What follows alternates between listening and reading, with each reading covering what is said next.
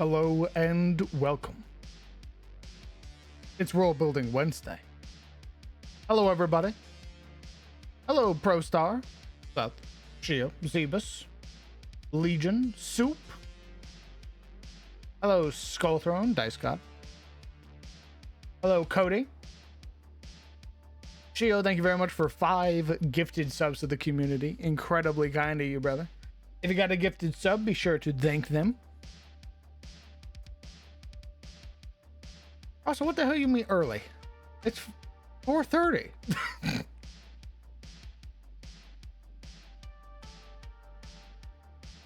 I had a pretty rough day. Seeing your streaming kind of made my day. Nice. I'm happy to help. So you can chill out, vibe, relax, and offer some ideas as I work on some older. Well, I work on a new map using ideas from older maps. Speaking of. I should be able to do just this. Hold on. I need to clear off my desk. Okay. So this is an older map. Really old. Old. Get an house cranking.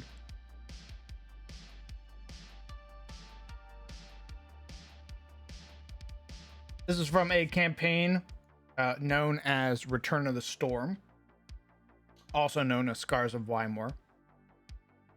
And this was an abandoned city. As you can see, we have buildings and sort of like elevated platforms for people to stand on and all this shit. You can also tell it's an old map because it's ugly.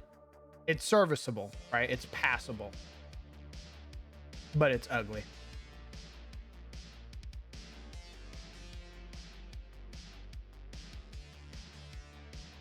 But this was the main entrance. And then from here, they moved to like a horizontal elevator that took them down to a train. This is the horizontal elevator that they rode on. They did several combat encounters on this. And then they descended down to the train. And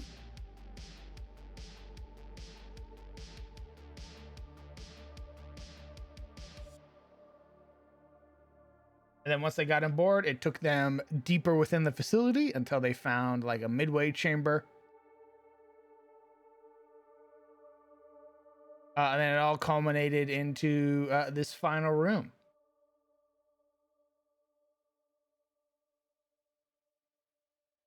But what I'm aiming for is more akin to these. The facility from back in the day. ETF. We're going to be rocking some stuff like this.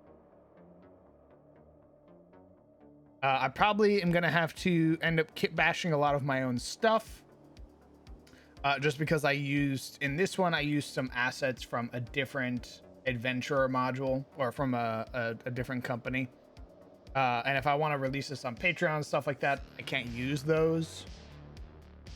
Which is unfortunate because the Ceramorph pack from Forgotten Adventures is really fucking good. But if you want to release maps and stuff like that, you need to buy like a commercial license. It's way too expensive. So we're gonna be playing around with a lot of these like geometrical designs and stuff like that. A lot of the stuff that I sort of kit bashed before in the past. And go from there. We're gonna make this a big ass dungeon. I'm hoping to make it, if I can, double the size of the first one. Especially now that we have sci-fi asset. Oh, let's see. 2, 3, 4, 5, 6. 6 maps. So looking at maybe 12.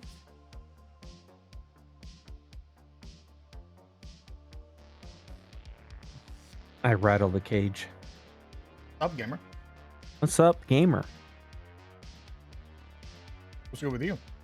Not much. Nothing's good. Nothing's good. Well, actually, Jesus. we got a 4-backer train right now, so things are good, actually. Oh, sorry. Well, it's the last 24 hours, so everyone's like, shit, run! Get your money in there now. Give me a second. Okay.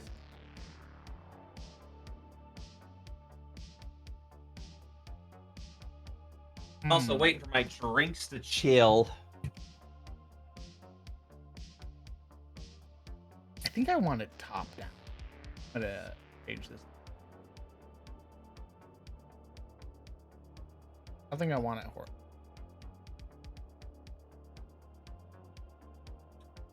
horizontal. Does carbonated water spoil? Oh, I think I can go flat. Just tastes weird. It's a weird taste to it. I don't know about spoiling. Well, I found this in the garage, and it's been there for probably a year, I'd imagine.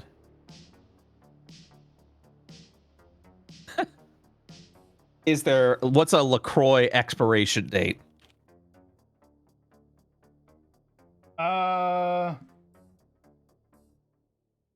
Does not have a strict expiration date, but the quality can degrade over time, affecting its taste and carbonation. As long as it was properly packaged and sealed, you should be a-okay, unless you like left it out in the sun and. I mean, it was left out in a garage. I mean, there's no air conditioning in the garage. That would be silly. I live in Florida.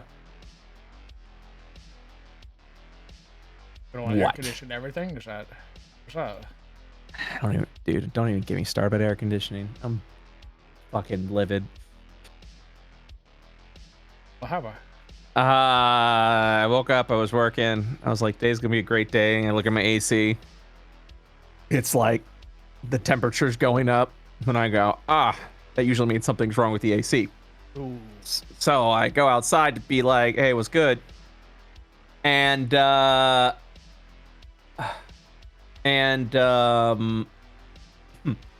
I go out, right, I see that one of the pipes is like iced over, essentially.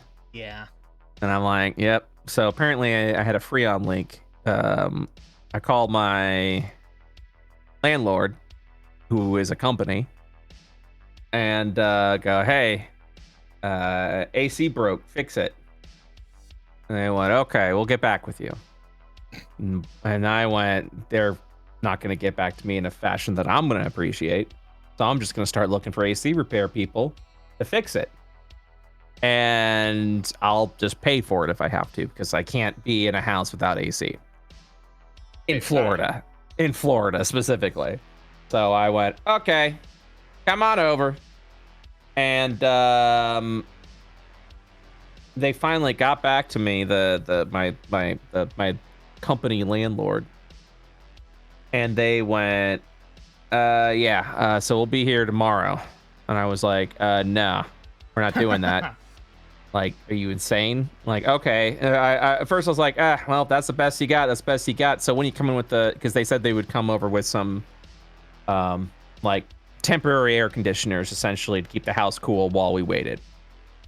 I said, okay, so I was like, what time you coming today? It's like, not coming today, tomorrow. And I'm just like, what? Nice. We want you to suffer. It builds character. Yeah, and I'm just like, okay. And I told him, I said, well, I'm just going to get someone to fix it, because I can have someone here in an hour. And they were like, all right, whatever. And so then someone was going to come in an hour, and then they called and said, hey, do you own the house? And I went, no. And they're like, well, we need their permission. I was like, they said it's fine as long as I paid for it. And they went, and the AC company's like, well, we have to hear it from them. I was like, fine, here's the phone number for the company. Just go ahead and do it. And they afterwards then went, oh, actually, this is them. So let's see how this conversation goes. I'll be right back. Best of luck, brother. We're gonna get some filters on the B real quick.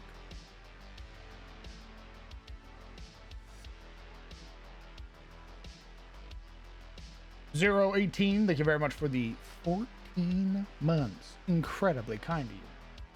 Also, apologies that I'm bouncing back between so many maps. I'm double checking assets and everything that I used before and like favoriting brushes and everything so that way I can reuse them. And Mudkip, thank you very much for 10 months. Thank you both for your generosity. So I hit it with saturation. Saturate this. Die. And I hit it probably with red sky. Yeah. And then I hit it with forest light. All I really need to do for this. Thankful.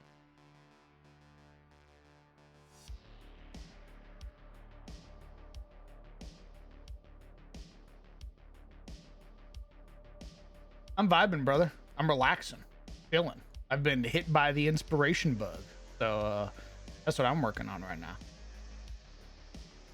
I think what I'm gonna do is I'm gonna have probably gonna be a half and half. So like this area here is gonna be intro to vault or intro to facility.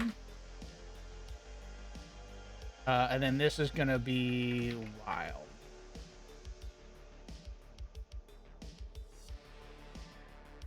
We're probably gonna do something like this, and we're gonna have the door here.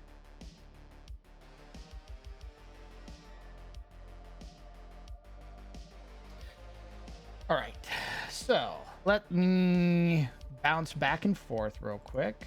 I don't really like the door that I used here, but it's fine. So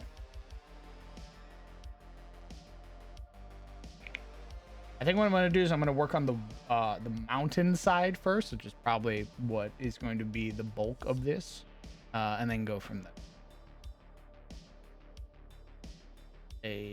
This. Remove the shadow. Double check. Maps that.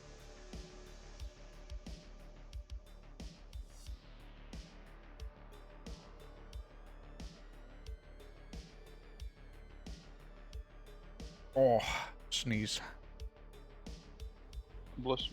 Oh, yeah, I left as like a sort of black stone on the bottom, and then I can do that. We're gonna here, so it's a row.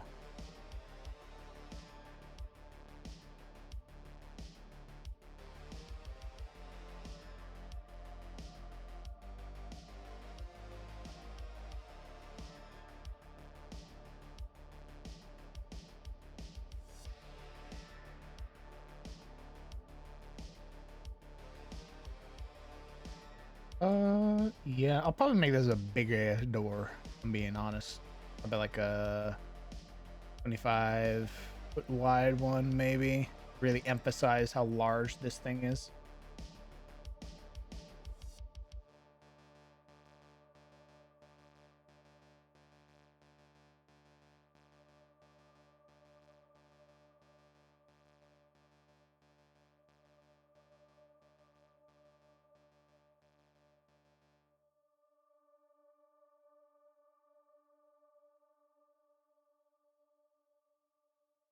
Rocks like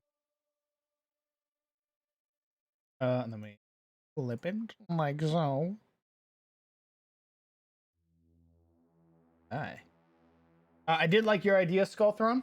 I want there to be many safe rooms within this dungeon, like many places that the players can like sort of tap on a screen or lock the door or things like that, to sort of create little safe havens for themselves. That's what I want.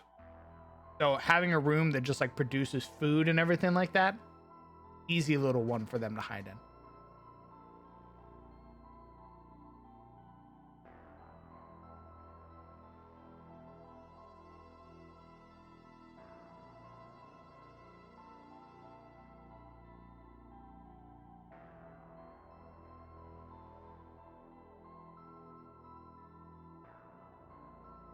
Okay.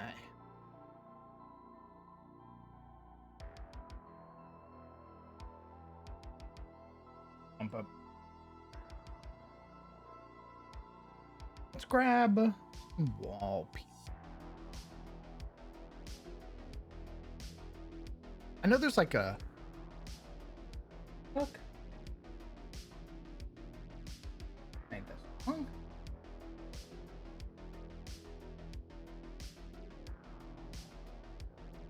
The song doesn't talking, it has singing.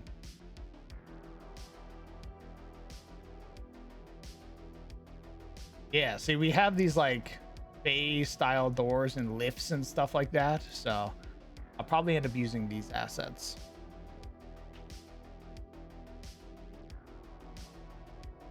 Yeah, see, big O gate like this.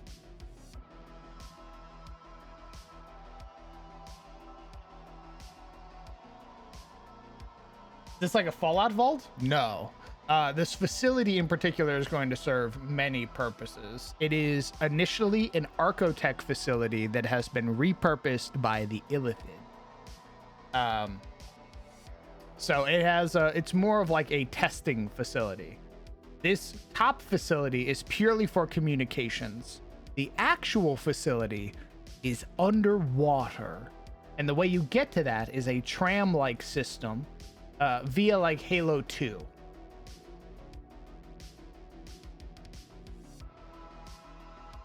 Or akin to BioShock.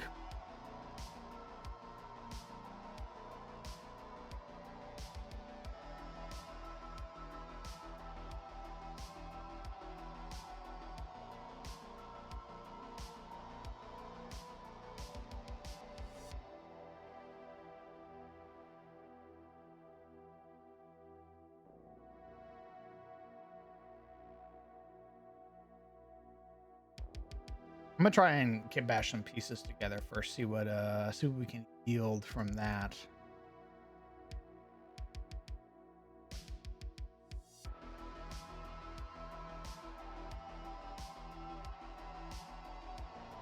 Just imagine that sounds dope.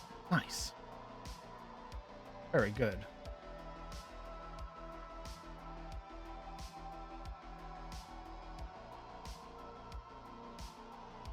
Oh, would you look at that? They also have some.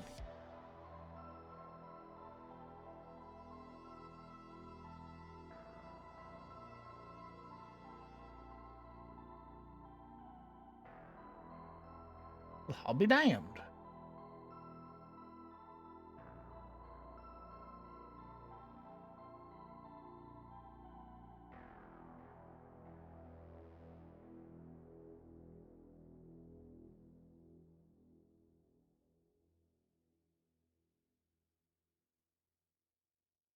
I wonder how many new crimes against sentient life and the concept of can you not exist in this place if it's underwater? Great question, brother. We made the behold, we made the Flesh Ripper 9000 from the book Do Not Make the Flesh Ripper 9000.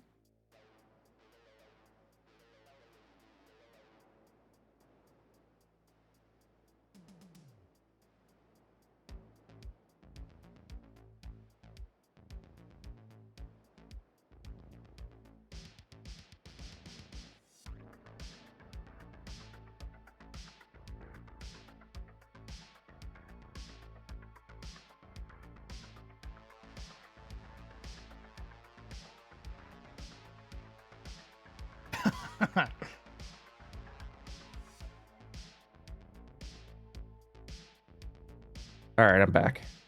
Welcome back, handsome. How'd it go? As pretty much the way I expected it to go. They a bunch of shitheads. They're not shitheads, they're just not doing anything. So yeah, anyways, what was the last thing I said? You were talking about how they were like, yeah, we'll call them, and then Oh yeah. So yeah, if I go back a little bit, so they were like, oh yeah, that's right. They said, okay, well, we'll call them to get the permission so we can get fixed. They called them, and the company was like, yeah, we can't authorize it. You can't do that. And so I was getting calls from air conditioning repair people who were like, yeah, we're not getting authorization. We can't repair it. Sorry. And I'm like, oh, that's unfortunate. So they won't come out and fix it until tomorrow, and they won't let me get someone else in to fix it. Till eventually I found an air conditioner guy, and I told them everything. And they're like, yeah, we'll fix it. And I was like, I'm a tenant. I'm not the owner. And they're like, yeah, whatever. That's between you and the owner. And I went, okay, come on Nice. down. And so they did. Take my money. And so one of the things they said is, hey, this unit is 20 years old. And I went, oh, no wonder it's fucking up. So it was a Freon leak. Apparently the leak had just started because that's where the icing up came. So it was just at the level where it starts icing up pipes. So they came in, they patched it up, and they said, hey, this is 20 years old. You'll be lucky if you get another year out of it. You should probably let your landlord know. So I went, okay. So I called and went, hey, yeah, I got someone out here. Yep, I'm paying for it. And I just want to let you know that they recommend that the AC needs replaced. And they went, well, you're not supposed to do that according to our lease, so there's nothing we can do. And I went, huh? And so I said, they said, well, yeah, we'll just send a message to your manager, your property manager. And I went, okay. Let her know that we're not going to renew the lease if we're going to be living in a house with a dead AC. And then he was like, oh, 1 second. Yeah, let me just transfer you over to her now. And I went, oh, okay, pretty cool. Wow. And then this person, the manager, starts like getting on my case because I got someone to repair the AC. And I said, look, there's a Freon leak. They're like, doesn't matter. You had someone else's hands on it and working on it, so we have to cancel the order. We were looking into replacing your AC. And I'm like, oh, that's cool. That's the first I've heard of it. And they were like, well, now, we can't. And I was like, so what are you trying to tell me? Like, I got to buy my own AC? They're like, no, you don't have to do that. Just when it breaks down again, which is going to do because it's an ancient air conditioner, to give them a call and then go through them and wait the 24 to 48 hours for them to even just do anything about it. And I'm just like, guys, we don't live in Florida, by the way. Yeah, this is the controlling your home from New York. This is the Orlando office. This is as Florida fucking gets. And so I'm just kind of like, homie, if you're just gonna replace the AC, who fucking cares what was done to the old machine? Like, if you're just gonna throw it all out anyways, we're like, well, we were trying to assess, and I'm like, assess what? Do you think dude put like an IED in there? Like, what the fuck you think is gonna happen, man? I don't fucking know. It's a stupid corporate bullshit. So I'm just like, what the fuck? Like, what are we doing? And so, and it was, and I'm just like, and she's like, oh, I get it. Like, I had my 4 kids and me, bundled up in the bedroom when we had no AC. And I'm like, cool. So why are you giving me a fucking hard time about this? Like, like, how would be like, yeah, I understand, man. Well, I guess I'll fuck off. Like, what do you want from me? So I said, this was more to let you know that this air conditioner is going to die. I would like you to replace it before it does that, so I'm not in a house of it. And they're like, we'll make sure that if that happens, you will pay for like $150 of a hotel. And I'm like, first of all, no hotel's $150. Second of all, it's going to happen. And they're still like, yeah, but we need to see its writhing corpse before we do anything about it. And I'm like, all right. Suffer before I help you. And it was just like, they just treated me like, oh, you did that? You weren't supposed to do that. And I'm just kind of like, you're supposed to have autonomy. I'm like, hey, I got a bird. I got cats. I got my partner. I have a family that I need to make sure is taken care of and has air conditioning in the fucking house. So don't come at me and be like, deal with it, dipshit. You know, it was so frustrating. And so I just went, whatever. And so I abandoned that. I said, whatever, I don't fucking care. And, you know, so I'm talking to you, I'm telling this story, and I see them calling me. And I'm like, okay, I didn't ask for a call back. I pretty much said, you won, dipshit. There's really nothing I can do except not renew my lease next year. And they were like, okay, because I've already bitched at them so many times. I'm sure they're just sick of it at this point. Here's everything that they've done that I have been like, all right, I need to get out of this fucking house. You know? Mm-hmm. The first thing they do, they go, good news. We have partnered with Spectrum Internet. Ooh, I remember All this. of our tenants will now receive Spectrum Internet and cable TV. It is a beautiful, it is at a discounted rate. We are now partners with this, so we are now offering this package. And I went, oh, that's a neat option. I'm good. Spectrum's ass. And they went, oh, Lamau, you misunderstood. This isn't an optional add-on. This is a required add-on. And I go, oh, so it just comes with the rent then. And they went, yeah, we are going to tack on an $80 a month charge. And I went, hold on now. So you are charging me for a service that I don't fucking want, and making it a mandatory thing. And they went, and I went, that's not how this is gonna work. Spectrum's ass. I've lost, I've had bad business days because Spectrum wasn't doing what it was supposed to be doing. Their upload is usually garbage as far as having like a clean line to upload data for, little things like my entire career. So yeah, and I said, I don't want it. It's a detriment to my business. I work at home. No. And they went, okay. They pretty much were just like, all right, well, you've been here for like, for like 3 years. So we'll just email, we'll see. And more than likely they'll just take it off. And so the fact that I had to do that was just bullshit. But I rolled my eyes and said, whatever. It is what it is. They came back. They said, if you renew, we won't add that. And I went, okay, good. Sounds great. And they even said, like, if we can't get rid of it, which is the weirdest thing I ever fucking heard, but they essentially said, if we can't get rid of it, we will just lower your rent by $80. And I still am like, this is stupid, but whatever. Fine. It's whatever. There's a solution. I do that. And they said, okay, we won't charge you that. And I went, okay, that's kind of annoying, but whatever. Fast forward to like a month later. Monday, it's a Monday. Say walks in and says, hey, there's no water in the house. And I'm like, what? They're like, yeah, no water, utilities are off. And I went, oh, well, I wonder if a line got cut or something happened in the area. Let me go ahead and call the city utilities and figure out what's going on. I call the city utilities and I go, hey, we don't have any utilities. What's up? And they went, okay, let me look at your account. And then they said, I see what's happening here.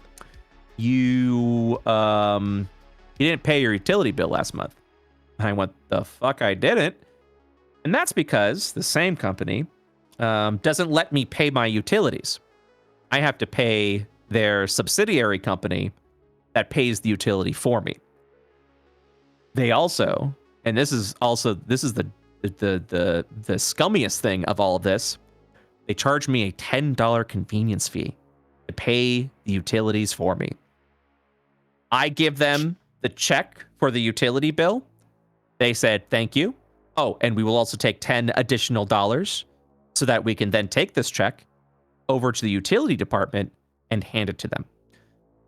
It is, just on a principle standpoint, it is the most egregious, like, bullshit a company can do to be like, yeah, your utilities are handled through this other company, and all that company is to do is just pay your utilities. I'm gonna nickel and dime you to death.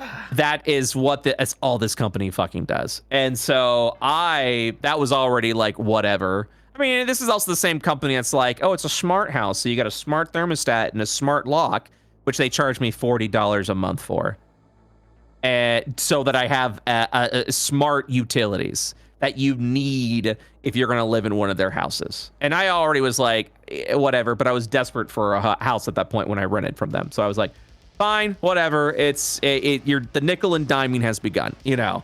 So the utility nickel dime, the smart utility nickel and dime, and then they were going to come in with a third nickel and dime with Spectrum. And that's where I was like, yeah, enough's enough. We're not doing this. So my utilities are up because they didn't pay the utility bill, the bill that I paid them to pay, the one that I pay a convenience fee every month to pay my utility bills. And when I paid my utility bills directly to get it fucking done, I called them and they were like, whoops. And I'm like, what do you mean, whoops? That's your whole fucking deal. And here's the disgusting part about all that. The disgusting part about all that is that they have a sense of deniability. The company goes, oh, yeah, that's this other company's fault, even though that's their fucking company. That's just under a different name. And then they go, you got to talk to them. And then when I talk to them, they go, no, that's your landlord company's fault. They're the same people. It's like if I was like, hey, Crown, my name is Brett. Hi, it's me, Brett. Hello, Brett. Hi, how's it going? You're also going to be working with Blorbo today. Oh, And then I point to myself and go, hi, Crown, my name is Blorbo. I'm still the same fucking person. And so when you go, hey, Brett, you seem to have forgot to do this, and I got into a lot of trouble for it, I go, oh, that's not my fault. That's Blorbo's fault. And then you go, okay, and then you roll your eyes and go, Blorbo, what do you say the same thing, and then I go, that's not my fault, that's Brett's fault. It is the most acidine bullshit. And here comes a giant fist. Yes, it is so stupid. So I went, strike two.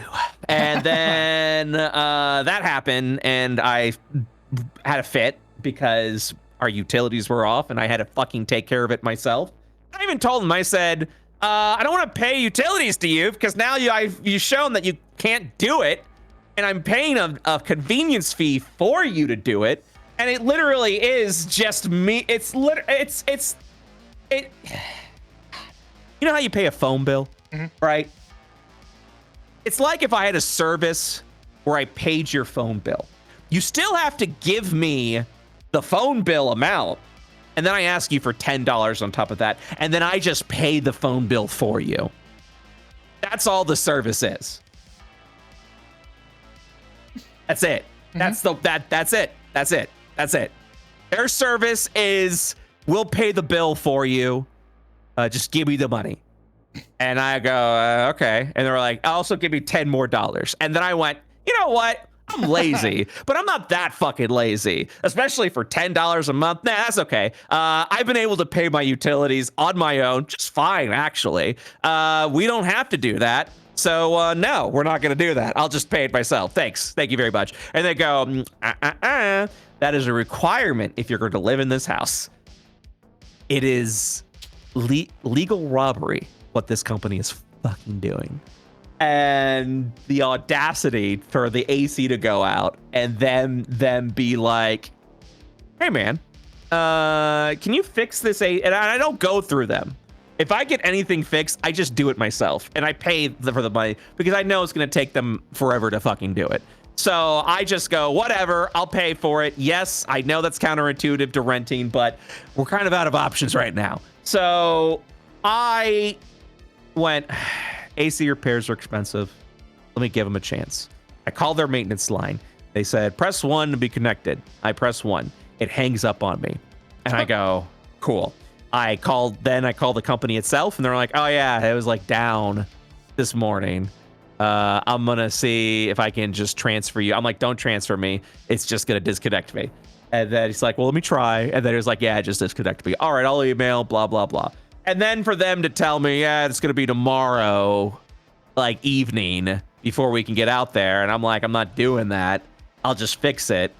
And they're like, oh, do whatever you want. And I didn't even know that was a bad thing, you know, because, you know, I didn't read the lease agreement, you know, as if anyone does that, right? So they went, yeah, man, you do you. We don't care. And so I did. And then suddenly they were like, we care. And I'm like, what do you mean you care? You just said you did it. And they were like, well, we talked to someone and that's not what happened. I'm like, oh my God. And then I went strike 3. I'm out. Sorry. I'm out of here, and I'm just gonna look for a new place later on. It was. Save yourself that literal aneurysm that's going to happen working with those people. It just was incredibly disappointing. All I'm gonna say about that, you know. I feel you, brother. It was. I'm just like, and I feel like I'm taking. I just feel like I'm going crazy, you know.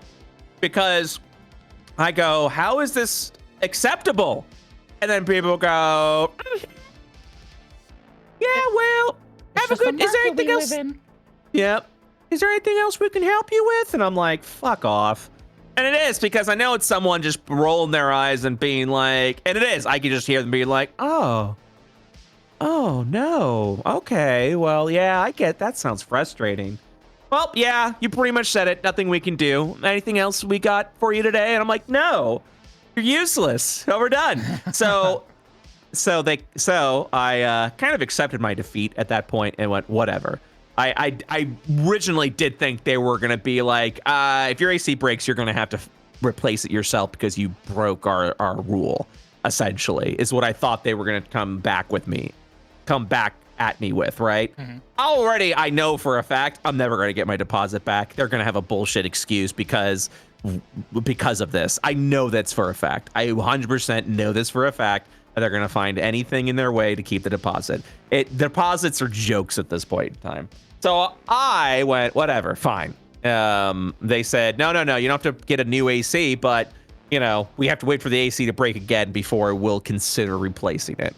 Essentially, they're going to try and keep patching it as long as they can until there is no other option, and then they're going to replace it. The funny thing is, I have to wait 48 fucking hours for them to come to that conclusion while I still don't have air conditioning. So that's where it gets a little crazy. And they're like, we'll pay for a hotel. Hee hee. I'm like, yeah, let me bring my bird and 2 cats into a hotel. That sounds great, you know? Motel 6. Jesus Christ. So, yeah. It's it's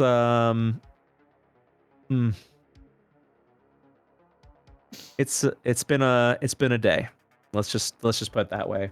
And some other bad news dropped in my lap, which I'm not going to talk about, but it's been a day. Let's just say. Sorry, brother. We all have bad days. Tomorrow will be a better one. That's what I believe in. If you have a shitty day, take a deep breath and say, you know what? I owe myself a do-over. I'll get that tomorrow. Tomorrow will be better than it is today. Today is right now just a lot of shit in my face. Tomorrow will be a better day. And that's yeah, that's it. That's pretty much what we're looking at right now. Smile. Sorry, brother. Oh, it's fine. It is what it is. I mean, it's not fine. But... It's not fine, but I don't. Yeah, you know what I mean. I don't. You do the best you can with what you got, and you just kind of move forward from there. You know. Mm-hmm. So. Oh, we did really good with our Fiendish Forge stream. Last what do you call it? Last month. That was great. Nice. Yeah. Curse of Strahd also doing pretty good. Very nice. People very like nice. watching other people suffer. Yeah, it's doing pretty good. It's not we're not pulling Lost Minds number, but that's okay. We're doing all right. Hold on a second. That's right. I gotta piss, so I'll be right back. Okay.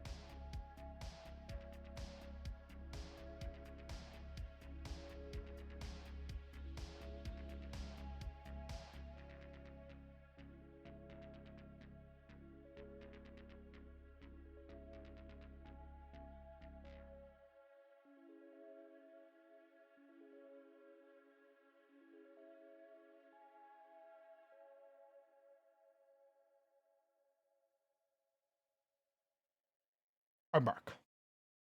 Welcome back. Welcome back. Thank you. Congrats on that very aggressive piss. Thanks.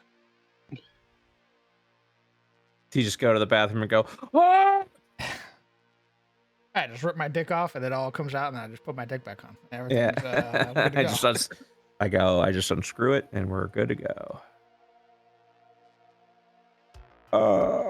How does one make more money on Twitch? Anyone figure that out yet? I have no idea. If you find out, let me know. Yeah, man. I will. Cause I don't fucking know, man. I'm gonna borrow.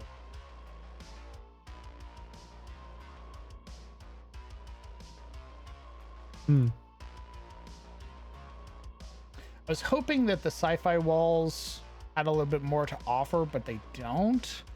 So I'm sort of floundering a little bit with the idea that I had, purely because there's a lack of asset.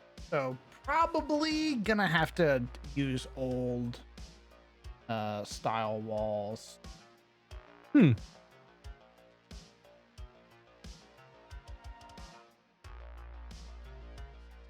I'm gonna make a couple walls, and then I want chats and painted walls. Your time to shine, chat room.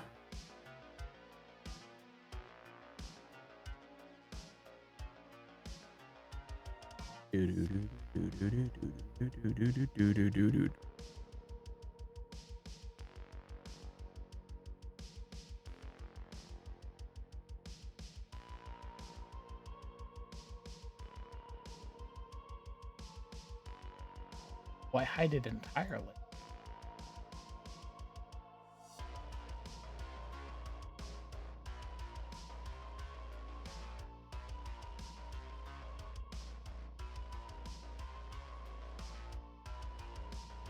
How the hell did I did this? How the hell did I do this wall?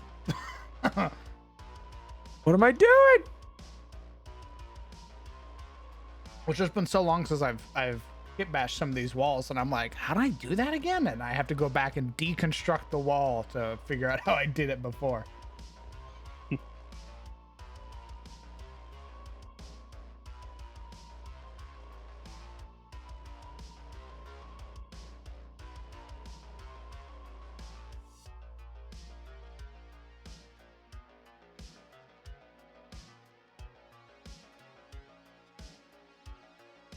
Oh, this is the one where I lined it up on the grid.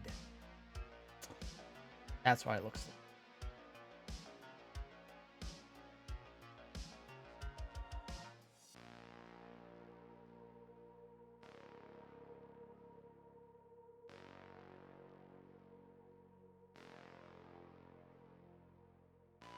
Okay. It's time to go to Magfest.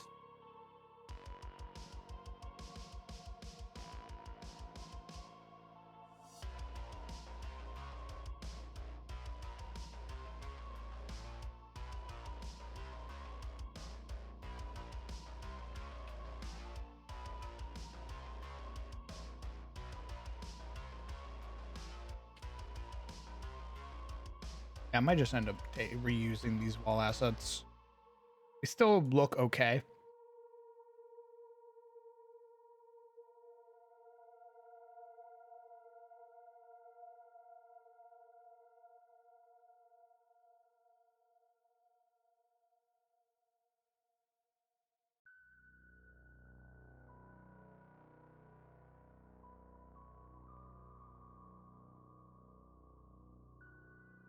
What's going on, Remus?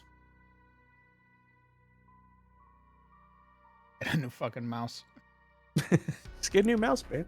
Keep double clicking and it'll like open a map and I'm like, I didn't want you to do that. This is also up.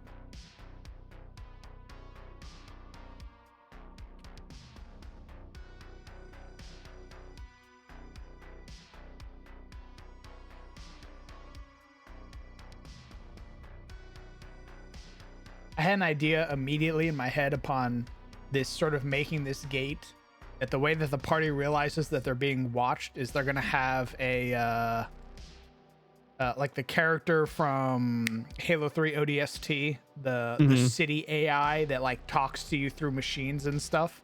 Because I'm gonna have a Illithid AI that's basically guiding the party through the dungeon. Oh, cool. What do I do for this? There's a big fat concrete wall piece. Look at this. Oh, it's this one. Oh my. It's so large and girth. Is the AI telepathic? Maybe. I mean, it is an Illithid, right? So.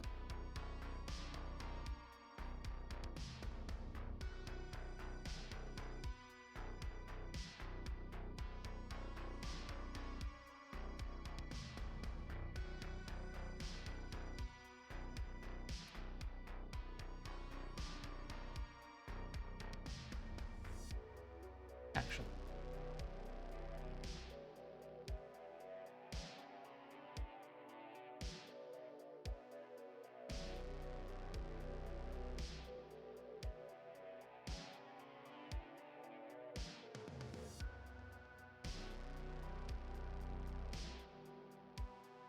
And I take metal set. Run it through the top.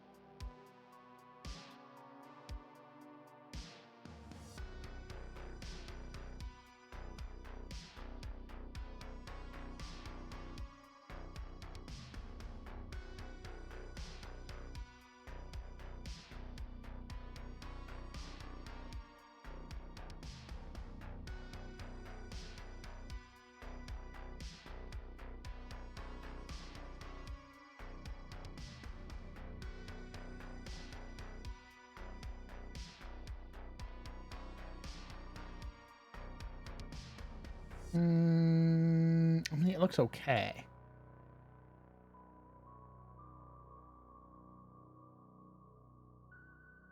Oh, because I had like a red paint line running under. Oh.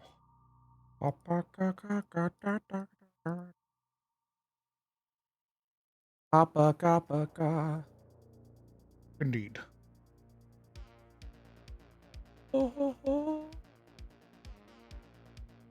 I am going to be working with Launch Boom, which I'm very excited about. Where's Launch Boom? It's a big marketing company that helps with crowdfunding, especially in like the TTRPG space. Oh, nice. They only take on a certain number of people. So they decided to take me on, which I thought was pretty fucking sick. That's dope. Yeah. So I'm hoping the next book we do, which will probably be some point next year, early Q1 kind of deal. That no, I think it's the book that you're working on. Ah, all right. Yeah, that's yeah, fine. you okay with that, asshole? Yeah, that's fine, I guess. Yeah, that's okay, I guess. Yeah, you cool? You're gonna go ahead and you're gonna get like an actual like credit in the book. Your name's gonna be in the book as someone who made a thing. You're actually going to be a credited TTRPG book developer. Yeah, that's fine, I guess. Is that gonna be okay? Yeah, kick rocks, you son of a bitch. Listen, man, I want my dungeon meshy game. I also want it, but we'll have to grow a little bit more before we get to that. Very well. We got a bunch of other books we're working on. Next book's gonna be an adventure module. So we're gonna don't like you didn't know. Don't like you didn't know. Am I supposed to tell them that I know or not? Like, I even hid the maps under their own folder in my incarnate so people can't see them. All right. Hey man, I noticed that.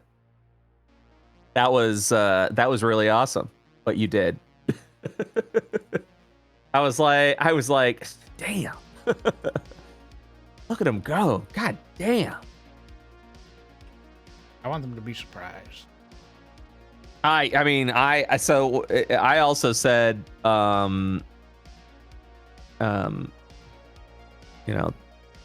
these maps look really fucking good.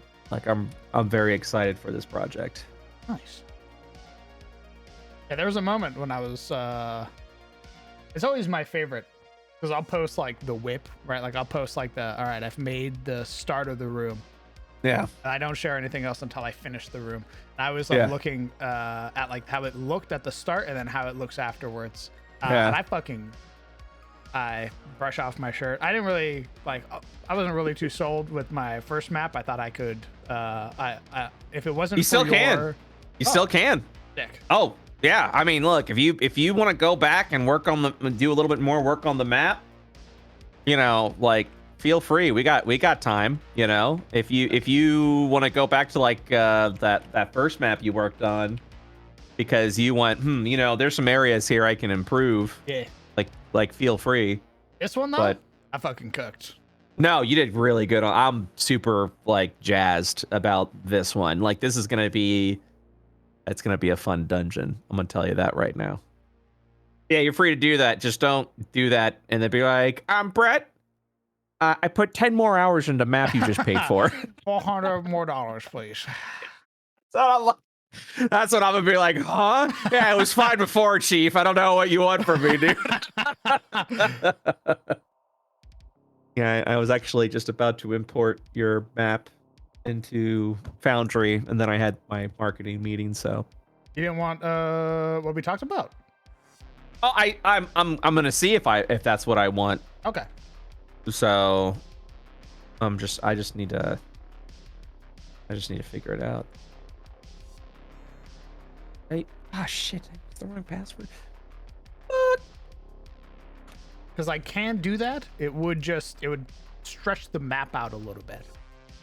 Well, I can also make it a whole new courtyard map, basically. I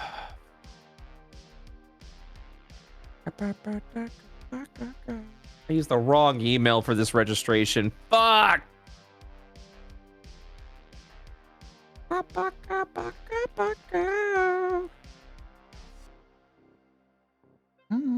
Oh, wait a minute. Yeah, what do we think of this wall?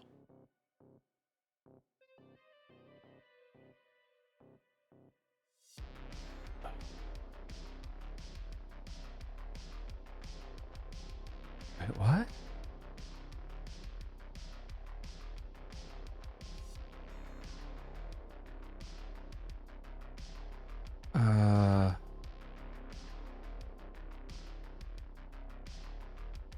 Oh. No. Yeah, I don't want that. Whoops. Cool. I accidentally signed up for a thing I didn't want. Oh, that's unfortunate. Yeah, I but found out I was bye. getting double charged by Uber Eats before I started stream, and I fucking punched a hole in my wall. Yeah, so that's exactly what's happening here. It's I gave him my card and everything, and I thought I was signing up for something else. I just signed a contract, and then they were like, "Go ahead and create your account." And I went, "Okay," and then I went, "Wait a minute, this is what I'm going to decide." Yeah. Start now. Ah, I see.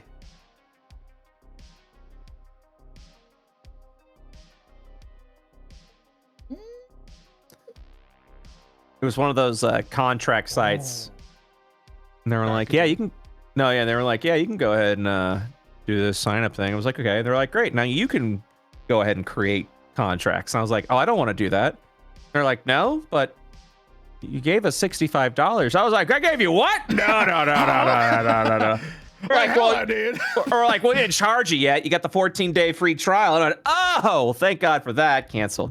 Or like, the funniest thing was when I canceled, right? They held up their hands and they were like, hey, man, like, you can do this, but that means you lose access to this great suite after the trial ends. And I'm like, yeah, man, that sounds perfect to me. Thumbs up, you know? Oh, yeah. Whew.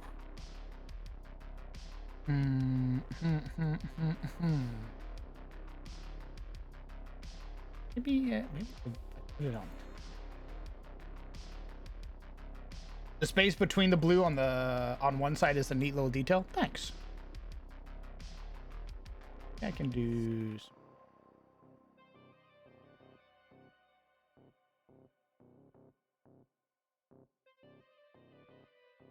Ooh. Hold on. Oh, I'm cooking. Man, I wanted to do factory building today.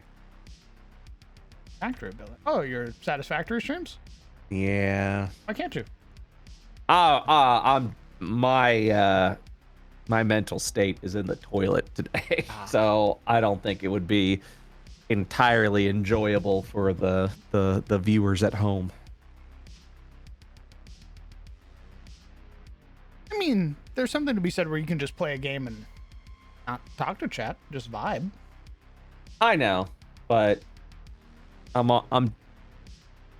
know.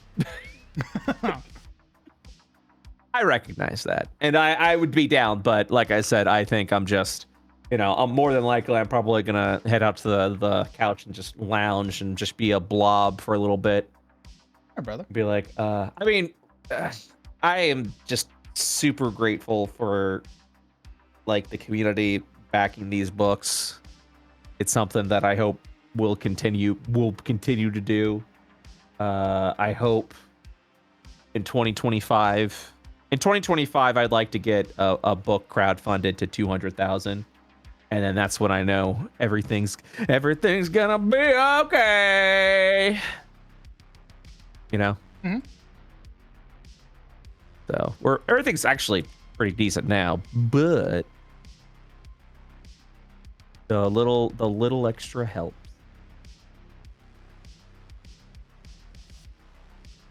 Yeah, I was also what did I do? I did vengeance cleaning. Does that make sense? Or not vengeance, anger cleaning. Oh yeah.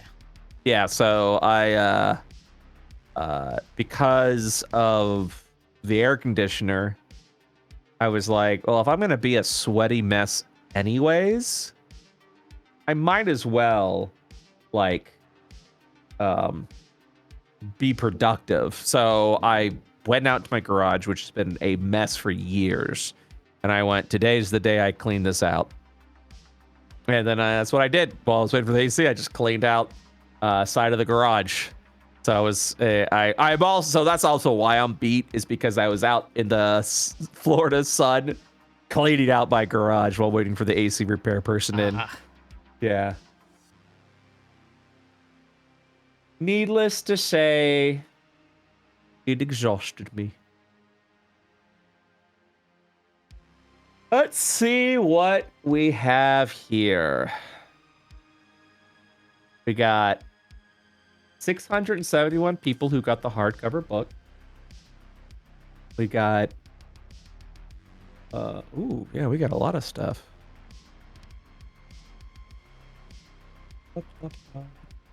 I'm looking at the numbers. They're pretty sweet. Nice. Let's see what we got. We also got the miniature. How many people got the miniature? Yeah, people weren't super jazzed on the miniature, which is interesting. The dice, goddamn. Oh yeah, I mean everybody's a dice goblin, right? Yeah. That was I knew, I kind of figured, but yeah, it definitely was just like, holy shit. Like, look at this shit. Oh, Woohoo. chat, I'm fucking cooking right now, dog. Look at this fucking wall. That looks good. I That's a hope, cool wall.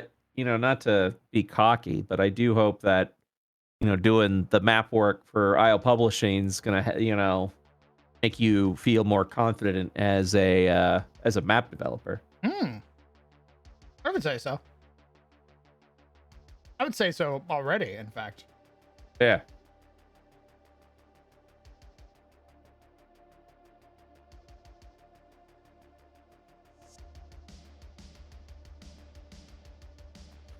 I'm pretty happy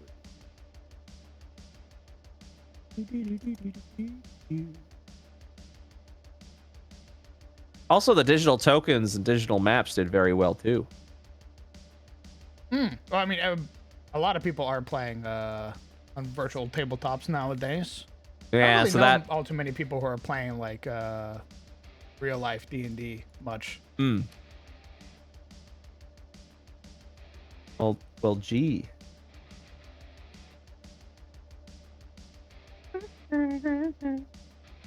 I'm a rocket man. The reason I don't have the line as purple, Chad, to signify illithids and stuff like that is because this is an Archotech facility that was taken over by illithids. So it is a old facility of man that is being taken over by the squids. Squidge. I think with this design in mind, we're gonna redo this wall or this this gate.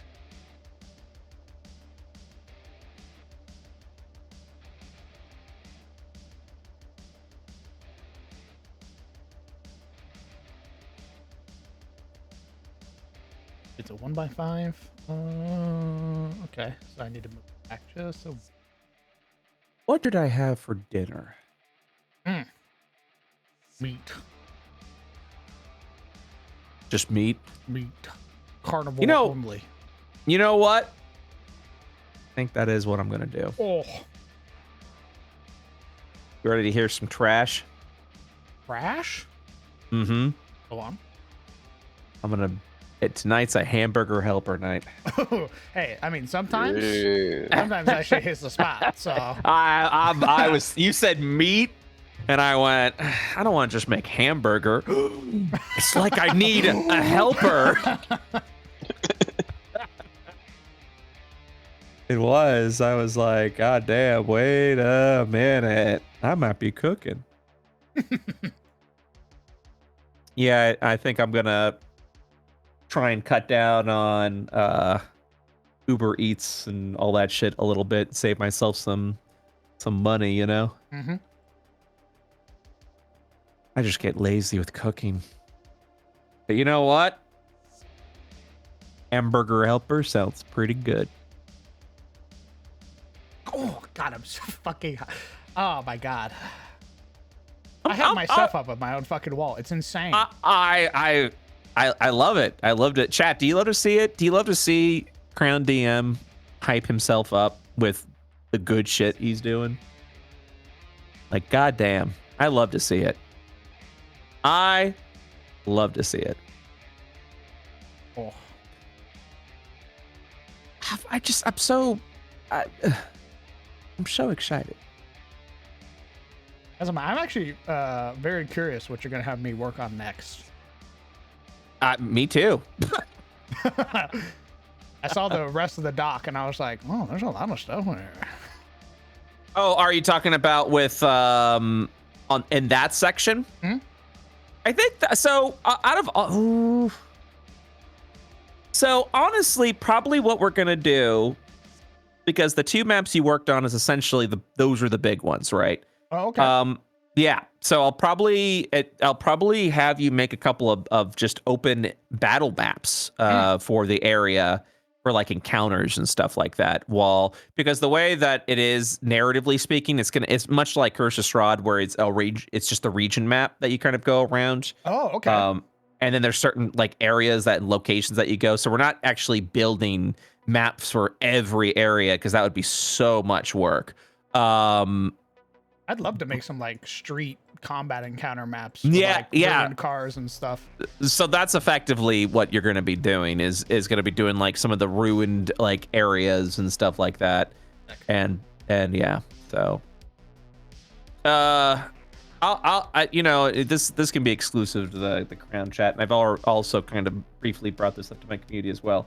Yeah, next book is going to be a Deadbeats adventure module that we're also going to run on Twitch and YouTube with our pre-recorded series, and Crown's making all the maps for it. Levo Doom is making all the region maps for it, and that's cool because I get to put Levo Doom in the books. But essentially, it's going to be a big adventure module that people are going to be able to play, and so if anyone's ever wanted to like play on an IO campaign, now this is it. This is essentially what we're doing moving forward as well. Instead of just running all these games, is effectively doing this sort of dual, like, let's turn it into a book and then also run that book, like run a Curse of Strahd, but making a Curse of Strahd and then running it and then doing that, so that way the budget is kind of doubled up essentially. Like, we're not only raising money for the book, but that also means we're creating IO content. So that's kind of the direction I want to go in. Not saying anything too much, guys. The shit that I've worked on so far, super fucking cool. Yeah, it's Crown is working on all of the like dungeon maps and battle maps and things like that, and it's gonna be sick. And there will be a Foundry module, 100%. So you look forward to it.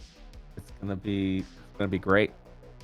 But we'll make an official announcement soon. Nice. By soon, I mean probably a few months from now.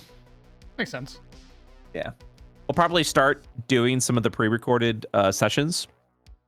And then we'll definitely be as things develop. And yeah. Shadows Breach is going to be a minute before we return to, which breaks my heart, because I always enjoy running Shadows Breach.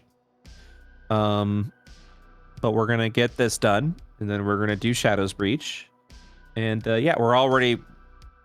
It's the adventure module is right before where we ended, the last episode. So it's right before the entering of Keld, the ruined city of Keld. So the party's just about to arrive to that. But I really wanted it to be detailed. So it's literally an adventure module about exploring this devastated ruined city of Keld. So it very much is like like almost like a zombie apocalypse fantasy future game. Some Resident Evil energy going on. The way I was explaining to the marketing person, it almost kind of feels like Skyrim on hardcover a little bit, or I guess technically Fallout. Just the sort of open-endedness of it all, because you don't have to do those dungeons. You can try and just charge the front gate if that's what you really want to do. You know, if you do that stuff, you just find, you know, allies and things to help you as you go through the city. You make it easier to navigate the city as you start clearing out some of these events. But if you have a party that's like, we're charging the front gate, and so be it, you charge the front gate. Yeah. So really, I'm so rushing really, Ganon's castle right now. yeah, I mean that's it. You kind of have that option. You know, you're still gonna have to go through a bit to do it. But it's yeah, it's good. But yeah, we've got exactly, yeah, we got cats in the meantime. We'll be I love doing playing some the more cats. I that's what I'm saying. Like I think the cats are a real good time. We were talking about it after stream where we were like, it feels like a boss rush, Yeah. and it's been super enjoyable. Like I know Bloody and I have been having a Good. great fucking time. Good. Yeah, we'll still have some role play opportunities as well in there. But that is it. I mean, I make boss battles for a living, so I like the idea of doing a boss rush, you know, which is what Monster Hunter is. Monster Hunter is a boss rush, 100%. effectively. And every time they're like, "Hey, so before you actually get into the reason why you're playing the game, go ahead and gather like some herbs and then come back." I'm like, "Nah, I want to fight the big thing. Let me fight the big thing." So yeah, we'll continue to hammer it out. But yeah, I have a lot of book ideas. You know, we definitely want to do the 2 adventure modules. But yeah, I think the next book is going to be Why Slay Dragons when you can be cooking. That's going to be that definitely is going to be the next boss or next book, which feels like a boss. And then what else? Yeah, I just, you know, we got a lot of plans, so we're gonna try our best. I believe. Thank you. We're close. We're close to achieving something really cool. I mean, we've already achieved something really cool, but I feel like we're getting close to like stabilizing that, you know. I know what you mean. So I know one thing I've you know, I told people who were like, "Why aren't you running all these games anymore?" I'm like, I'm tired, you know. it's a lot. It takes a lot out of you. And the older I get, the more tired I become. And it's, you know, the part of the reason, actually I think one of the main reasons why I want to work on adventure modules with IO Adventures is what we call it. And then running those as the series is not because I'm looking for a paycheck. I'm looking for a break. You know, I'm looking to get the team involved, and you know, if the team's getting involved, they're not doing it for free. They're not doing it for charity, and I wouldn't accept their services if they were. You know, you should be paid for the time you spend, but money's got to come from somewhere. It's not coming from Twitch subs. Not bashing my Twitch subs. I love you guys dearly. That's Twitch's fault. It's not coming from YouTube ad rev, and I can't rely on that. And it's not even coming from Patreon. Patreon's a little bit more stable, but you know, as Patreon keeps announcing stupid things, people are going, "Yeah, I think I'm done with this." You know, and it gets a little challenging. You know, like this is the first year that I'm experiencing like a drop off when starting IO, and that kind of terrifies me a little bit, you know. So we're just trying to make do. We're just trying to survive. We're trying to find ways to continue improving upon the shows that people really like, you know. And yeah. So, and I think if we can do that with IO Adventures and kind of running those modules as the D&D books, you know, I think that's a great way to go about it personally. And I don't like Crown. I mean, you even saw it, right? With this one that you're working for Deadbeats. Like, would you want to play in a game like that with Shadows Breach? Yeah. that sort of detail, you know? Yeah, man. Yeah, that's kind of where I'm at. It's like, it's going to take time. I hate that it's going to take time, but you know, and I'm sure the audience hates it's going to take time, but we'll come back. We'll come back to it and get started and get to work, and it's just gonna take time. And I hate asking people to wait, especially when it comes to like the YouTube shows. It weighs on me pretty heavily, you know, because I kind of set the expectation of like, yeah, man, there's a bunch of fucking games, and then it got to the point where I was like, we kept adding more quality, and I'm like, it just takes more time, you know, and direction. So It's draining. yeah. But I liked what we're doing now. I don't like the rush of it, of what it was before. Does that make sense? Yeah. Where I mean, you get it. Where it's like, you gotta show, you gotta run on Sunday. You gotta get your shit done before then, and then you do, and it's a good time. And then the following week, you gotta do it all over again. Yeah, there are times where I'm like, okay, I have to stream, and I have to prep, and I have to work on maps for Patreon, and I also want to enjoy my own free time. Like, there have been a lot of moments where I'm like, holy fuck. Yeah, how do I get through? That's kind of where I'm at right now, is just figuring that out. You know, I'm tired, and you know, I'm tired, Dutch. I am. I'm so I'm excited, and it is. I've had people numerous times tell me, like, can you be more careful, because you're gonna burn the fuck out. And it's just like, I want that to be an option. I just don't feel like I've got it right now, you know, because, you know, if we cancel a campaign, then I disappoint my audience again, who goes, why is he canceling all these games? You know, and it's like, 9 times out of 10, it has nothing to do with me, unfortunately, you know? That's an incredibly unfortunate situation, is that you're playing with streamers, right? And streamers have wild schedules, and situations happen that literally you have no control over. Yeah. And it's just like you're sort of left holding the bag and being like, okay, what the fuck do I do now? And and I accept that as a responsibility. Like, I get it, you know, and and also keep in mind, I don't blame anybody for this. Like, it's just shit. I'll blame them for you. Shit change. Shit just changes, you know. Shit changes all the time. And yeah, you know, there's life changes, and their schedule changes, and to expect to be running the same game years out is, I am realizing, pretty impossible. When we were talking about this, I was talking with Jesse Cox, and him being a producer definitely put his producer hat on, right? Mm-hmm. And was like, we just want to play D&D. Like, we're just happy to be here. You know, we know whatever you decide to do, we'll support. But you know, don't do it for us. You know, do it for you, essentially, is what it came down to.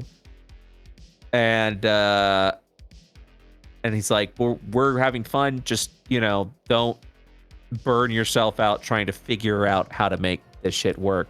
Just focus on the game. And so at the end of the day, that is what we're doing. Like, there is something very cool about getting the team together to make stuff for IO now, that we can then sell to our audience who has been a part of this world for so long. It's cool. It's very cool, you know? Yeah, man. People who have literally watched since like your first campaigns. Yeah. Your DMing style evolve. And that's it, you know, is like, we get to like make a cool thing and then sell, because that's what I wanted to do with Fey Wonder, marching on Fey Wonder, but I didn't have the infrastructure yet for it, so we couldn't make that happen. But you know, but unfortunately, that does mean there's going to be longer breaks between campaigns, and I know that kind of sucks for the audience, and I feel bad about that. But I do think it's going to be a higher quality game that the players are going to enjoy, that the audience is going to enjoy. we are definitely moving into a quality over quantity world now with IO, essentially. So honestly, it's a little nerve-wracking. I'm a little nervous. I hope it doesn't kill the channel. I don't think it'll. Do you think it'll kill the channel, Crown? No. So here's my thing. I would rather there be 1 to 2 fucking immaculately polished games that I could watch versus 8 like fucking scuffed games that I watch. Yeah, sure, I like the characters. I like Bilbo the Gorblo or whatever his fucking name is in the 5th campaign because he's a funny little haha guy and he's my favorite streamer. But everything around it fucking sucks. Or I get to watch all these other streamers in a immaculate polished game where like everything's perfect, like everything's like looks nice. There's actual like production quality, sound effects, music, like all the maps look nice, all the monsters look cool as fuck because your art team is insane. I would much rather watch that than have like a billion options, if that makes sense. And then what I think is going to be a cool addition to that is people going, God damn, this is a cool fucking game, and I love watching it. And I go, yeah. Well, how would you feel about playing it? And they go, huh? And I go, and then I hand them the book, and I go, find some friends and play it yourself. Like behold, child. Yeah, like the fucking Troy scene. Take it. It's yours. Yeah, I mean, shit, man. I feel like that's pretty neat, right? That dog. That you can also play in the thing that you watched. I think that's a really cool thing. I don't see anyone else doing it. Adventures.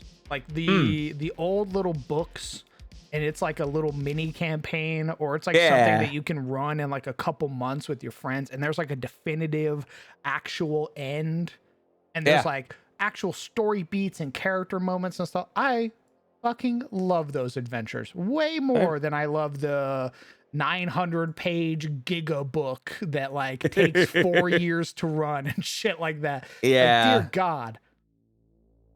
And that's kind of what we want to do, is well, maybe it's what I want to do. Well, it's what we want to do because everyone, the people, like I've been working with Land exclusively, who's one of our writers.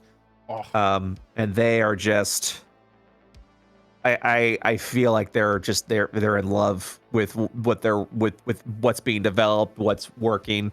And it's cool because like I'll go to Levo Doom, he'll make a region map, and it'll be like, here's some interesting little areas that I'll go, then I flesh it out a little bit more of what I want to see in those areas. And then I go to the writers and I go, hey, here you go. And then they come back and I go, you know what? Add some NPCs, add your flavor to it, and then they'll come back and be like, oh yeah, so this is what we want to add to here. But also we were thinking about adding these little points in these areas. And I'm like, that sounds pretty fucking sick. And then I go back to Levo Doom and be like, hey, so we want a more concentrated map around this area. And here's some more things to add. And then I go to Crown and go, hey man, dungeon map. I drop it on your lap with all the details there. I'm not shrugging and going, make a silly little dungeon for me, Crown. And you're like, yeah, what do you want in it? And I'm like, oh, Dad, just whatever you want to do. Oh yeah, there's just so much shit, and I was sad and now I'm charged again. And that's why I get scared because this is so exciting and I want to do this and I want this to work so fucking bad because I think this is the solution to my D&D burnout, that I can literally, we can now create an adventure together, which is such a cool collaboration experience. I get to work with one of my best friends, Crown DM, on on tabletop content that people are gonna see, like that's some good shit. Feels great. It's wonderful. It's so cool, and everyone's on board. That's the cool thing to see. It's so cool to see it when everyone's like Like, I got Lan chopping at the bit. Like, we wrapped up the first area of Keld, and Lan's like, what's next? Like, Lan, oh my god, chat. I don't think Let's you guys go. understand how fucking dope Lan is. I literally went, okay, maybe I'm reading this descriptor wrong. Because, you know, sometimes people have different ideas of what they get from reading something. Lan goes, understood. Stand by. Within the same day, it goes, all right, so I've made you 3 drawings of the entire fucking map of how it looks in my head. Also with like a 3D model and like little descriptors of what each piece was. And he goes, I hope this helps. Yeah, it does. Our writer, like she knocked it out of the park. Like, our writer literally, I was expecting, like, I went, hey, can you, like, would you like to get, I said, would you like to give a layout for this so we have a better understanding of what to do for the map? And she went, and I went, okay. And I was expecting an MS Paint drawing of just like, this is the general layout of rooms. Like, and that would have been fine. I would have went back to Crown and like, here's what the general idea. And Crown would have been like, perfect, I'll fill in the rest of it. Lan comes in with these like 3 like hand drawings. One of them is like a 3D, like what it looks like if you're like staring outside of it from like the ground up. And I'm like, damn. And I handed it Crowd, like, and I was like, Crowd, does this work? And Crowd's like, and then it was so everyone's exactly what I was hoping for. It's perfect. So it's so much better to be working with people who are just jazzed and charged and just are ready to put their heart into it as much as I'm putting my heart into it, because I'm not a writer. I don't write well. I design, but that's it. I'll make a stat block, I'll design an item, I'll create a spell. I'll kind of give a general overview of like, this is what this does, and this is where everything goes. But as far as like writing is concerned, I don't do it. We're for this I really like, I know adventure modules don't typically sell well. They're a difficult idea to sell. People much prefer the toolboxes so they can make their own games. But in my older years, I love the adventure modules simply because I don't have the time to do all that prep anymore, you know? And so, you know, when we did, you know, Lost Mines, Phandelver, we're doing Curse of Strahd. Those games are fun to me because it's done essentially, and I'm just, you know, I still gotta import it into Foundry when it came to Curse of Strahd, but everything else is good. What's super great about this module, or the IO Adventure modules, is that we're gonna have someone design and develop the module. They are also excited and passionate and have their heart in it. I don't think they knew anything about IO until I started working with them, and now they're like, hey, like, I'm watching the streams, I'm seeing what you're doing. They're excited to get to work too, and they work really well. They work really fast, and so what's gonna make it easy on me when we start recording sessions again soon is I don't have to do as much prep as I did before, because we already did it with the book. What I get to do now is go to I get to go, hey gang, what time are you available next week to record a session? Do you want to do a couple of sessions? And then we get a time together where we meet up. And then I go, okay. And then once we start, everything's already set, already ready. I just have to show up and run the game. Yep. Like, like, I'm breathing so much easier with that idea. And then we record everything, right? We record everything.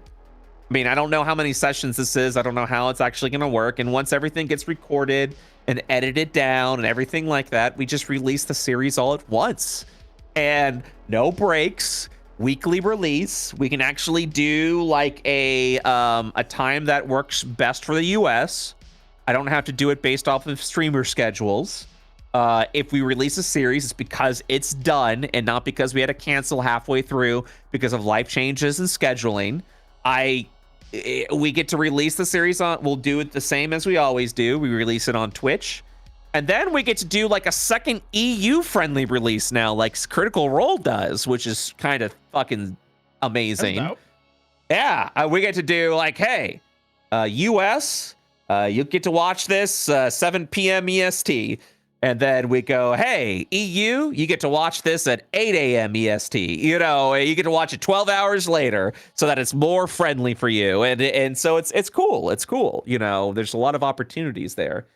And yeah, I'm excited for it. It's just there's gonna be a ramp up, unfortunately. We kind of have to wait. And that is going to be the challenging part, right? Is the waiting. Is everyone's gonna have to wait. So we got Curse of Strahd in the meanwhile, and that'll, I think, hold people over. We've got Fiendish Forge, Paw Patrol, and I think that'll hold people over as well. And yeah, man, like that's kind of what we're doing. That's kind of where we're at. And that's kind of what we're hoping for. I think Paw Patrol will hold people over. People seem very receptive to the. Seem to be, yeah, absolutely. Little cats. Yeah, I just know change is hard for people. Oh yeah. And that's what I worry about the most. But we're ready to hopefully take these things to the next level. You know, we have over 80,000 subscribers on IO, and I'm just kind of nervous at the fact that we're never going to see 100K just because of how quickly the ecosystem is changing. And we don't have to see 100K. It doesn't, but it would have been nice to be like, you know, like we got the silver play button for IO. The hard work is being recognized just yet. I'm not counting myself out. I'm just concerned that we're not gonna get there, you know, just because of how much the ecosystem has changed, and that we essentially have to change with it. You know, I know when I do like Kickstarters and stuff like that, not a lot of people, but some people kind of get a little turned off by it. Because they're like, you're trying to sell us a product. I'm like, yeah, you know, but it's a lot.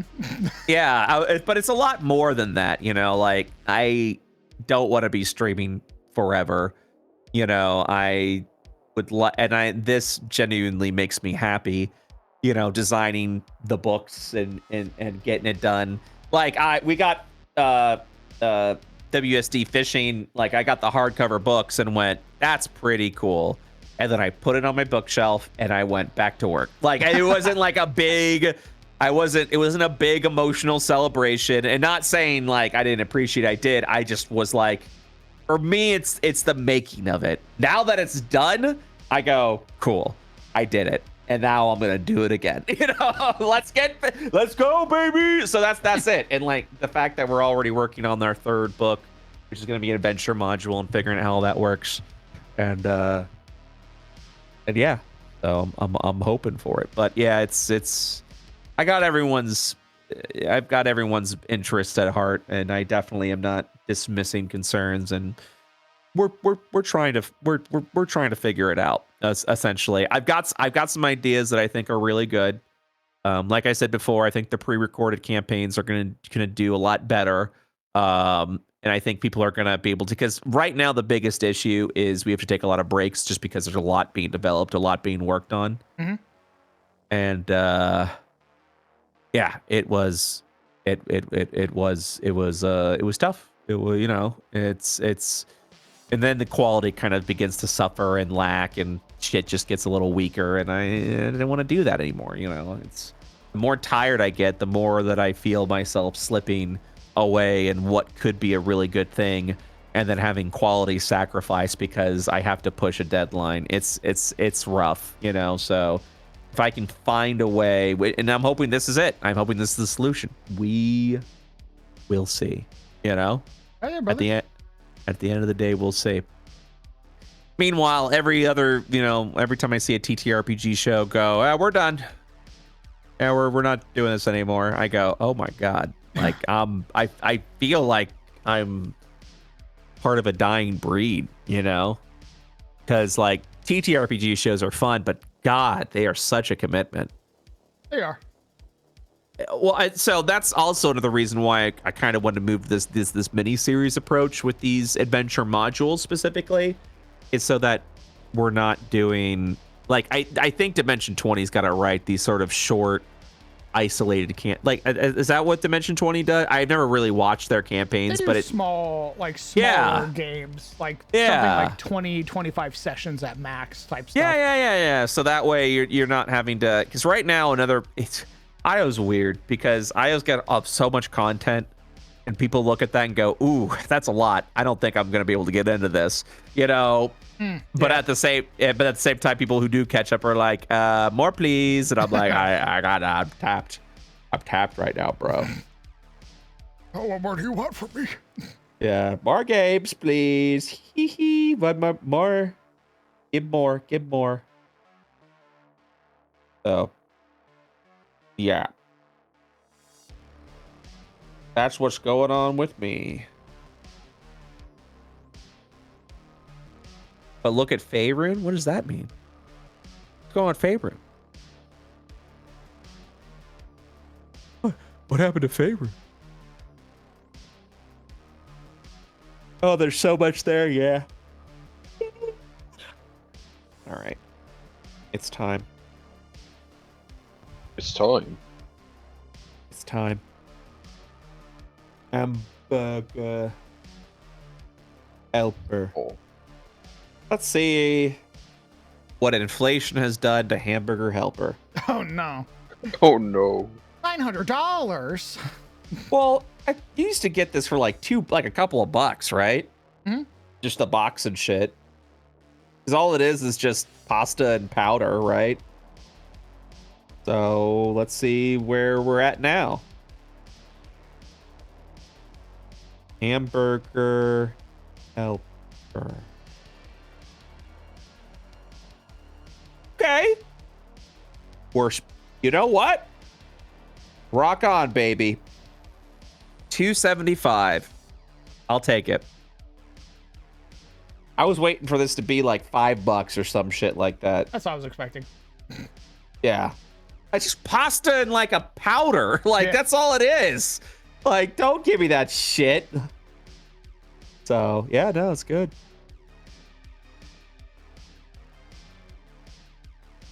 Now, do I want cheeseburger macaroni or do I want double cheeseburger macaroni?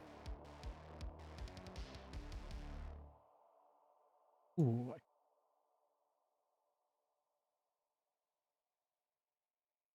This one has better star rating than the regular one.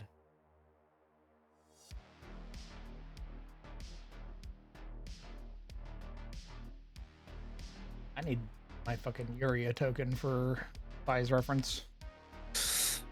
Oh man, do you know what I do with Hamburger Helper? What are you doing it?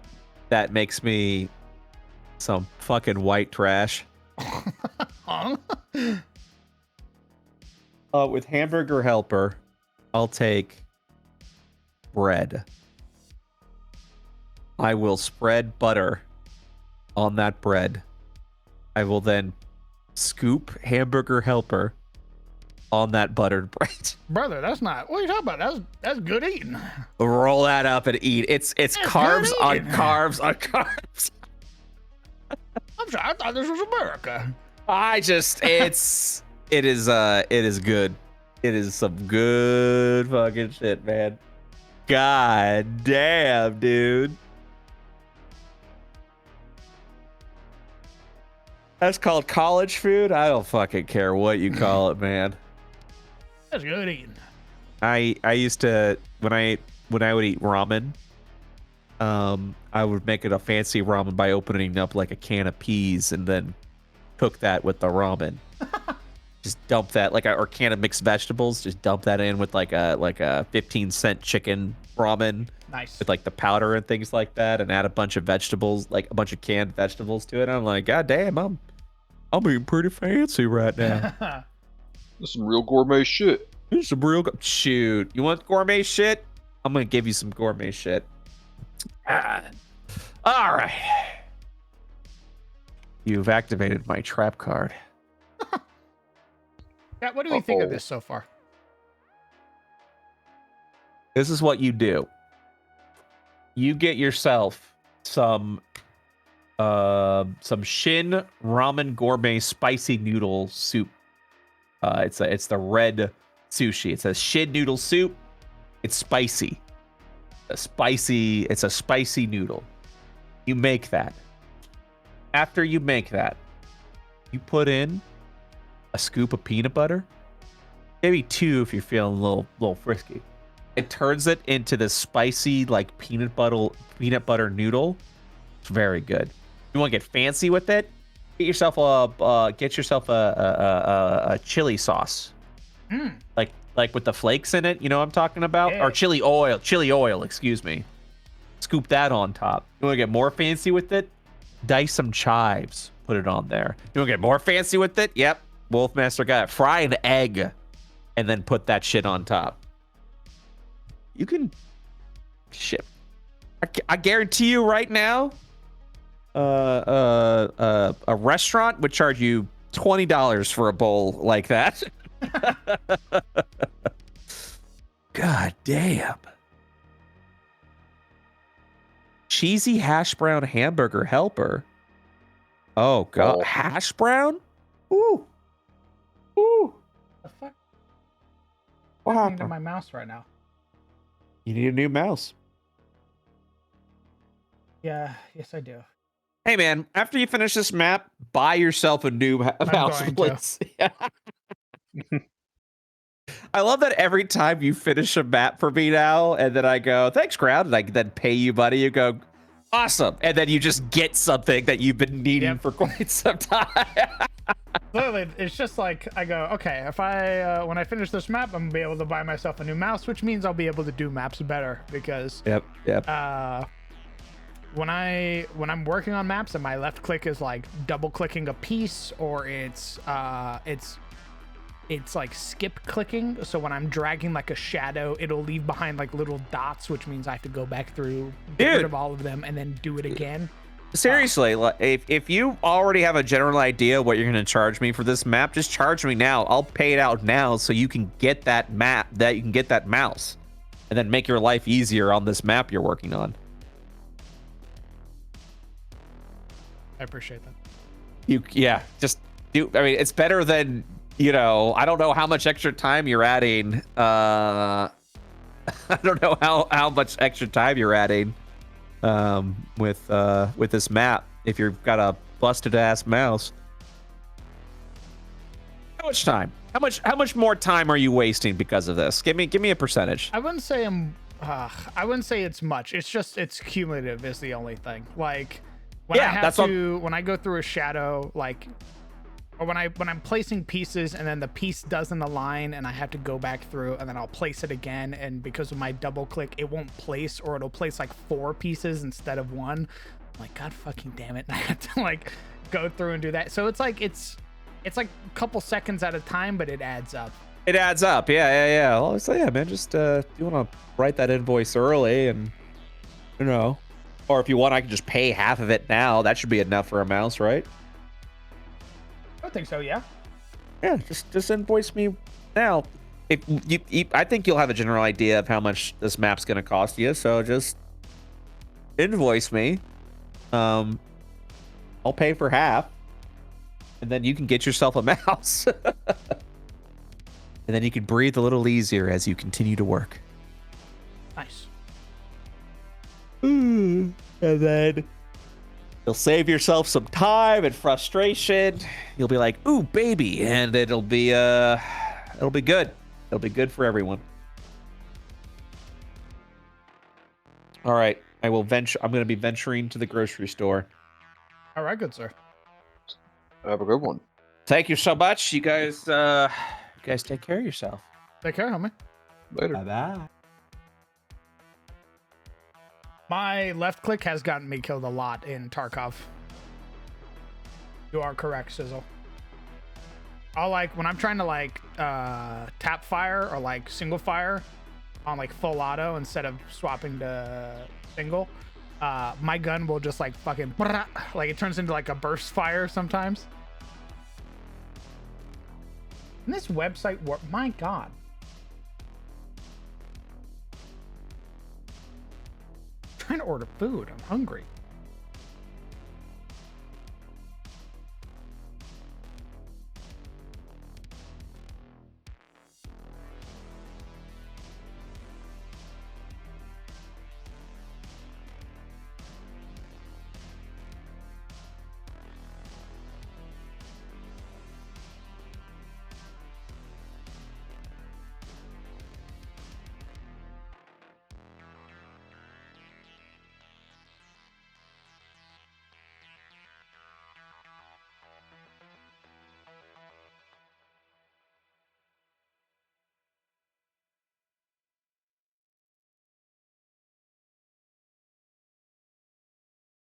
Yeah, I've seen that there are ways to like fix it, but it's too much of a burden, honestly. And I've had this mouse for like a couple years already.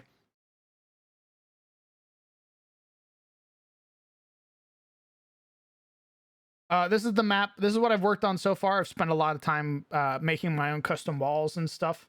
This is the entrance to the vault or to the facility proper. I would like some feedback. Smile.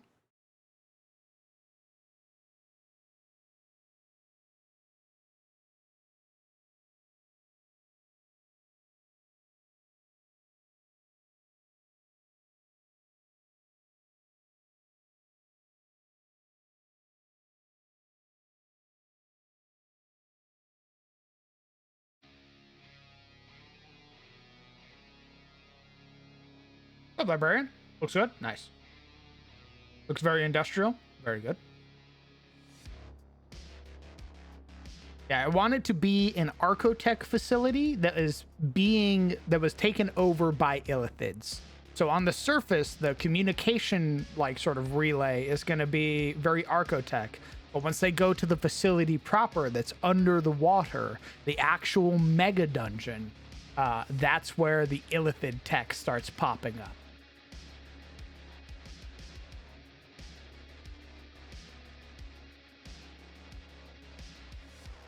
Very Spartan looking, yes.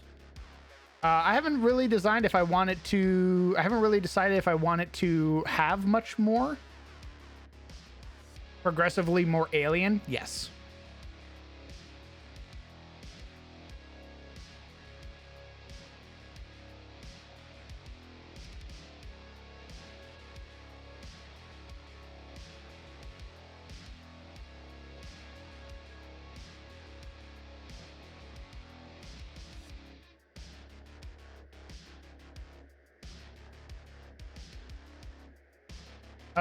Pretty dope so far. Maybe something like paint slash dust to show that the Illithids might have been dragging something else.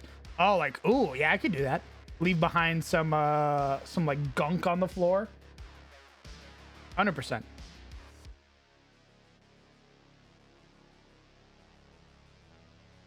Spoilerific for this port? No, it's not spoilerific. No, this is a dungeon that I can put literally anywhere.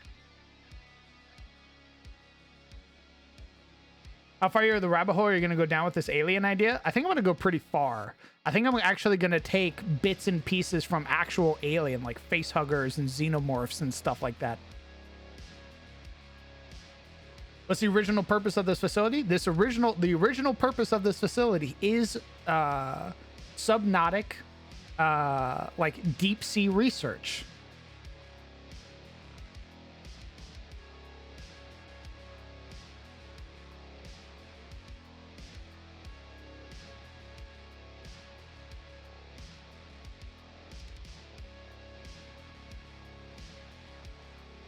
About some Duran Spear Yatagara stuff? Sure. Ask your question. Ask your questions. I'm gonna take a piss. When I come back, I'll answer them. Go piss, girl. Thanks, babe.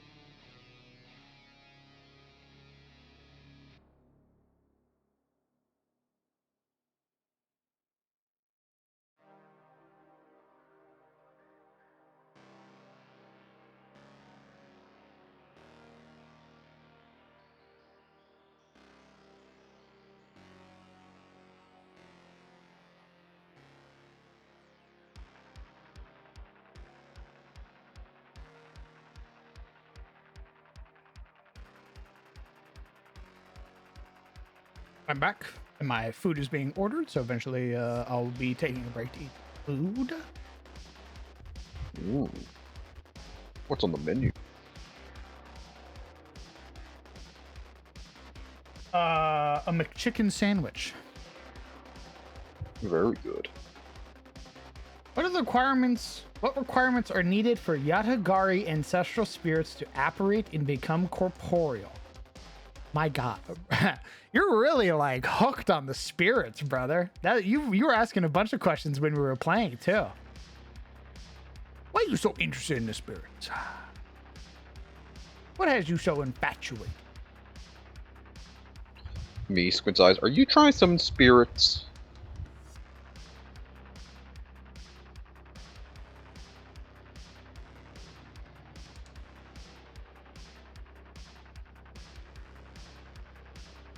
It's a cool concept. I want you to know most, if not all, of my inspiration for the spirits, for Kaito and the other spirits and stuff like that, apparating. The whole idea of a person approaching a table, sitting across at a table from your ancestor, sharing a meal, sharing a drink while the incense burns. You want to know where that comes from, Legion?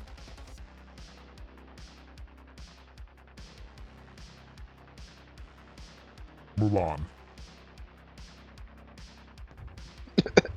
I took the concept from the movie Mulan.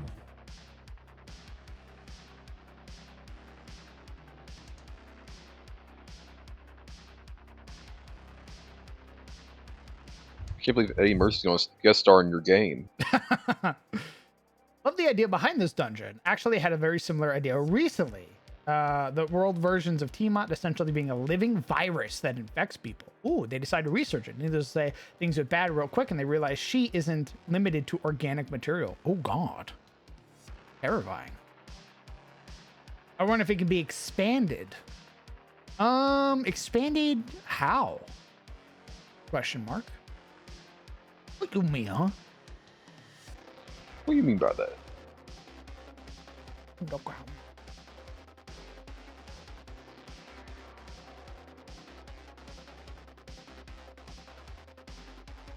How are you wanting it expanded? I should ask. Not sure I follow.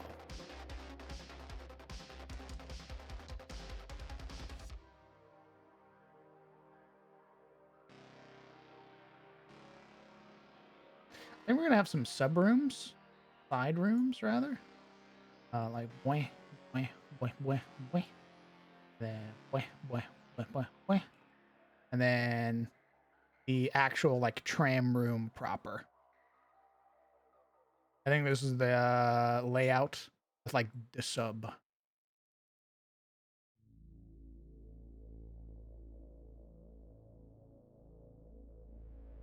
I'm imagining some decontamination nozzles. Ooh, interesting. Oh yeah, there should be like a room, huh? Fuck, I might actually have to move this forward then. I do like that idea. I'll probably move it like up here so that way there's like a little bit less open room or a little bit less wilds and it gives me more to play with here. Are they getting a Dead Space moment? I gently lace my fingers together. I smile at the camera. I have many inspirations in mind. Dead Space may be one of them. Smile.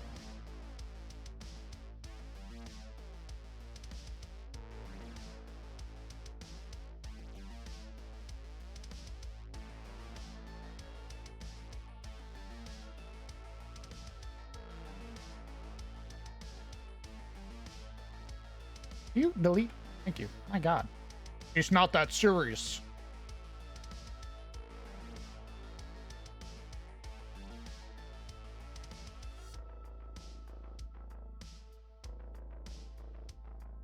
I think we'll do like right here.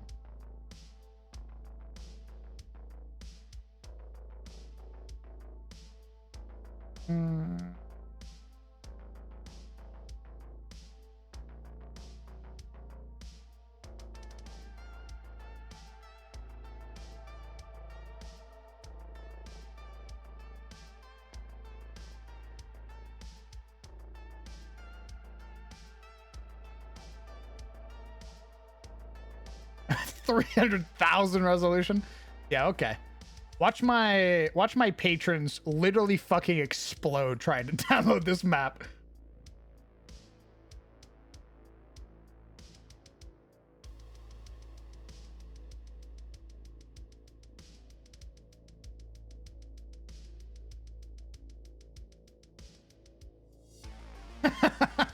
That's right, Paul.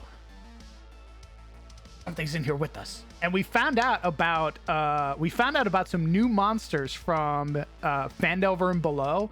So there are absolutely some little like fucking like little creatures that we can use that absolutely replicate a room like that. A moment like that. If this first room is a security check room, if so, it'd probably be more rectangular or open glass in the front to give the security personnel more time to observe a potential threat or a weapon is brandished. We could put glass panes up. So these are like glass rooms. We could do something like that. Like an NPC or enemy encounter. Like you see a wandering Yatagari Shrine Priest individual who has a small tombstone strapped across their back, slinging an incense burner around the place. Okay, so here's the thing. Legion. I'm really glad. I'm incredibly happy that you love the Yatagari concept so much. I want you to know the party probably has 1 to 2 more episodes in Durant's Spear and then they're leaving. And I highly doubt they're going to come back. It's a really cool idea. But it's probably only best in Yatagara proper. Like the idea of a evil priest going around and like summoning spirits with like an actual fucking tombstone or like a carved script on their back. Super fucking sick. Love the visual. Doesn't really fit with this campaign right now.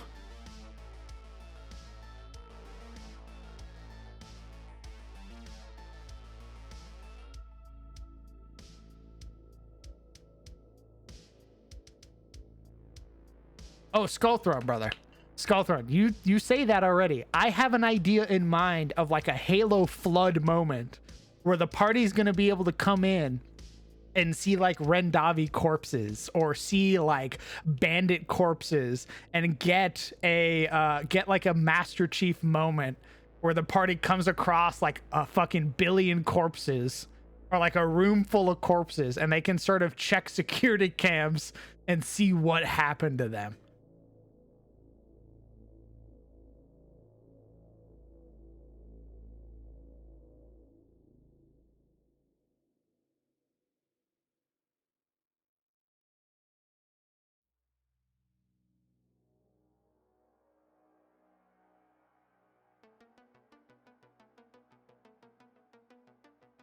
Yeah, we can do yeah, watching those videos.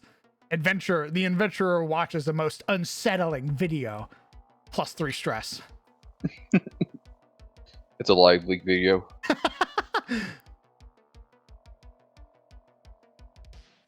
Okay, so what we could do is I can move these over, right? We're gonna probably move them like over here.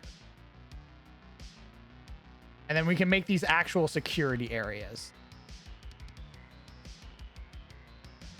It would just be Tyros big, maybe even big enough to have an encounter from all over the planet. Yes? Interesting. Interesting. Okay, so here's the thing, Legion.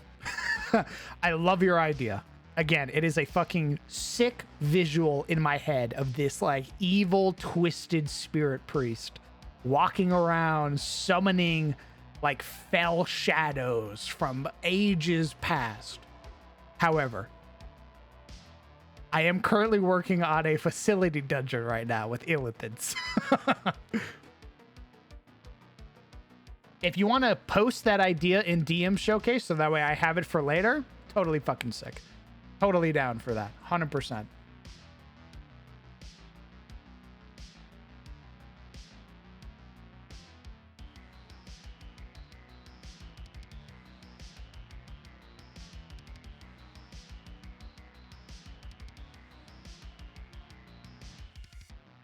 Do you have anything in a like a monsterification or mutagen like substance in your setting? Yes. Alwarnock, the Evergaunt, is blood. Actually, blood in general tends to be a corrupting agent that transforms creatures. Watching the 17 VOD? Ah. I like the idea, and I would 100% see it's I would 100% say it's very, very possible. So much so because I love evil priests as bad guys. Like bad guys that are able to summon creatures and shit like that. Or use the power of faith when they otherwise shouldn't be able to.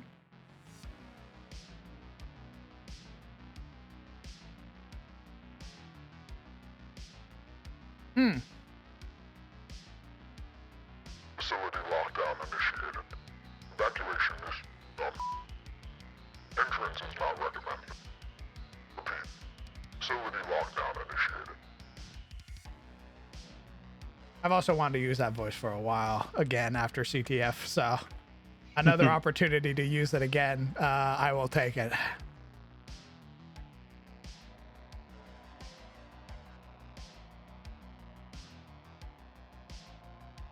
We're gonna put some glass panes up so that way security, along with cameras, can watch the central room.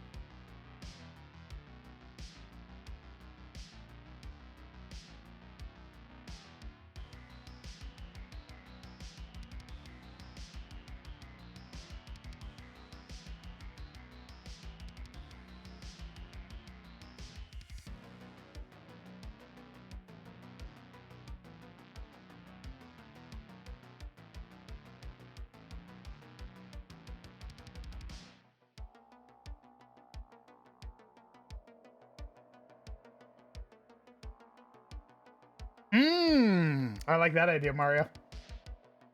We're gonna get some horror themes going on in this dungeon. Don't you worry none. Especially with the Illithid involved. I'm gonna have 2 factions of Illithid. Something I already have, but we're gonna make the 2 factions of the Illithid more present. Would it be possible to have that one creature that appears when Illithid tadpoles don't have a host? What do you mean, Legion? The clusters of things I think you were posting the other day. Oh, the germ? The gemule or whatever the creature was? Yeah. I'm pretty sure that's a... Let me double check that creature. But yeah, I do plan on using that creature because I like the little guys that come out of it.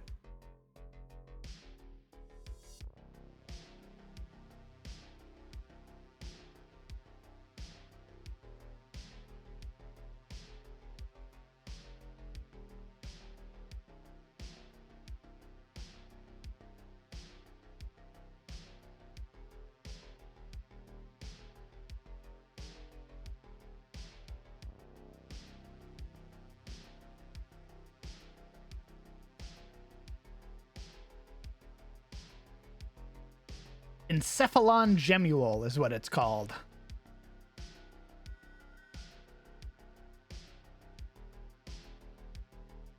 That's what the little guys are called. The big one is called an encephalod pod or something like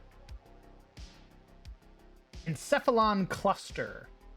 An encephalon cluster pays no heed to an elder brain or its mind flayer progenitors. This grotesque creature shambles through dark and forgotten caverns, spewing warped progeny so it can multiply. As such, many mind flayers view encephalon clusters as an insidious virus. If left unchecked, a single encephalon cluster can quickly become a gorging menace that can overrun an entire mind flayer colony. So encephalons form from Illithid colonies when they lay their eggs too close to the far realm. That is where encephalons come from. It's basically a mutation.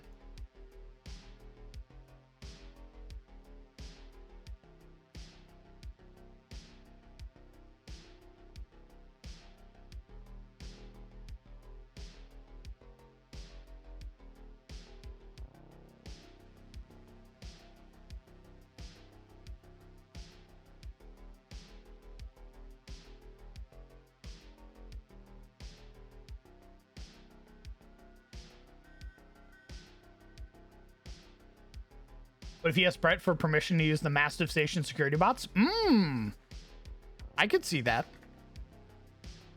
I could see some like, what are the guys from Aliens? The Handy Joes or whatever?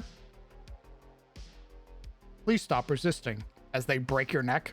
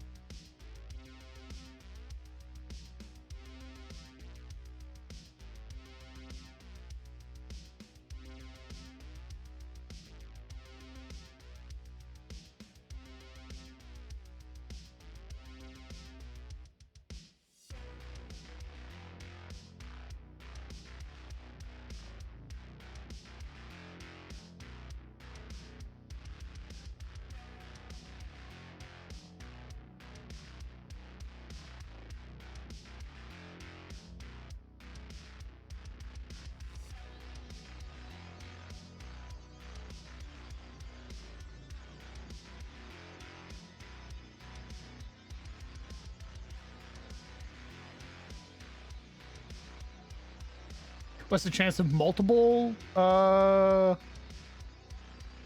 chances of side bosses in this dungeon? Very high. If we're doing a mega dungeon, there's going to be multiple elites. 100%.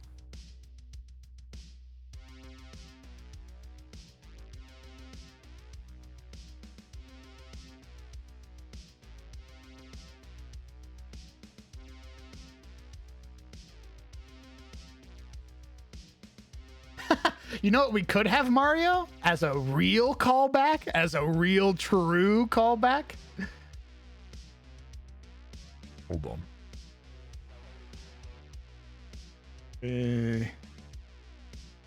Hello, my goblinoid friends.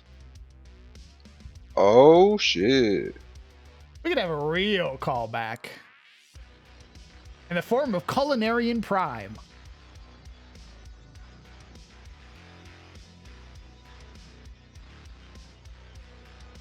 Hello, my humanoid friends. You seem lost. Allow me to help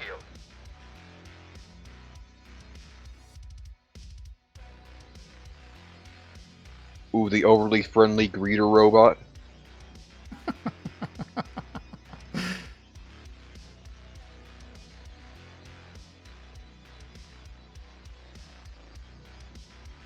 Put a row of desks or something over here, maybe?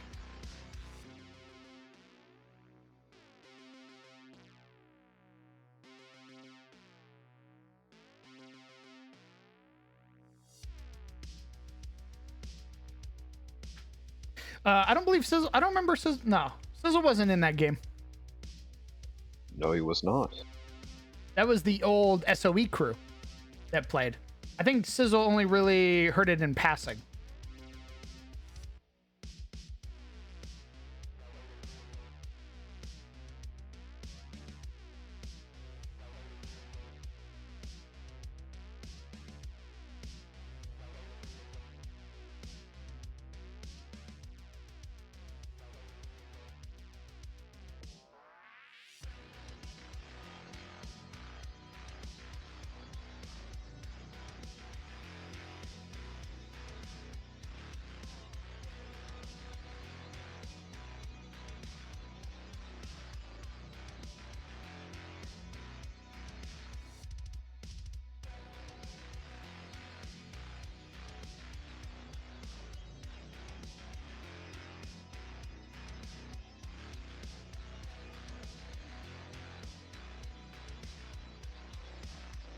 Legion, was there a specific creature you were asking about, or were you talking about the Encephalon?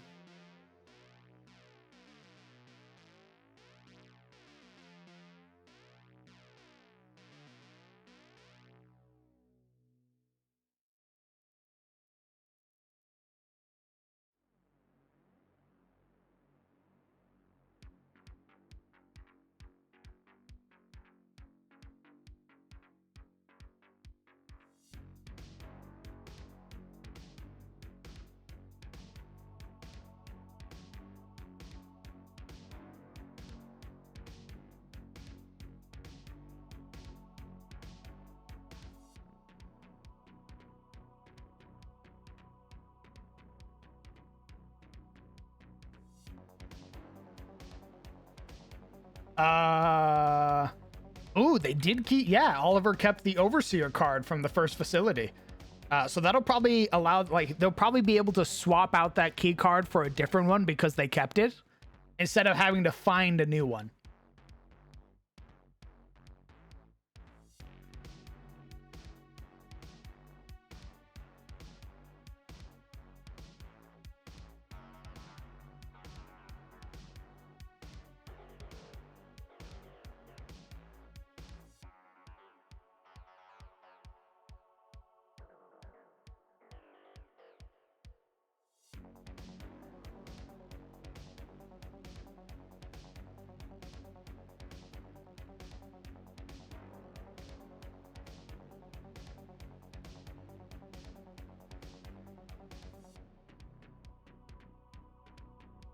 Ooh, and then I could, we'll push the grid down. I could put some, like, nozzles or something facing the inside.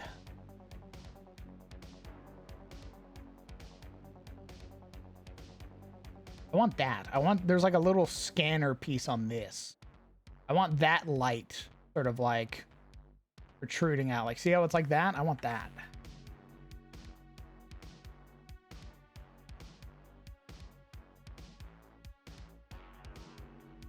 Maybe the facility AI addresses Ollie as the key. Oh, yeah, true. Greetings, Overseer.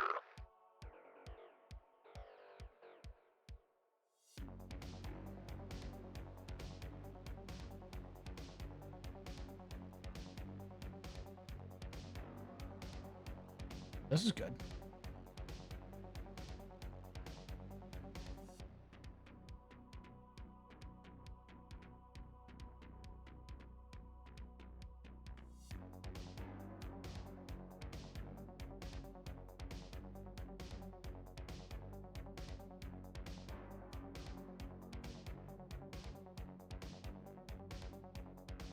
Oh, right there. Or maybe. Sort of like posed up.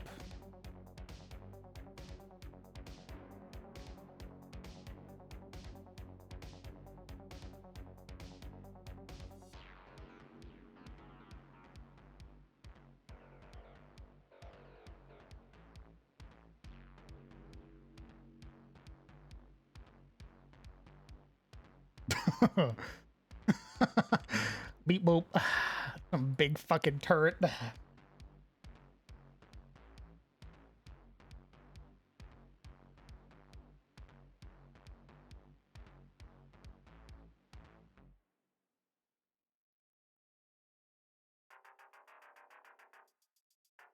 could have swore that there was a piece that I was.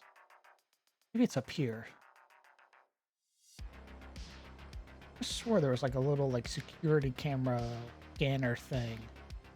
There's this one, but I'm looking for something else. There was a more sci-fi looking.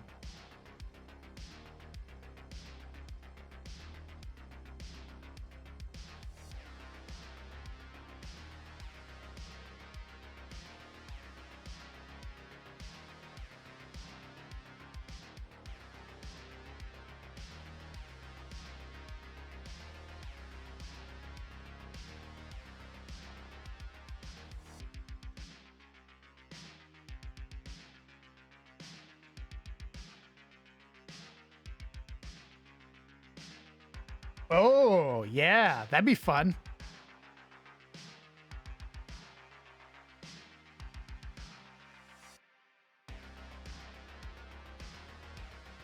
Welcome back, Dr. Benjamin Wright. Last contact at 4,590th.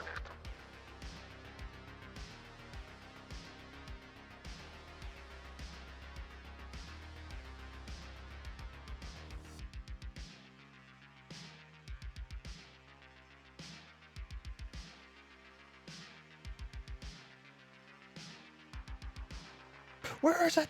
I know it's here somewhere.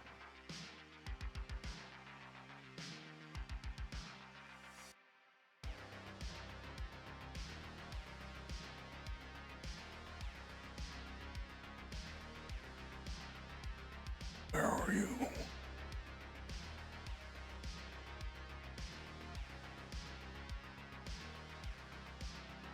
I agree. That would be sick.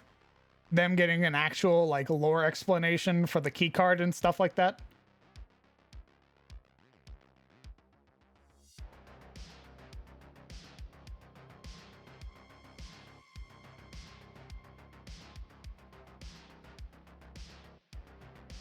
Sorry guys, I'm looking for like one asset piece in particular and I can't fucking find it.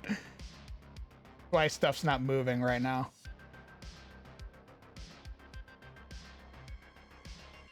They also keep changing where everything is in this. Like they keep breaking up. Oh, there it is.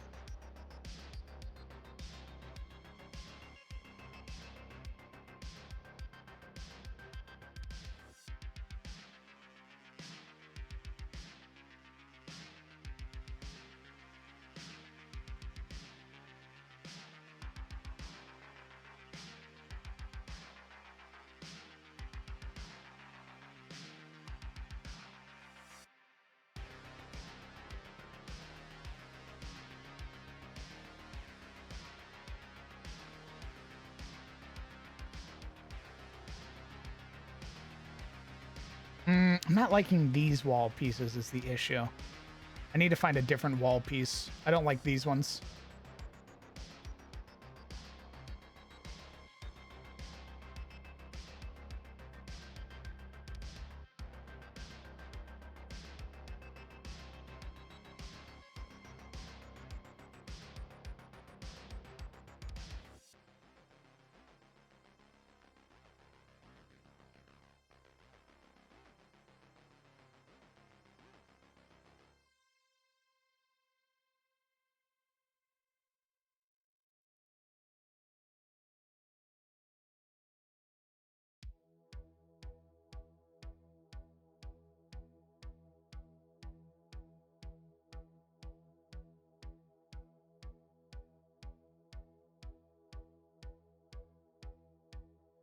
Do I need to kit bash another wall?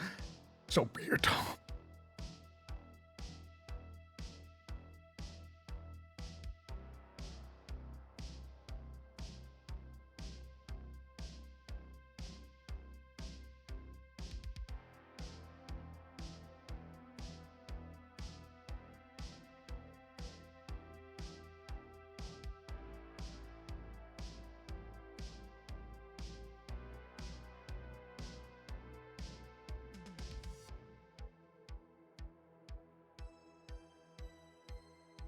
I think I need to expand it out by one.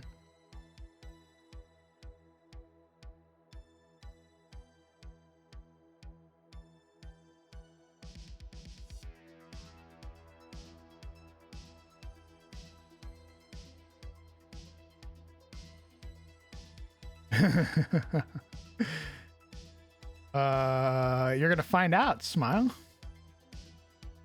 Great question though, Hale.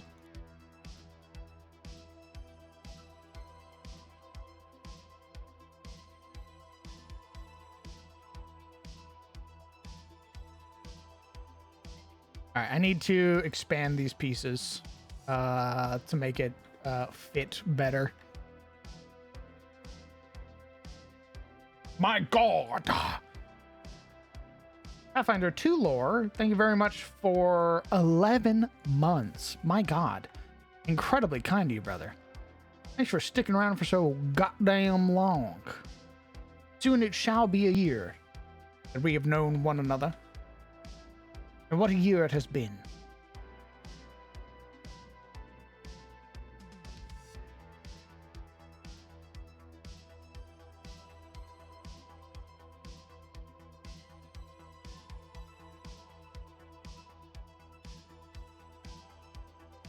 This one. It's like that. Okay.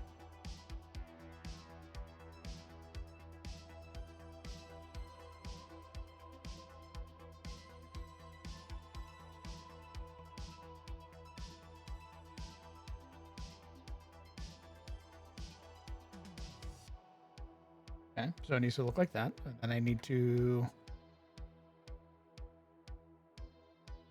that and do this.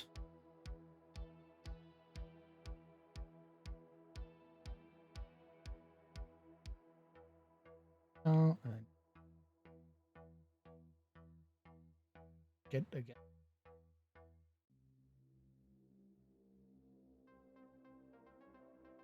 Like so.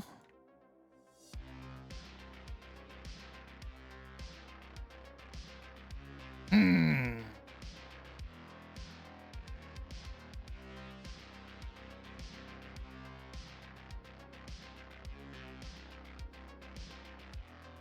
Wish I could watch more sweet content? You can.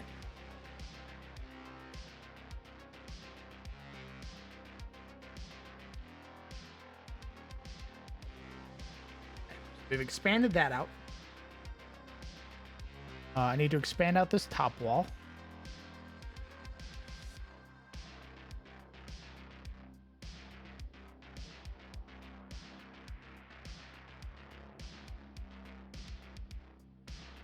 The driver is currently picking up my food.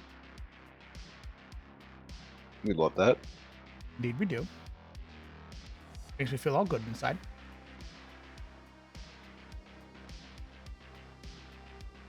And I need to, what's this, 4? Okay. This. And then around like so, like this.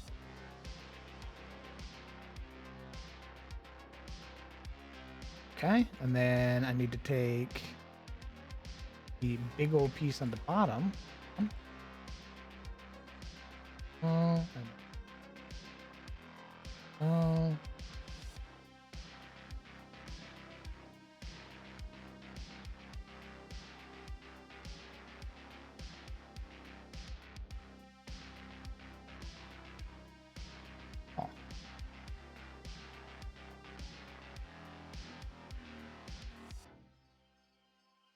Okay. And we'll go daily.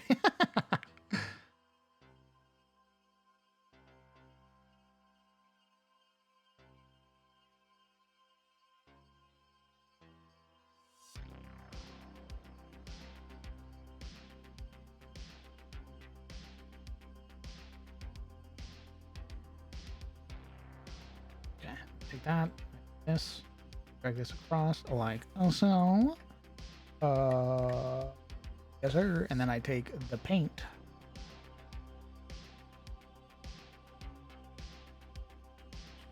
I need to shrink again.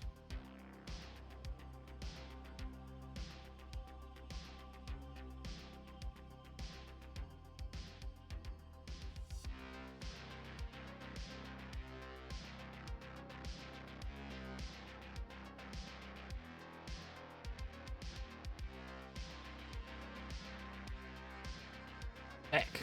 Okay. Yes, sir. We are, in fact. Hey, Okay, and then we replicate it on this side.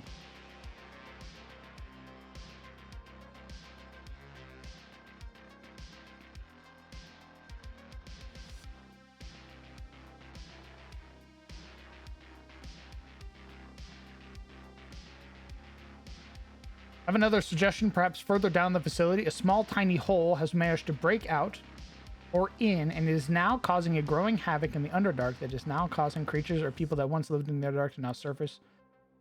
Would be a neat way to introduce the Underdark.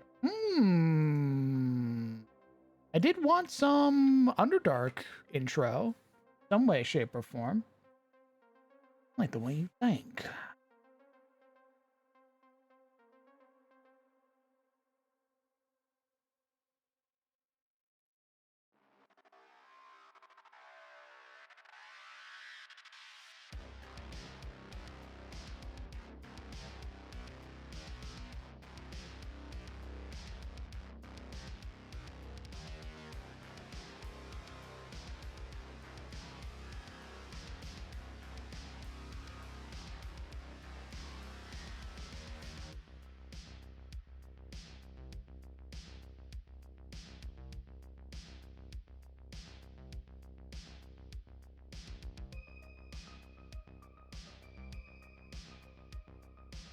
Okay.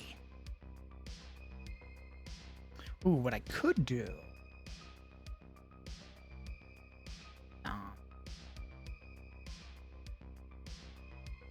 Would be a cool way to bring back the phase spider fight. Indeed. Although it wouldn't be a spider, because we have a player that's arachnophobic. So we would probably make it another phase type creature.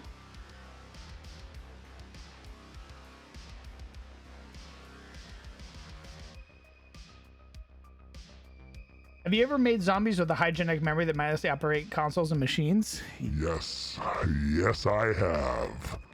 And I will be using them in this dungeon.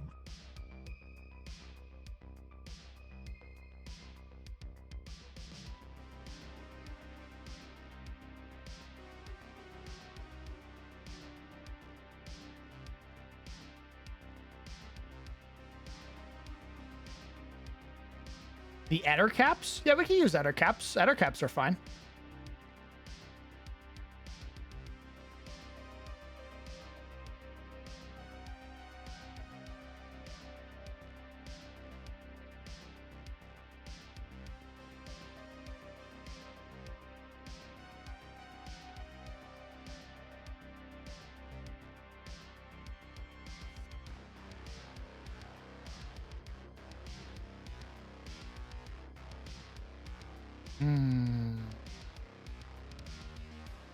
Maybe I do just make this a big fatty wall.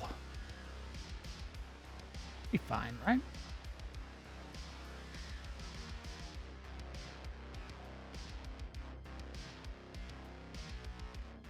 Do something.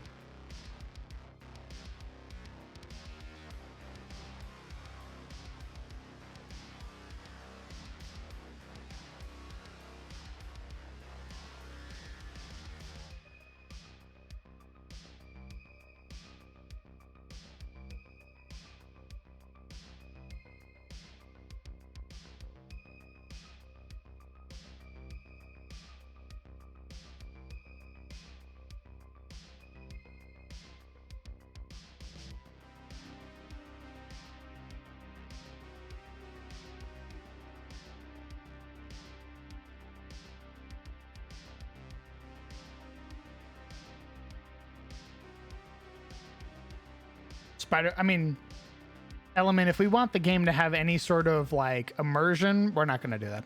I know what you mean though, but I wouldn't do that to my players. We'll just make a new creature. That's way more fun anyway, and giving it phase abilities that we can sort of incorporate with whatever else it could potentially do in the past. Stuff like that. I'd much rather do that.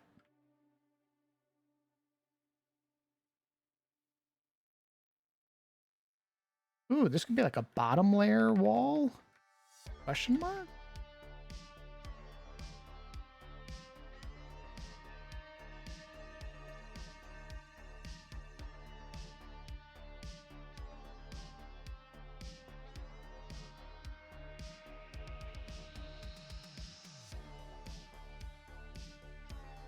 Used any of the Ember stuff for Foundry? I have not. Ooh, a phase Umber Hulk. See, now you're cooking, Mudkip. That sounds dope. Imagine some big hulking beast that can like teleport to you and like punch you in the face. That's what I'm talking about.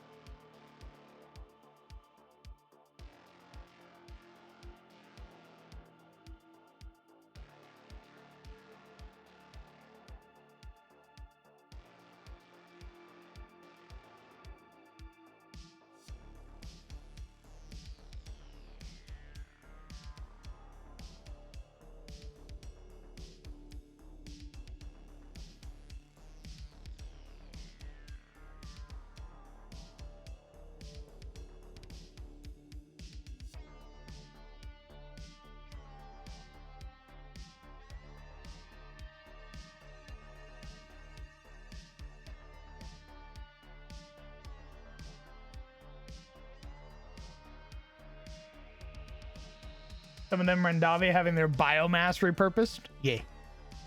Yeah.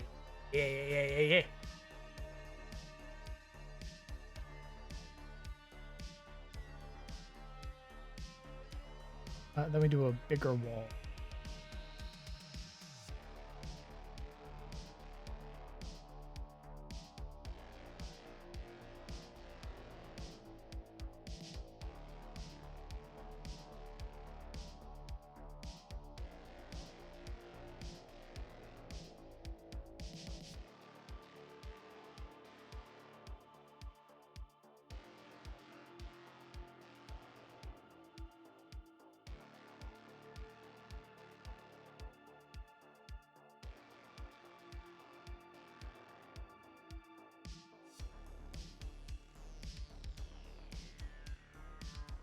Only one.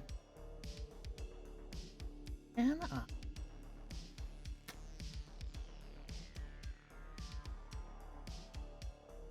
The Cephalon cluster? Yeah, I definitely want to use the Cephalons and the Gemules as enemies.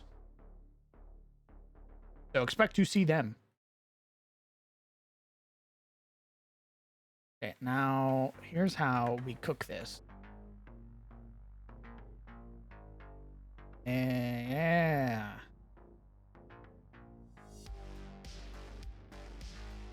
All right. So now what this is a wall that allows the players to see down into the path and to see up into the security room. This is a wall that we have made here. And we're going to put a bunch of consoles and stuff right here. In fact, let's grab the desks that we had used previously, and we're going to put those there. My God, my brain, massive.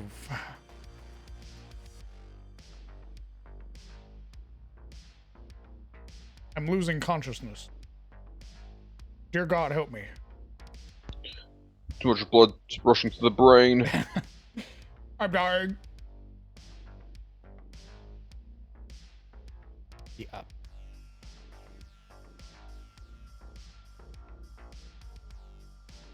Yes, sir.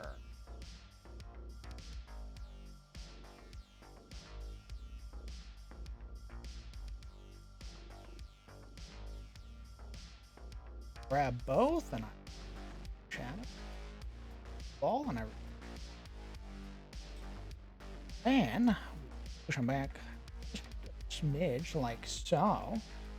And then I grab them and I cast a shadow again, but we remove its vertical and we give -6 so that way the shadow's cast outwards.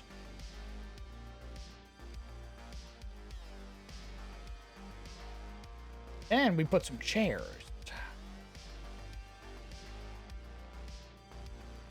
Mind you, it looks really clean right now, but we are going to scuff it up. Is this the ruins underneath the shrine? No. I contemplated that, but no. Namely because I already have that dungeon made.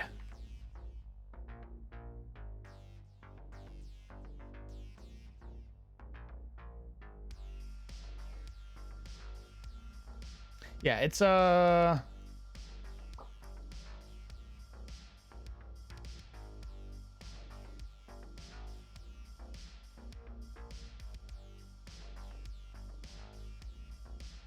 it is this dungeon. This is the dungeon that's underneath the shrine. This is the one we made for Summer Hall that I'm repurposing.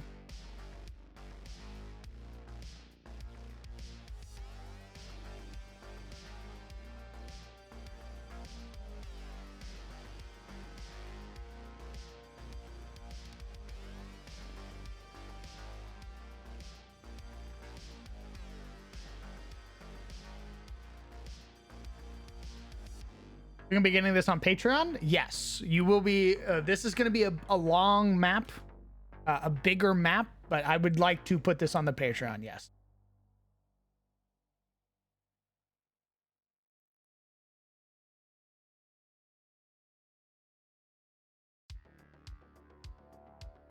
What about making a clean and a pristine version? Ooh. Oh, maybe.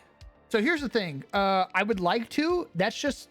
It would take a little bit of time, But if you patrons are cool with like waiting to get like a giga dungeon basically, with a clean and dirty version, I'd totally be down to do that. I just sort of don't want people to wait is the thing, like have to wait for that stuff.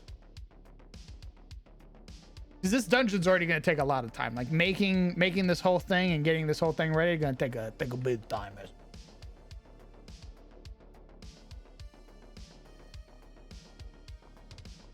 Yes, the plan is to put this on the Patreon.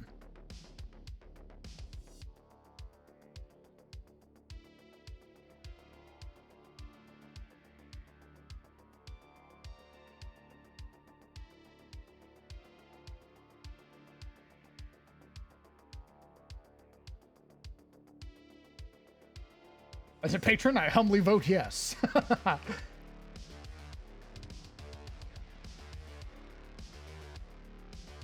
Brett was just saying stuff about that? What you mean?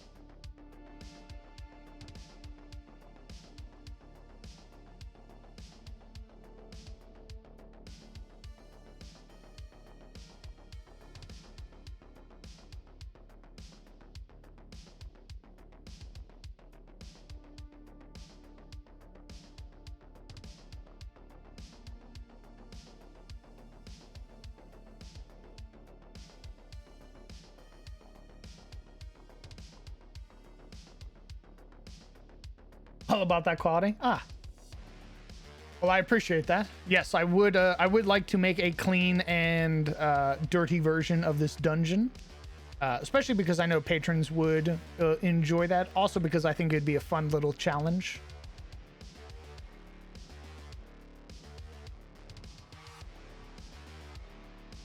Is he making the McDonald's by hand? What's he doing? No. Hopefully they didn't decide to go, this looks good. Well, it looks like they're still in line, so that's the thing. But they've been in line for a hot minute. Oh, it looks like your order is still being prepared. All right. I think it might be a long line. I wasn't expecting a Wednesday to be busy, but I guess, you know, whatever.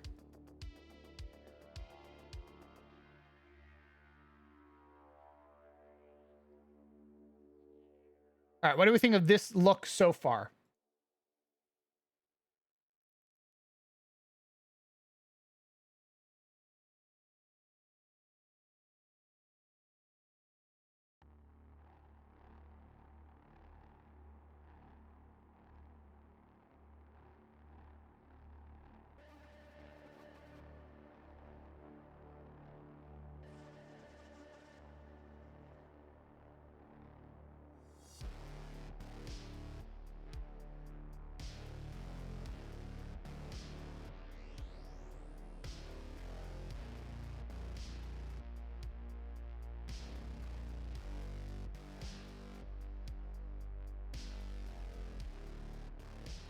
This is our little intro area.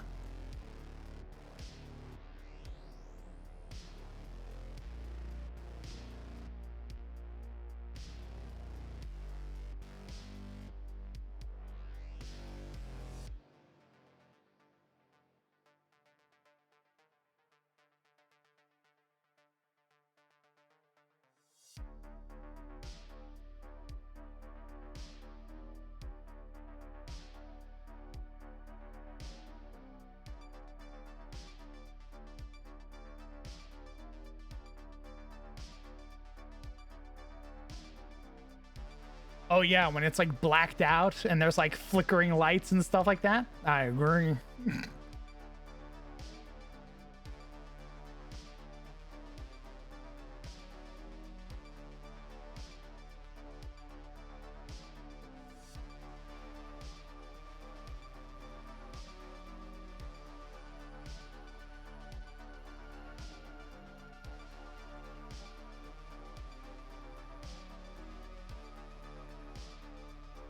We're going to replicate it on this side as well. I think I'm going to... Maybe I can... Oh, yeah. All right, we can lower its brightness just a smidge. And then we're going to put up probably another set of monitors.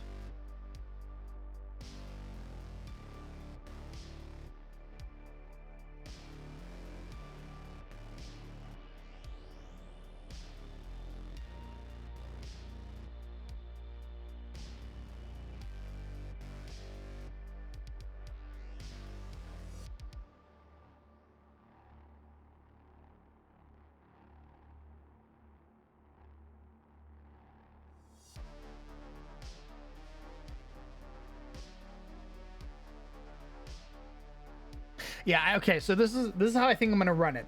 The top area, the communications relay, is going to have power. So a lot of the things are going to function here. The actual Subnautic base is going to be the one that requires like a power cell to fuel.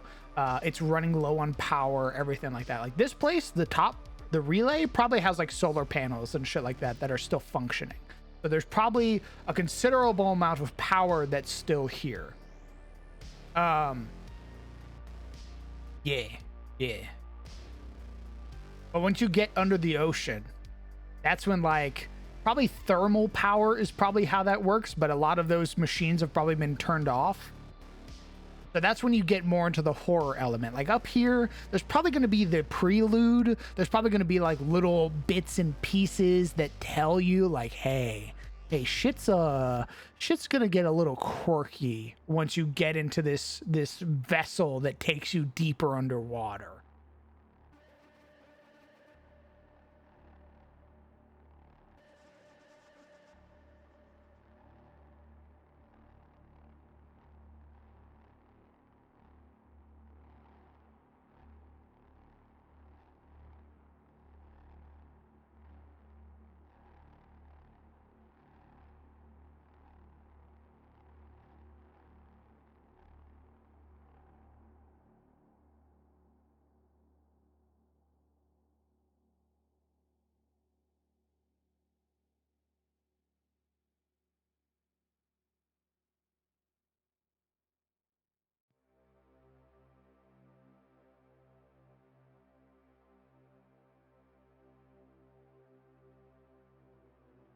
We're gonna do a door.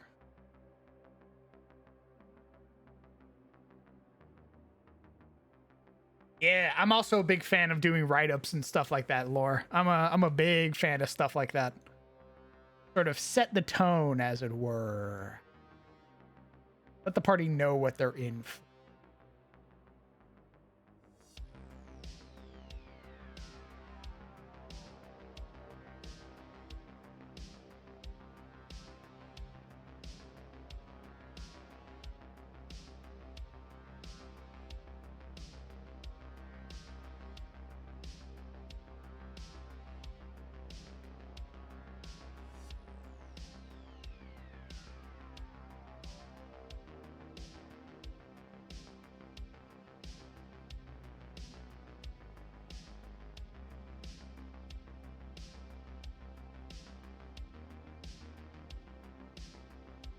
Exactly. Like the party being able to do like diagnostics and stuff like that and seeing what's still functioning, what's not.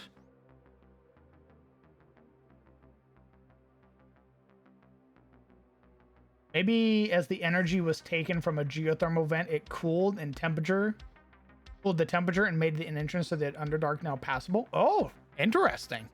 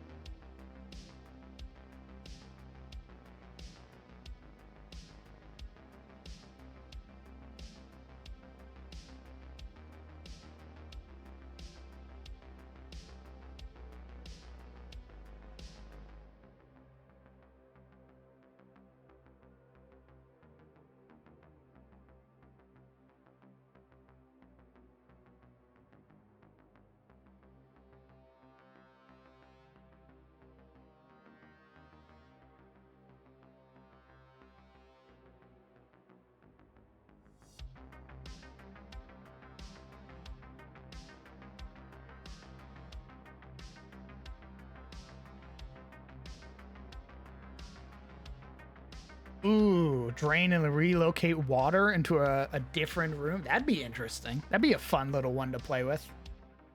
Have the party be able to like flood and like drain rooms to be able to gain access to stuff. Very Resident Evil.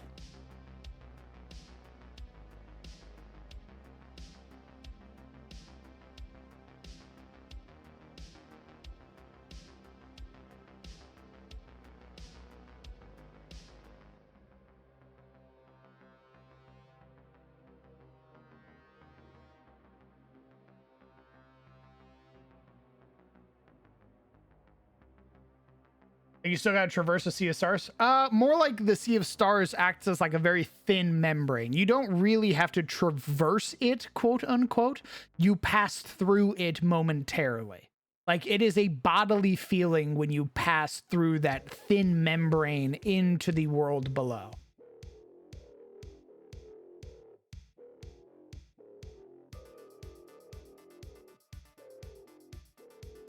That person was waiting for so long, they fucking left. Now I'm getting a new driver. What the fuck? Wow, that's fucked up.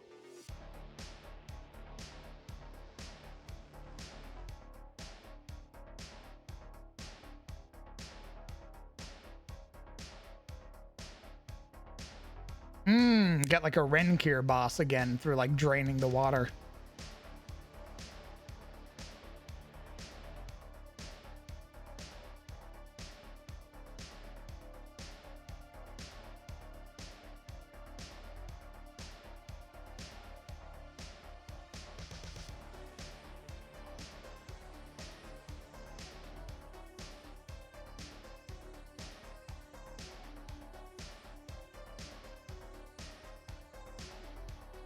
Does that mean entities from the Sea of Stars can tear us up? No. Not really. We're already going to be dealing with illithids. I don't want to add even more planar entities on top of that. So just for the sake of my own sanity and for the players, we're just going to keep it to the illithids.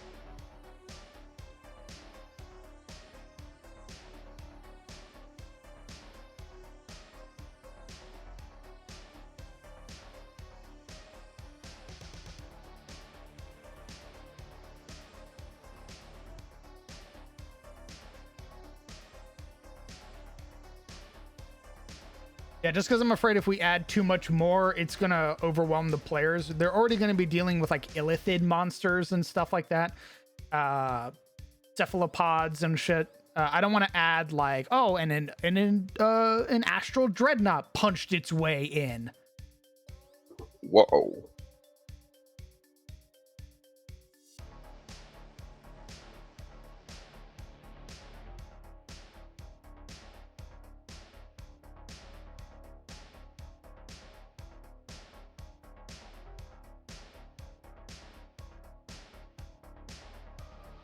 Like a predator hunting a nominee.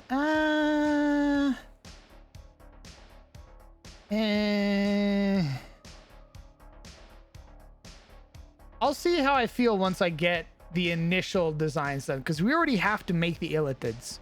So I think let me get through making the dungeon first before we start planning any real monsters, so to speak.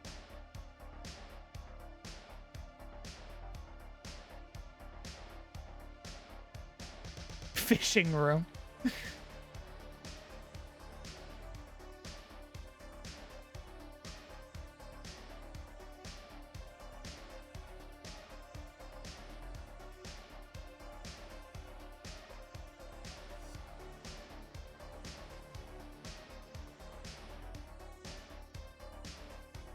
Other pieces of planar floating in glowing jars. Now, once we get to the illithid area proper, I could see some stuff like that, maybe.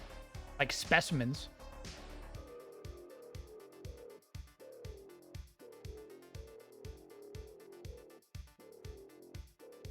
Ooh.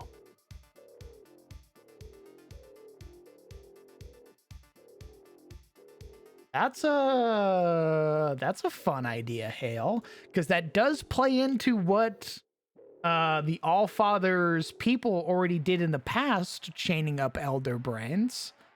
So maybe this is a facility where one sort of being has been held captive for many centuries.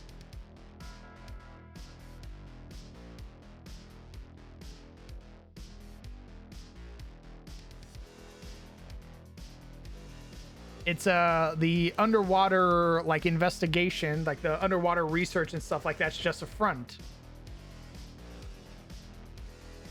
And it's very much like a Halo ring where where the flood are being studied.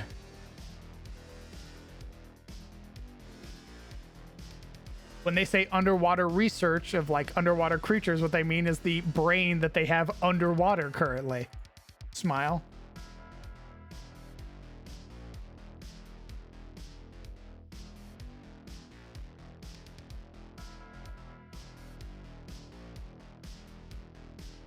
We love unethical science.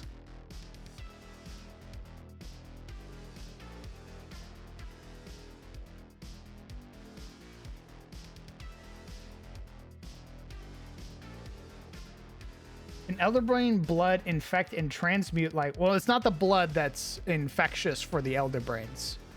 I don't know. Maybe we'll find that out when we start working on the monsters. Maybe we'll see if it's the Elderbrain blood that makes the tadpoles and stuff like that.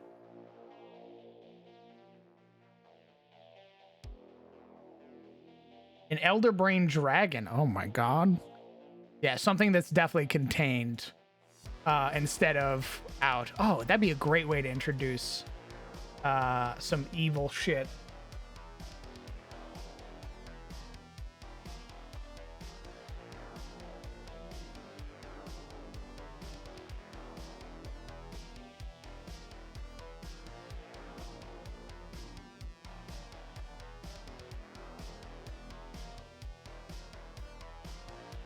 I wonder what the fuck Sizzle's doing. Usually he shows up. Oh no. Just hanging out with his fan.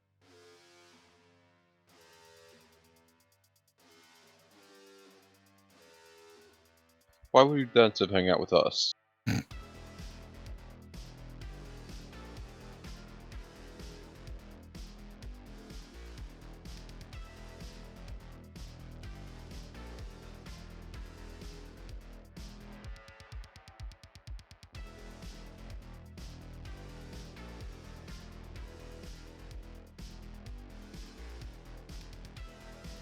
Oh, interesting.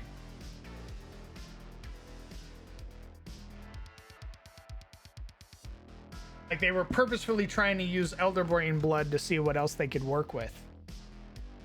Maybe. That'd be an interesting concept.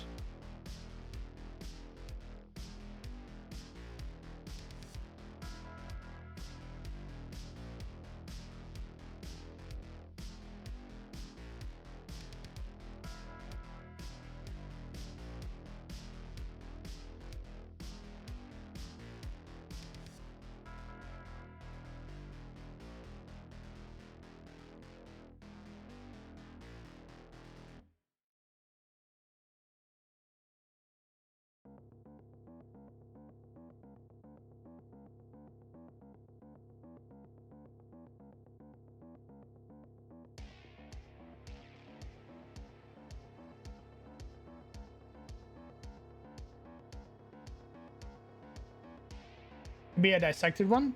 That's another good way to run it.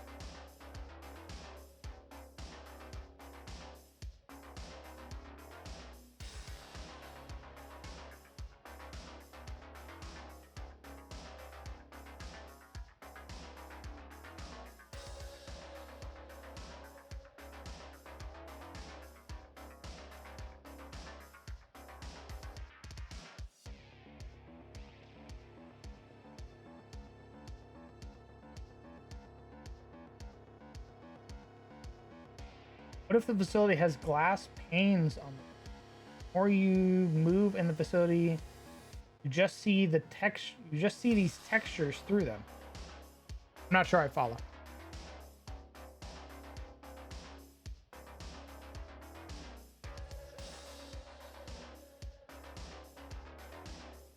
Elaborate.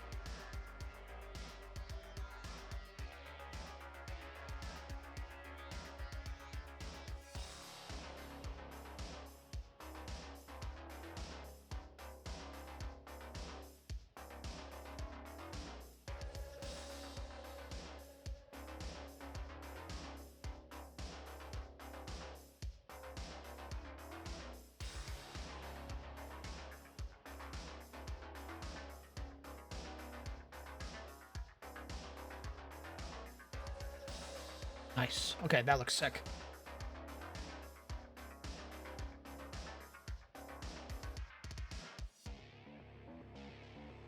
Just send a quick doodle. Cool. I look forward to it.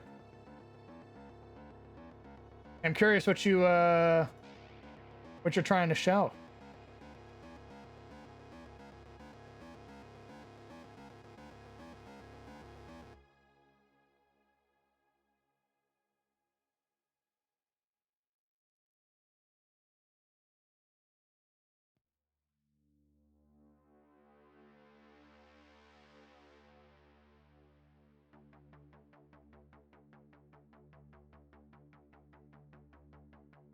Holy shit. Guys, look at that. Look at that little snapshot we got going on right here. What do we think of this, huh?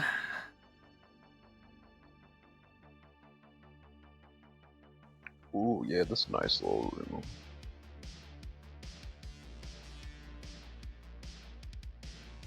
Ain't that clean looking? God damn, boy.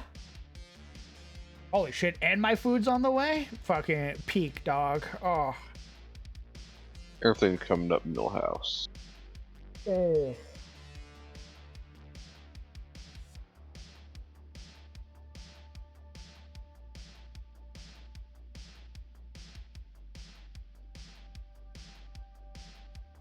There's sci-fi assets? Brother, there's been sci-fi assets for a very long time, my good sir. They were initially in beta, and then they recently released it to the public, to my knowledge.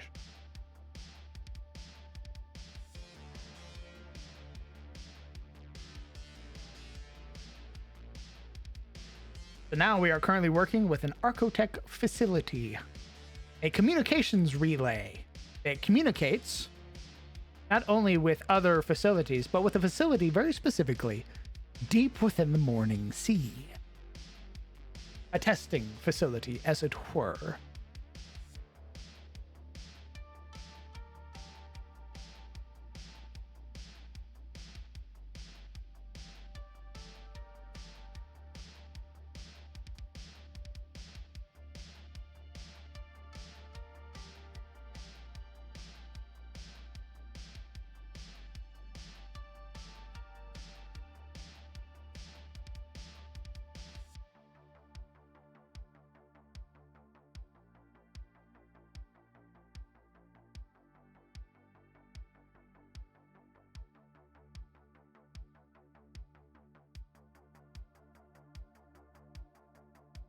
So a facility with some security and defensive systems, one might infer. Yes, I did like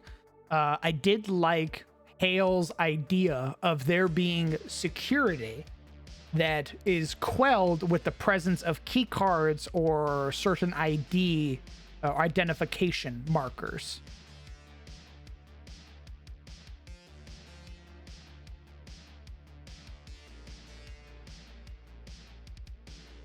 How's it going, brother? Nick, it's been awesome, dog. I've been having a great time.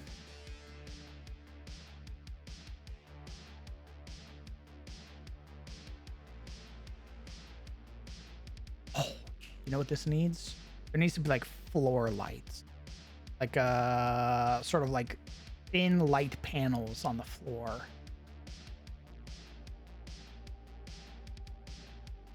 Maybe we do some.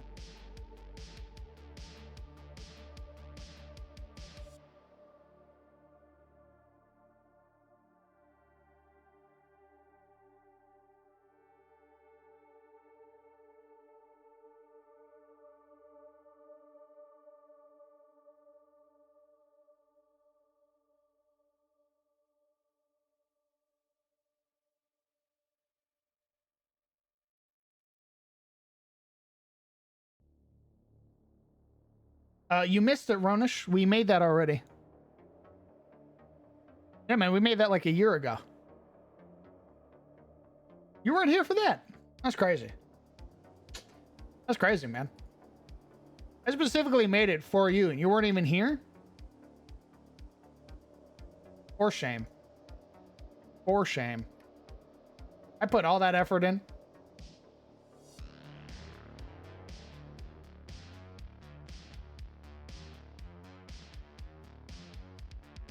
Lies! Your feelings for her aren't real. They're real to me!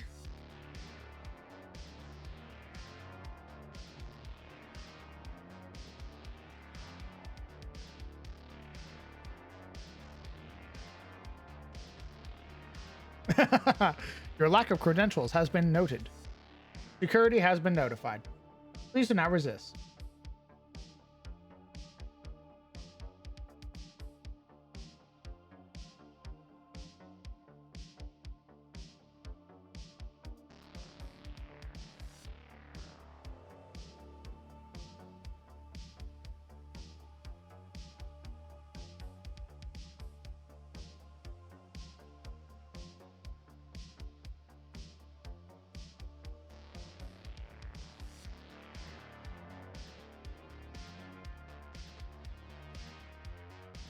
Oh, really?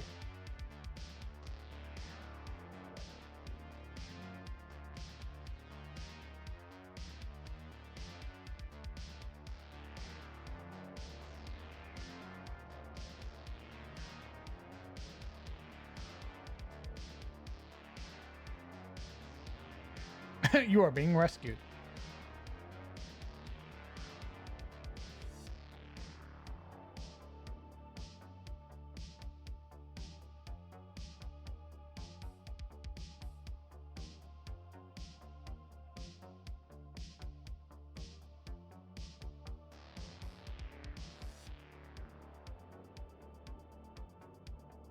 There is like a stand here thing, like footsteps here type shit.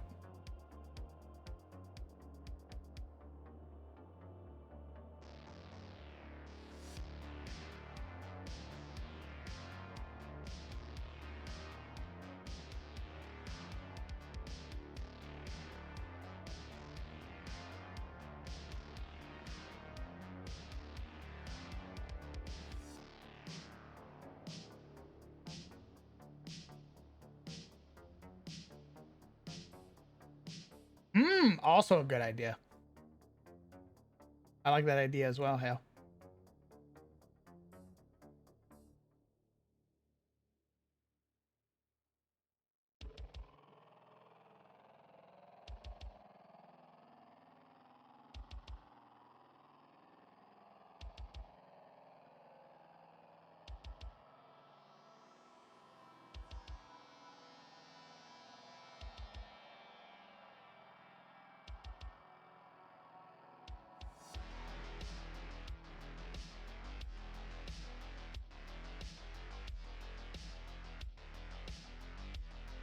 What the fuck?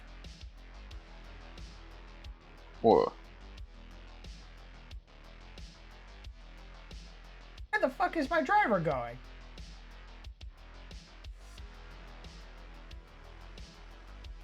I'm gonna start punching some fucking teeth in.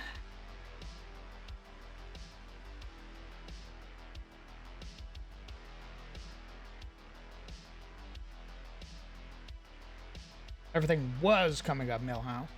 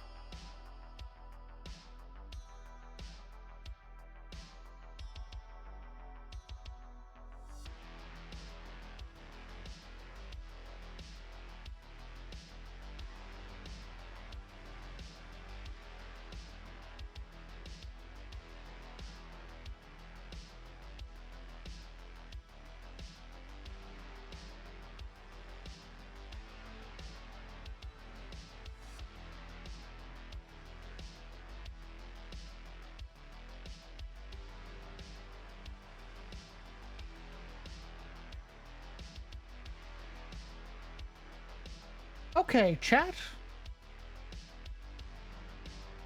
What do we think?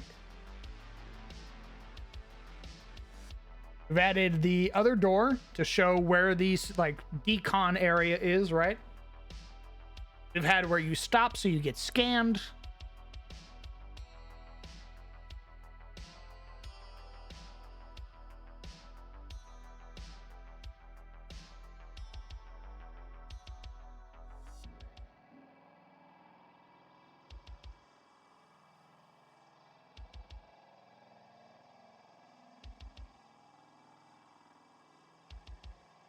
Starfinder? No, my good sir. Dungeons and Dragons. My setting has technology from an older time.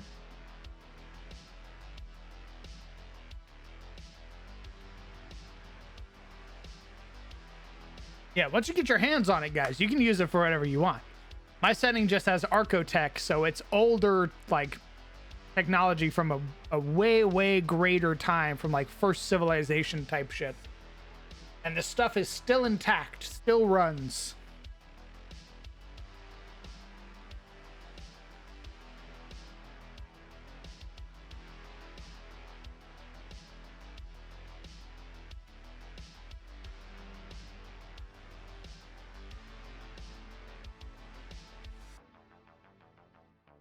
One hell of a welcome, Matt. That's right. Exactly. Made to last. And the only time that things start to break down is when there's the interference of other creatures. For example, the illithids.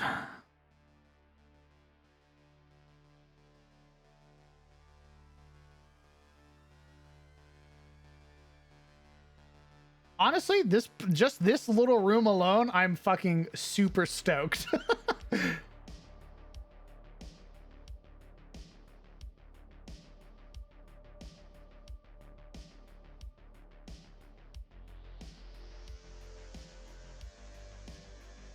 Definitely automatons. I don't know about Warforged though.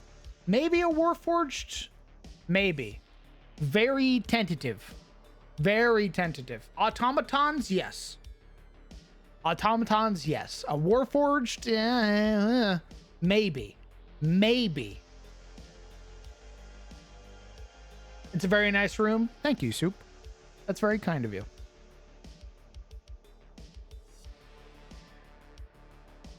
I trust your artistic wisdom. If you say it looks good, I believe you.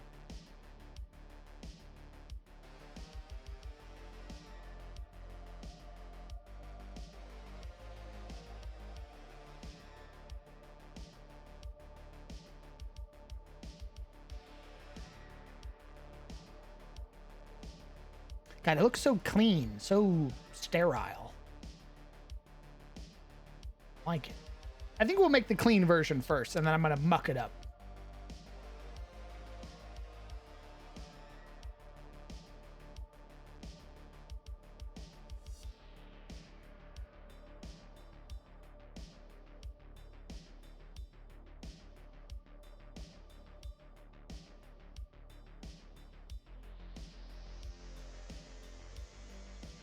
Yeah, we got to dirty it up. We're not going to dirty it right now. But right now, we're going to make the clean version, and then we're going to dirty it up after we make the rest of the facility.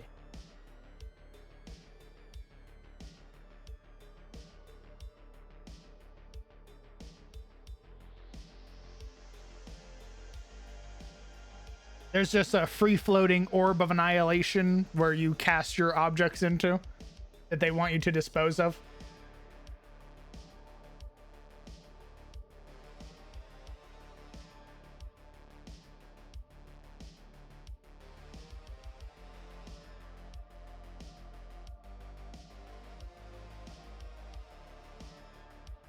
I should look in the mirror, handsome. Thanks.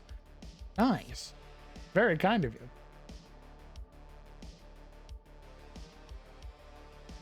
A shoot of devouring. What if you took a... What if I tried putting the technology in, say, a bag of holding? And then put a bag of holding into as well. Could I foresee cataclysmic events occurring? Well, you'd already foresee cataclysmic events occurring just from putting 2 bags of holding into each other. Adding technology into that isn't going to change anything. You still created a bomb.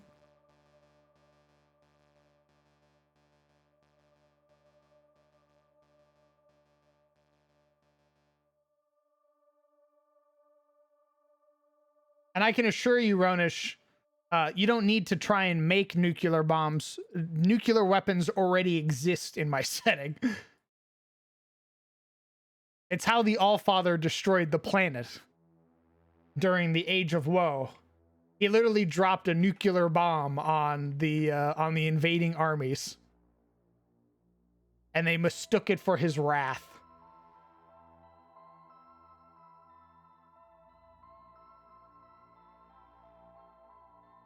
Are there nuclear swords in Adis? Are you talking about like the one you posted? Where it's like uranium swords and stuff?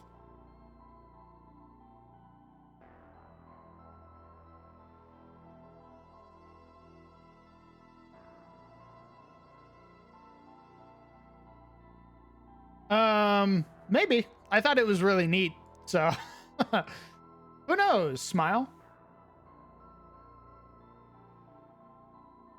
All right, what I'm gonna do is this brush. Like so. Breaks uranium rod overhead. Then we're gonna take it. Pat this out.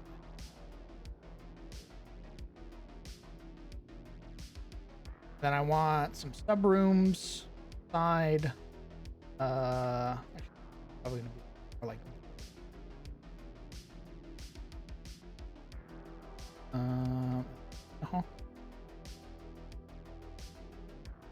Holy shit, my food's here after 9 fucking years. All right, guys, I'm gonna go eat my food. I will be back. Enjoy. Thank you.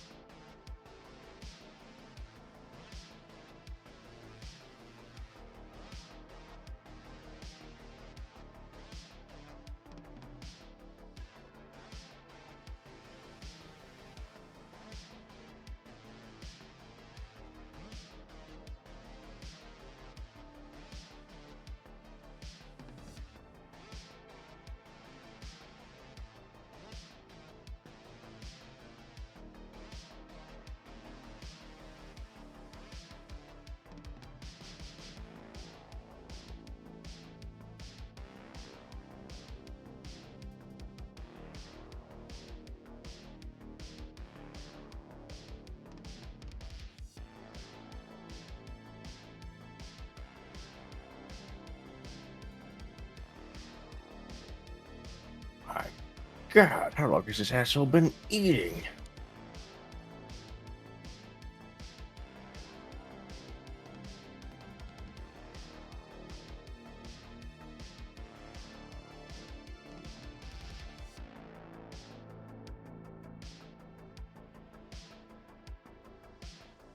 Vile beast consumes his wretched meal.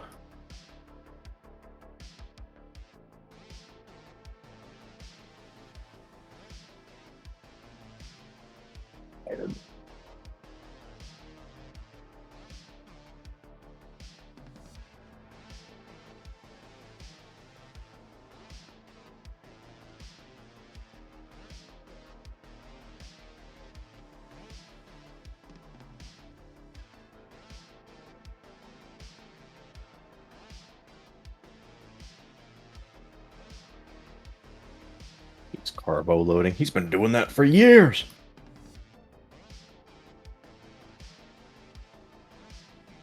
Hello, Skull. Hello, Legion. Yes, I have arrived when no one else is around.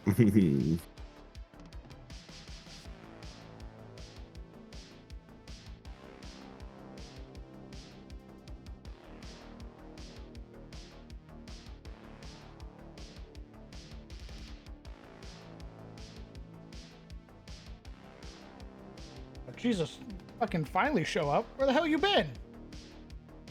Where have you been? Where the hell have you been?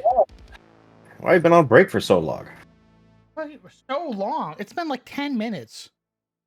No God, way your brain is that rotted that 10 minutes is God, long to you. this guy. You watch this TikTok guy's or been- something? This guy said he was getting a McChicken like an hour ago, and he's been on break ever since. You wish. I've been. Wednesday is family night. We watch movies with the family on I was Wednesdays. right then. Welcome to the family. I was like, he's probably spending time with his family. Correct. We had ribeye and spaghetti. Damn. Yeah, Beast. it was a feast. Well, look at stream. Tell me what you think.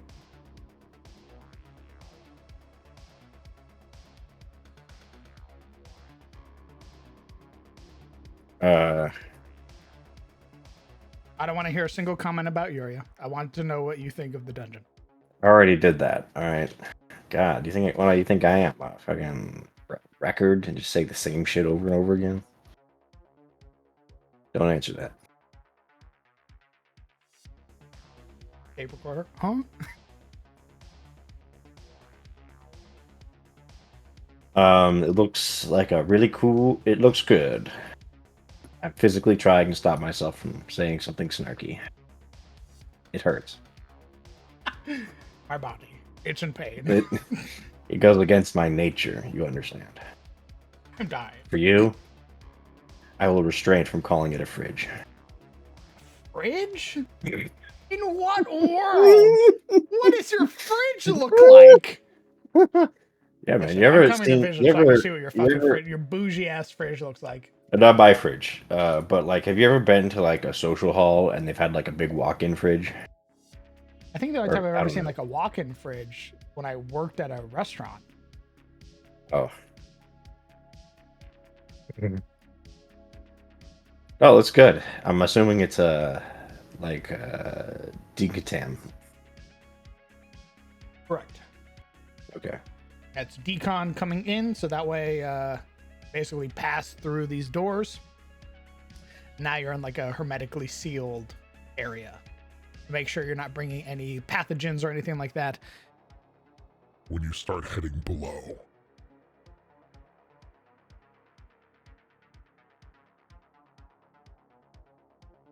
Why is it always below these guys? Why can we never go up? Why are the precursors such bottoms? That's the next BioShock. We'll get to that eventually. God. Imagine being imagine being such a bottom you're actually underground.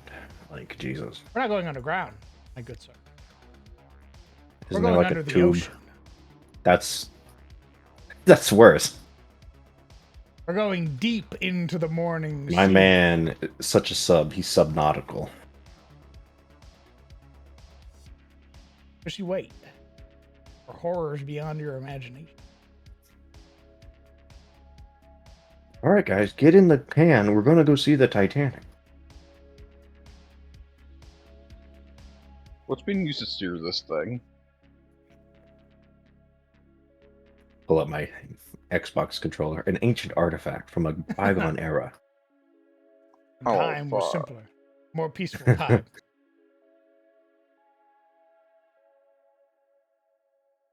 I thought you said you were piloting. I look over my shoulder. I've been playing COD this whole time. Oh, I'm going for gold camo. What'd you say? well, Grace said I ordered my food. I finally got it after waiting like an hour and a half. my goodness. fucked I it was up. wondering. I'm like, I left. Like I was listening to you. You were listening, but you weren't talking? No, because I was like, do you really want me to log in to your stream on the mobile app with like the gym in the background? Yeah. That you don't. What if I want to hang out with you? What's up? All you hear is bang, bang, bang as my feet hit. Like you just hear the bouncing of the like. Hey, dude. What you talking about? What? I want to hang out with you, you dumb bitch. I know you want to hang out with me, but like, do you really want to hear every single noise my car makes while doing it? Sure. All right. I'm gonna clip this moment for when I show up on my phone and it sounds like I'm coming through like a Walmart speaker. And you just hear like the blinking of my turn signal before a hard crash.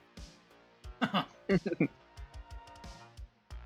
think this is going to be the actual relay room. Or it should be the actual relay room, maybe? Or should I make the side rooms the relay room? But you relay these. Also, what the fuck is a relay room? This top facility, before it goes into the next facility, the lower facility, is a communications relay.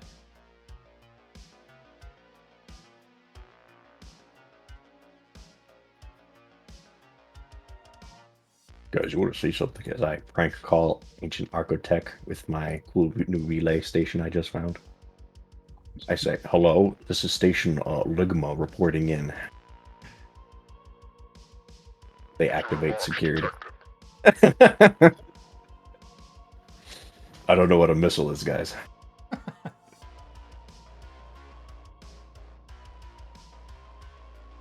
I think they're throwing a boulder at us from like a trap.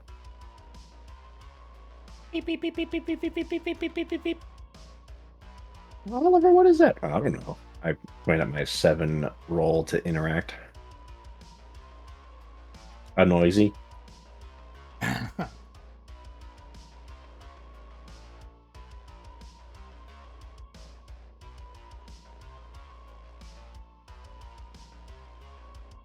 Well, if you're not going to put the relay stations on the side, then what are you going to put on the side? I think I'm going to put orders on the side. Orders. And habitat stuff. You know what? Just make it one long linear hallway. Really? Yeah, sure. I mean, in a sick kind of way, it does make sense. It is efficient, probably. It's just a long line. You just go down. And you keep walking. And you keep walking. We could have the side chambers be for the vessels. The what? The vessels. What take you into the morning sea? Oh.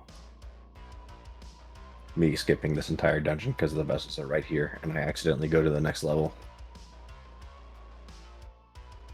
I mean, this isn't... I wouldn't even really call it... Like, this whole thing is sort of meant for the party to learn. Mm-hmm. Sort of give you the opportunity to find out what's happening when you go below.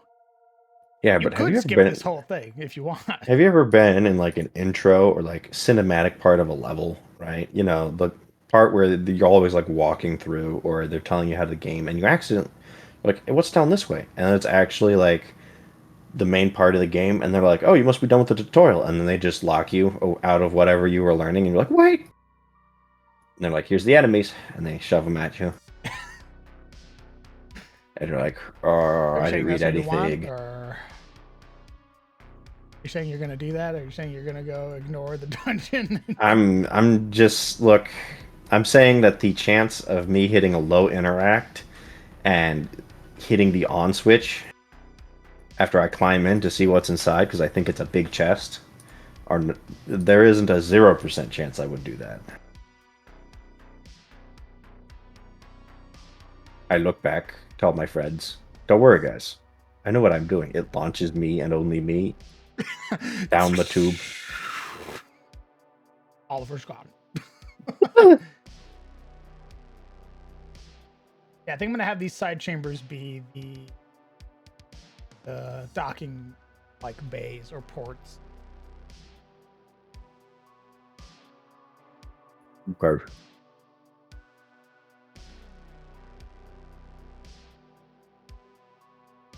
I can produce an infinite amount of fruits and nuts? No. Who would even want a spell like that? Isn't that basically Goodberry? It's not infinite though. There's a limit. Might as well be. I mean,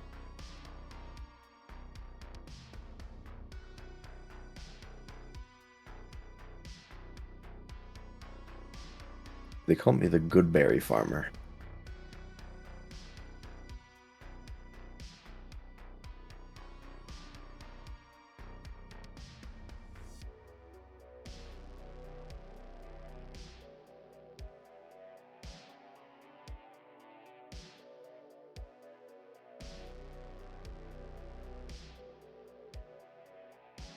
Yeah, I want modified Goodberry called Big Berry, and it's just a giant human-sized grape that I cast. Yeah. And it falls on someone and does bludgeoning damage. That Yeah, it'd be pretty funny.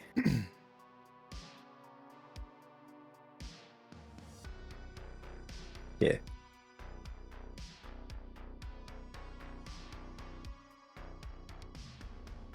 You sure your family's still not like hanging out or anything like that?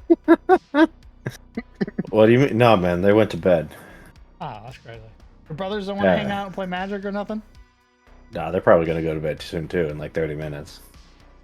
Why? What's up? I thought you wanted me to be here, man. What was up? No, man, that's fine. You know, I just You thought, know what? you know, I'll go family hang night's out. important. I'll go hang out with him. Let me just get on Discord, my mobile app, real quick, so you can listen to me play Magic in the background and scream, because I won't mute myself. Leave me alone, Frodo, you fuck!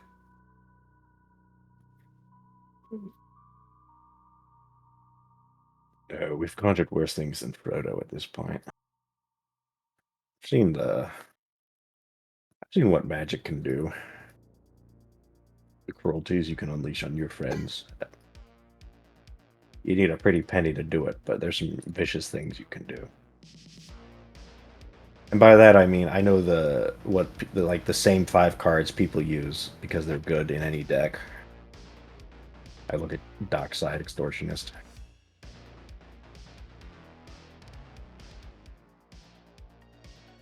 Or what now? Dockside Extortionist. It's a really good mono red card that like everybody puts in all of their decks if it has red in it, because it just gives you like a shit ton of treasure. Ah. Because mana good, you know. Man, it is- There's just I look at Shieldred for any black deck, you know, it's the classic. Yeah, this is a thematic deck plus Shieldred.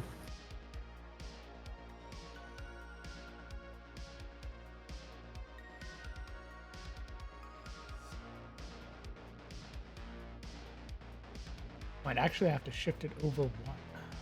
You know, this is my mono green elephant deck with Warnclex. Because, you know, he's an elephant, it's mine. Yeah, that's true. That's pretty true. Yeah, man. My squirrels thematic deck plus Warnclex. Smile. Good, man. Thought you knew magic, dog. We were talking about magic. We're talking about shit I ain't never heard before. Oh, you don't play that much Magic then, I say. You definitely play more Magic than I do. Yeah. More importantly, I watch a lot of Magic YouTube, mostly. It helped.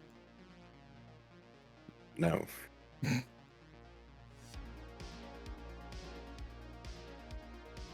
Raiders are for people who don't want friends to play with. Yeah, man. Yeah, fuck the Raiders. I push a deck I have in untapped behind my back. Yeah, fuck them. Elish Norn falls out of my pocket. I start sweating.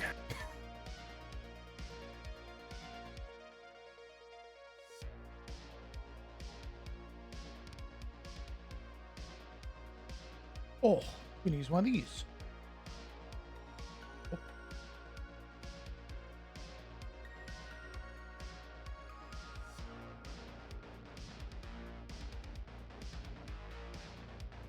In my defense, it's not the Elish Norn Mother of Machines one that's like your players, everyone at the table can do nothing because fuck you. Like no character abilities that your opponents have like work or something. It's bullshit. I use the other one where she turns into a tree. And then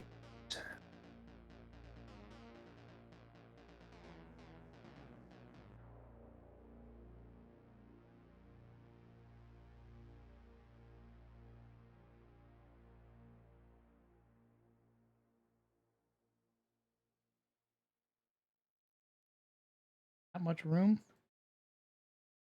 Ooh.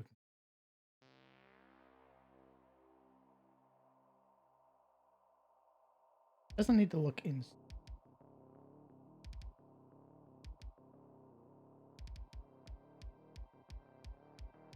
Needs to look.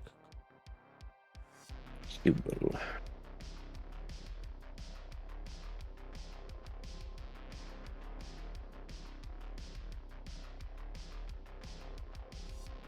Bro, just make the little submarines from Atlantis, dog.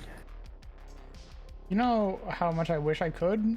That's not physically possible. Thanks. Hello, Ghost. Welcome, first time chatter. You could do something like that.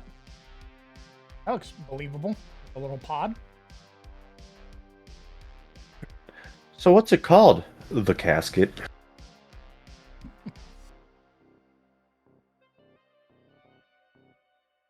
It's a little Mariner joke. You wouldn't get it. You're not hip.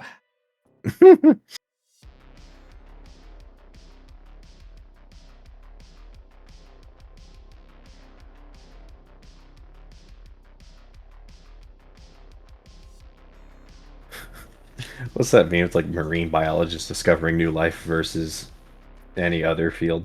Oh, it's like terror. Yeah.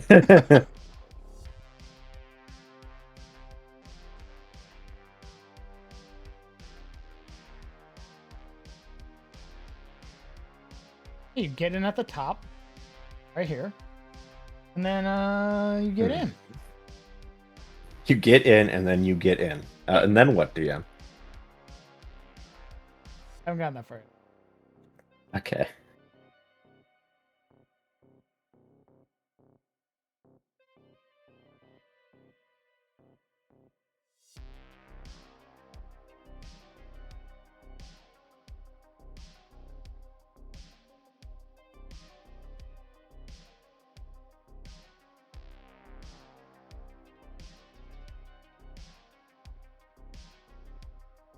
Man, you guys are showing a lot of hatred for Praetors when there's even worse Phyrexian cards out there. Like, you know, Atraxa.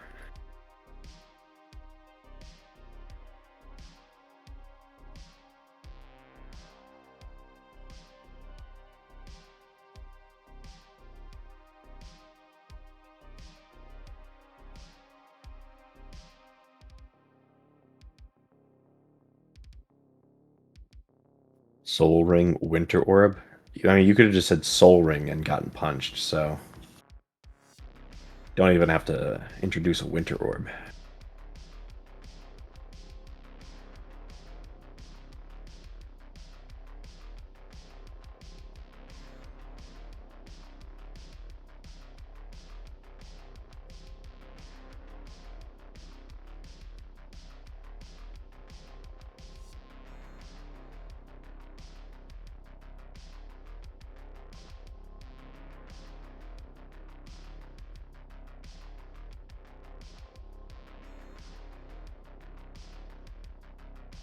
Are you getting in this? I point at the little sub. Is that like a cannon on the top? Like, what is that? No, it's a guide basically, like a magnetic guide. Oh. I mean, last time I got on any of your contraptions that moved on its own, we had a great time and nothing bad happened. Was that a yeah or? I look over at the train from the vault. Yeah, man. Yeah, that seems safe. I did learn my lesson. Oh, thank God. It'd be really bad if you did. Yeah, this is a very cool research facility. I do the responsible thing, and I leave and I tell the Order of the Eye about it so they can conduct safe research over several years. Rather than my uneducated. Don't close it behind you. I mean, I'm clearly like beyond my limits. Door closed. A specialist Door- really. I should really report this for a specialist. In fact, because I am an adventure DM, but a responsible one, I'll sell the information to them, and that's how I'll make my money. Door lockdown. Surely, initiated. surely the Order of the Eye would appreciate this find. In God. fact, don't understand the hostility here. I'm just being practical.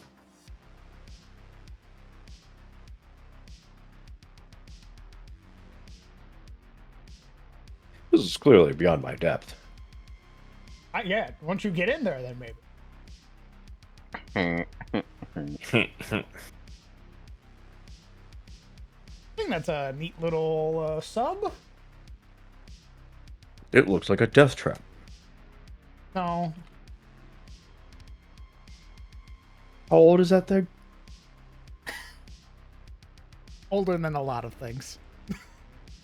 Yeah, you know, my. Does it even run? Only moment to find out. I turn the keys. Nothing happens. Guys, I think the battery's dead. Ooh. Don't flood the engine. Don't flood. Stop it. The Stop. fl- Stop. I don't know what that means.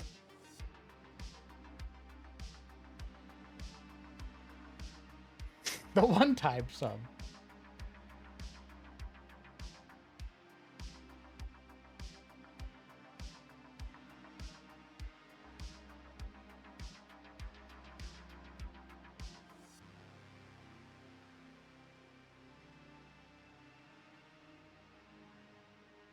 Ain't over. And after I so we're going to leave it like this, and then once we get it fully defined, we're going to flatten it to the background, and then we're going to brush over it again so that way it looks partially submerged.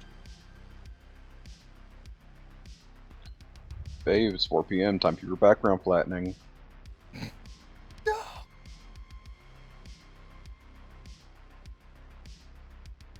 Here it is.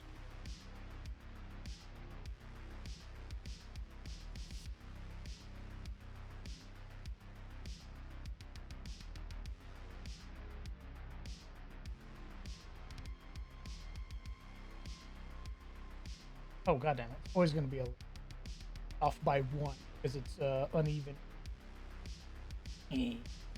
Whatever. I don't care. Oh, really? That is a lie, and you know it. You do care deeply. What up? It will haunt you. You will literally tear this whole map just to fix that. That would not be possible. Not with this design that we have already. And I like this. If I didn't like this, if I was like, this is kind of cringe, then yeah, I'd strip it all apart. But I like this. Oh, fuck all that noise.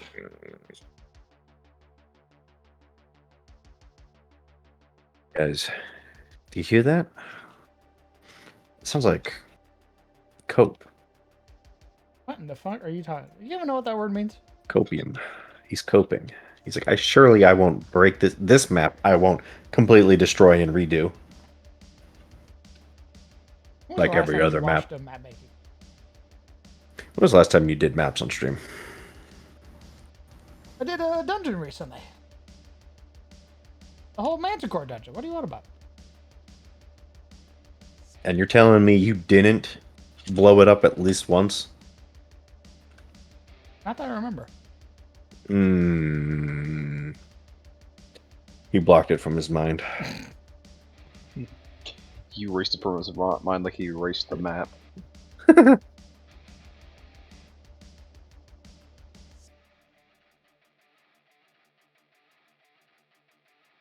There really should be like a Gamba that's like, will DM blow this map up?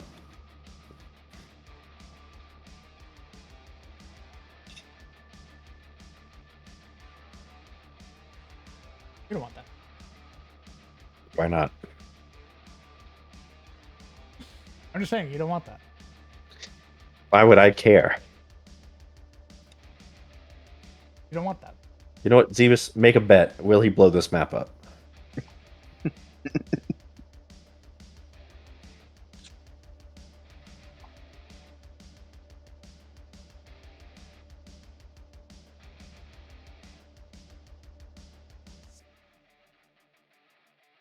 Oh, why not? It's been a while since we had a Gamba proper.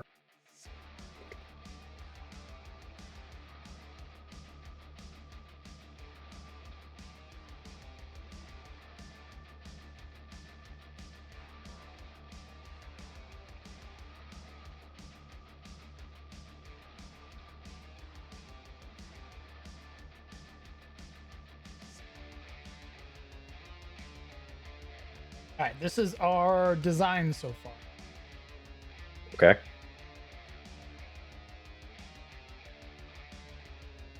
What do you think?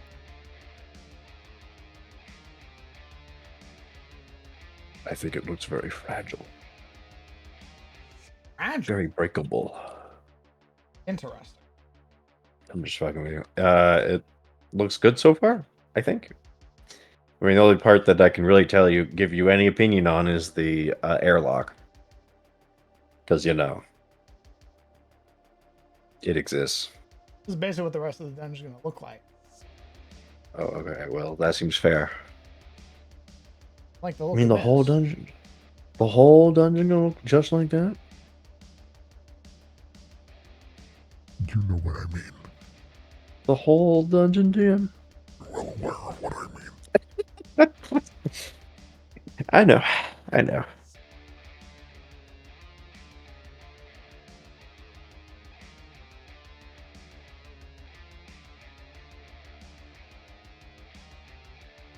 Legion, what is that in text chat?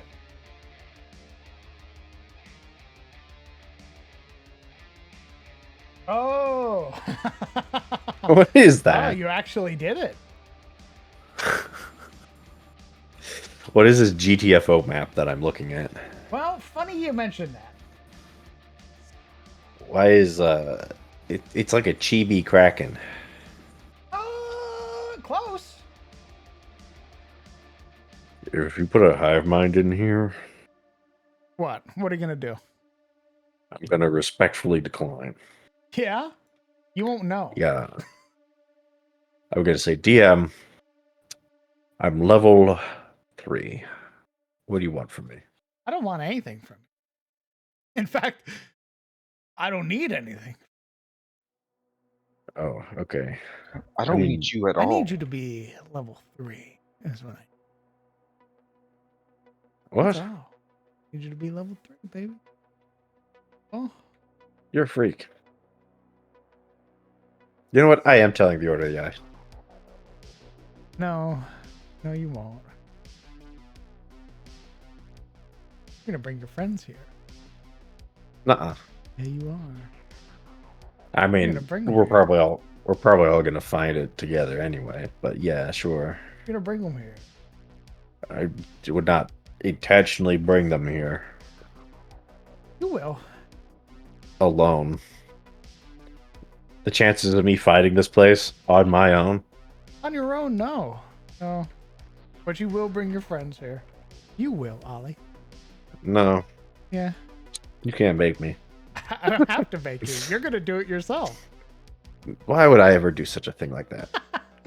Why would you? Why would you? Fizzle. It seems cruel and unusual. And I would never do that to my friends.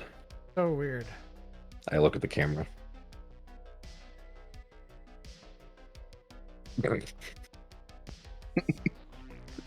You know, I also have DM'd. I wink at the camera. Anyway, I'd never do that. We might borrow some elements of that Legion. Probably not the whole dungeon, but elements of it I like.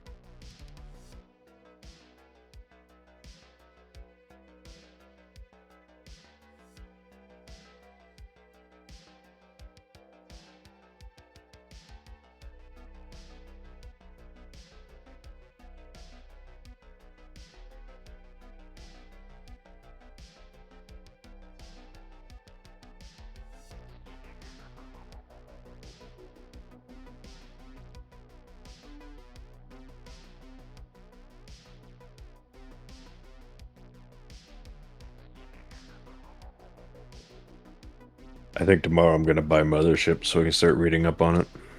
Nice.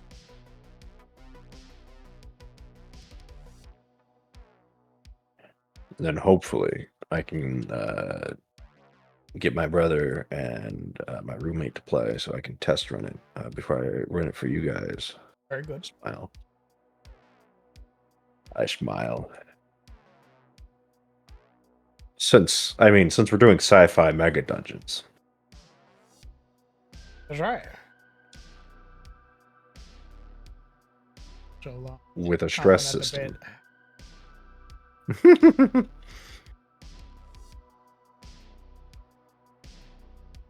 Just bake the sci-fi Aegis campaign. Just do it! bit. No! You have the pieces! No! They're here! I like We're looking funny at them. wizards experiencing sci-fi. You could do that in sci-fi! Ah, It's called Warhammer! that's not even remotely close to the same. They're wizards! They're not even remotely close. It's space! They cast spells! And they have a gun in one hand!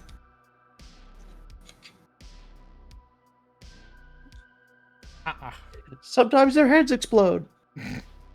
A lot of times, actually. Like Behold. oh my god.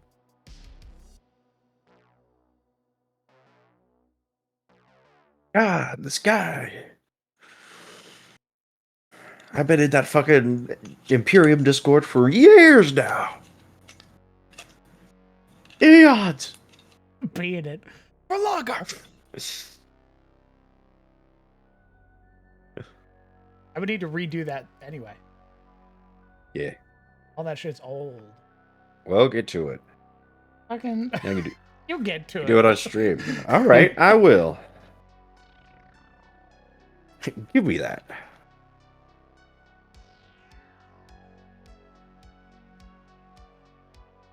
Because that was based off of old Aegis. Before, like, Wardens, shit like that. I'm gonna make you the Emperor of Carousel a corpse in space. And you can't stop me. I'm gonna make him a dead guy. He's gonna be Mr. House, but an elf. And there's nothing you can do to stop me. He'd just be alive because he's an elf. No. Because it's thousands of years in the future, and elves don't live that long. It is when you possess incredibly potent and powerful artifacts. Yeah, well, maybe those artifacts gave him fucking radiation. Oh, I see. I'm putting him in the casket, DM.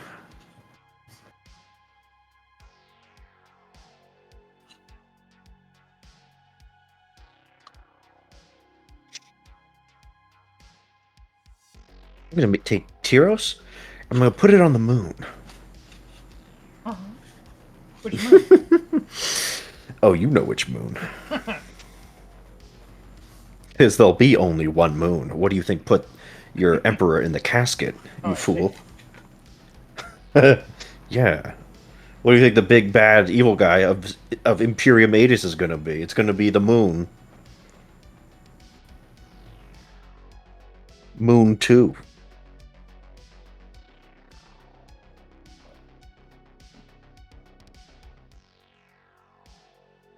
I'm about to Baham nut all over your fucking world. Ah. I'm about to realm reborn your ass.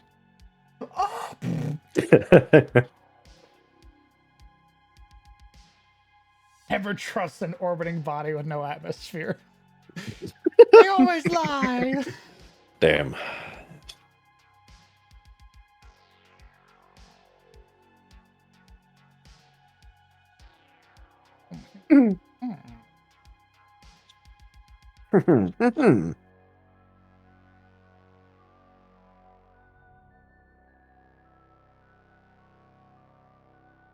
Give me the piece with the shadow. Thank you. So, I'm gonna make big ass spaceships piloted by dragons, and layers are gonna be orbiting stations. Deck? You're welcome. This man said he can't world build, by the way.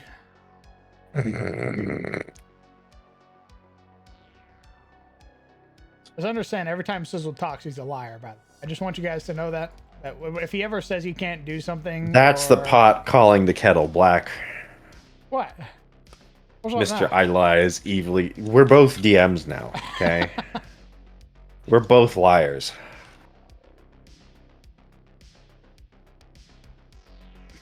You were the first liar. Portals. Do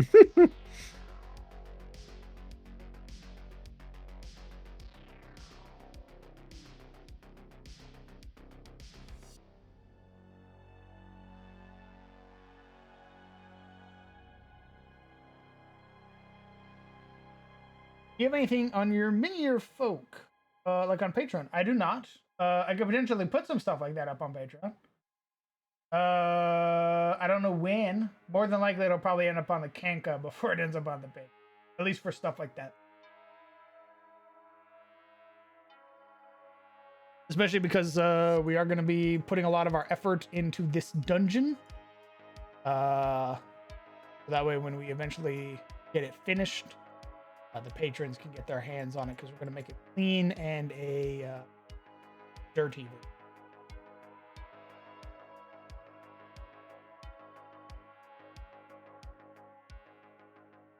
You know what? Carousel goes to war with Maltoris and loses and got blown up, and now the remaining High Elves live on Craft Worlds. And I just made the Eldar. You're welcome.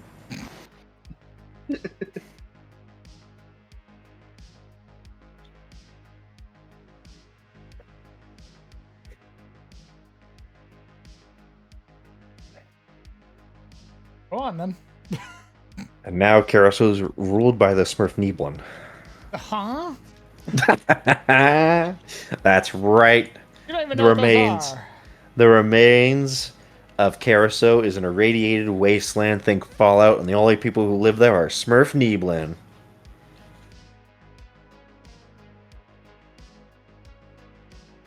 Probably much more likely that the dwarves come down from the sun finally.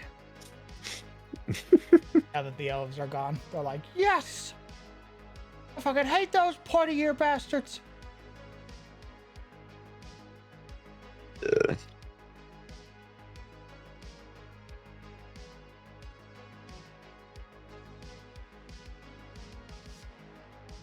Go through and like manually Move all these fucking shit.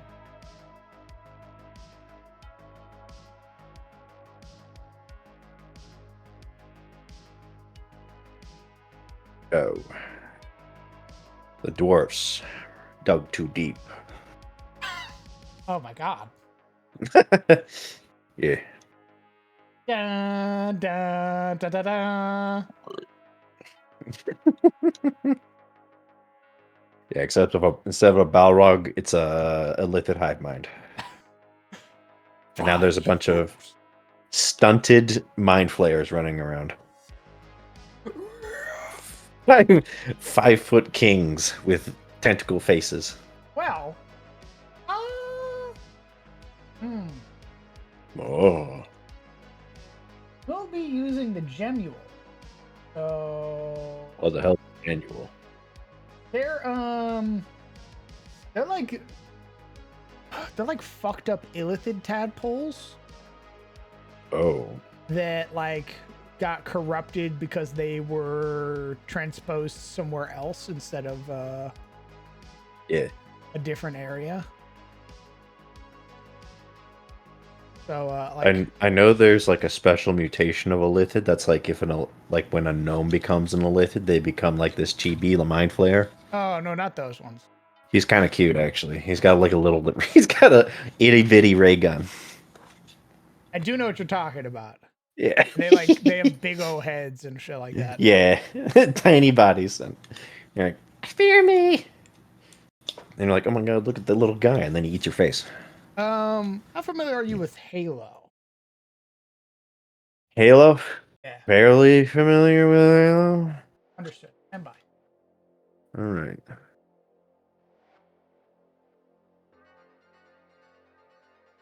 You've got these guys, known as an infector. Infector.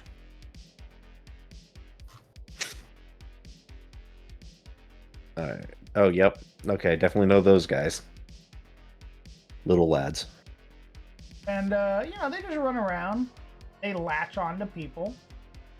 Uh-huh. This And they infect. Yep. is a Encephalon Gemule. Okay. Yeah, we've seen those guys before. Well, you've posted those guys. I will be making them 1 for 1. Oh.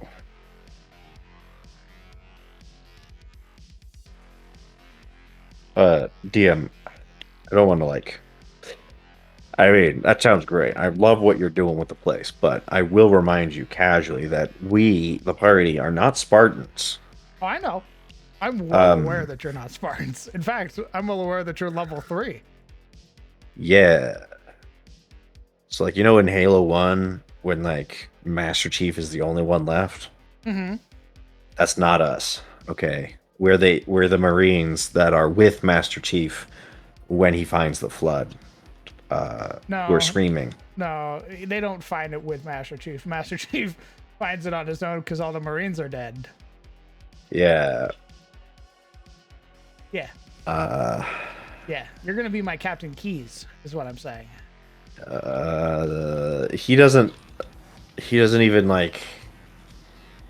doesn't even make it on planet before getting fucked. What do you mean? Yeah, I'm turning you into a hive mind, is what I'm saying. I definitely don't remember Captain Keys becoming a hive mind. I remember him you don't? receiving the bullet. Yeah, I didn't receive I remember the bullet him. either. No, Captain I Keys remember- gets captured by the Covenant. We free him. He Yes. then gets captured by the Flood. The Flood Yes, are and he attempting gets- to turn him into a grave mine. I don't remember him getting turned into a grave. I just remember him being icky, and then we put a bullet in his brain. We don't put a bullet in his head. We punch We his kill him. fucking head in to get the Yeah, like a neural chip that- that he has. Okay, same thing. His head explodes. That's what we're doing to you. You're saying, I see. You're gonna make my head explode. No, you're gonna do that yourself. I You're see. Oliver. I mean, yeah. Yeah. Obviously, I'm gonna make sure my head explodes on my terms. Yeah. Duh. Yeah. Why are you so confused? Well, that doesn't seem like my term. That seems like just the opposite, actually. Huh. That seems like I'm gonna get infected to become a monster, and then the party's gonna blow up my brains, That's crazy. Well, I mean, you know, which is at least you wouldn't about have as been, like, far mind from controlled. my terms as I can think. That seems somehow worse, actually. Oh, worse than being mind controlled and killing your friends? I feel like, well, see, because like it's like you be infected or kill your friends, or mind controlled and kill your friends. So it's really, it like the line is very thin. I'm having a hard time seeing the difference from my point of view, at least. You don't have to worry too hard. Okay. You know, we'll just get that all situated. And Situated. yeah, I see. yeah. Okay. You don't gotta worry about it too much, if at all, really. I mean, you're right. Because when I find this place, I'm just gonna tell the order, and then I'm gonna go home. You won't. You say that with so much confidence. I do. I You wanna know can't who's wait. gonna tell you about this place?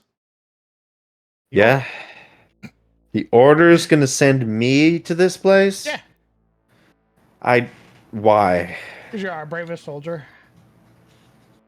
But I'm not the smartest. You don't have By to a be the long smart- shot. I mean, you're pretty smart though. You're not pretty high end. those.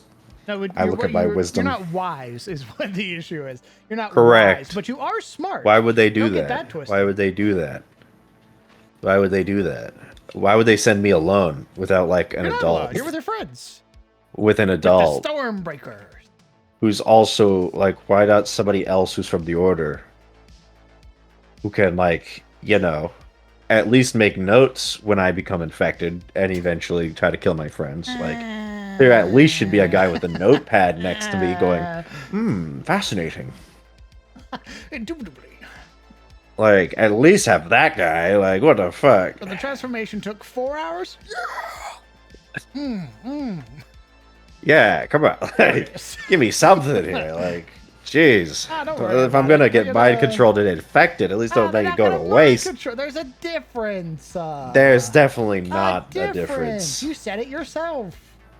I said there was a very thin difference, if any. A difference there, right there. You said it. I'm pretty sure it is basically mind. It's one step beyond mind control because you don't even have a mind at that point. You're subsumed into a hive mind. Like whatever mind is there to control has been eaten and turned into biomass. It is now a different form of gray matter. That gray matter being more flood. So I don't know, Chief. I feel like basically it's the same result. Like for practical purposes, it's the same thing. For my friends, I think they'd rather I was just mind controlled. Because if I get infested, then there's a non-zero chance I grow really big giant arms and then I start swinging I mean, wouldn't that be cool though? Like now your with strength big is arms. crazy. Not really, because I'm not at that point. I'm just handing you my character sheet. What? Ow. In either I case, say attack really, your friends. I say here you go, DM. Because I'm not getting him back. Like if he's infested, You like don't know that.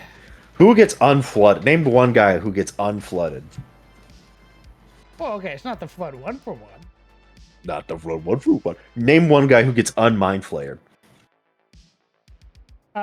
Your character in Baldur's Gate 3. You don't come back from being a mind flayer. You just live with it. You just live with that. Tomato, tomato. You become a white little fucking albino mind flayer, and everyone calls you Icky. And you have to live underground because nobody wants to be around you. Because even though you saved the city, your face resembles like a grandma's butt cheek.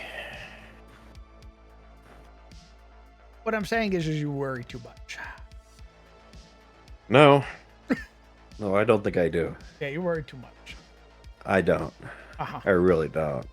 I feel like, especially since you're the one who's like doing maniacal shit in the corner over there, talking about how I'm gonna get, like, I didn't bring up getting my controller infested. You're the one who just posted pictures of the infester. Like, you're the one propping this. You're What are gaslighting you me talking about? into being paranoid, and then you're like, but don't be paranoid. Don't be paranoid. It's really that simple. God, I think you worry too much. you're such like you're such an abuser. You know that? Babe, I would never. You're such an abuser, like the most abusive.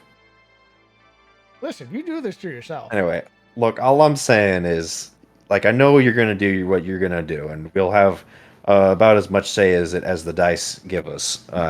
But like, at least have somebody there to like, at least like write the diary, you know, in some competent way. Your Like, friends. they're not gonna write a diary, and you know They that. would, maybe. No. What do you mean, no? Come on. And even if they did, they want to give it to the order.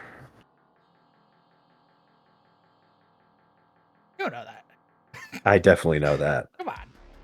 I know how she yells at Taste because he's a little impatient. Like, there's no way she's giving her diary over to these guys. A little. Look, I just want an agent of the order there, you know, Why? to take notes, who has some idea, you know, somebody who can at least witness our demise and bring it back and say, yeah, we really shouldn't go there. I want you to know you'll be shit's doing this fucked. place alone. What? You'll be doing this place alone. Why? This seems like the most irresponsible thing they could possibly You're do. fucking wayfarers. Yeah. We're not You researchers, probably have though. the highest genetic memory of like most of the people I've rolled for. That doesn't mean I'm good at research. That just means You I'm don't need lucky. to research. You just need That's to like explore. saying this guy Let's looks really explore it. handsome. Explore it. Yes. All right. So when I disappear forever, what are they gonna do? Send in another group. That's so irresponsible. What do you think They're happens the in good real guys. life? What do you think happens in real life? There's no good guys in real life. I never said they were good guys. Yeah, man. You took Yeah, that we have been building this entire Tyros, like as a not grimdark place. After CTF, you're telling me CTF never left? Is that what you're telling me? What I'm saying is, do That was the a wait- dungeon because it's what I have prepared, asshole.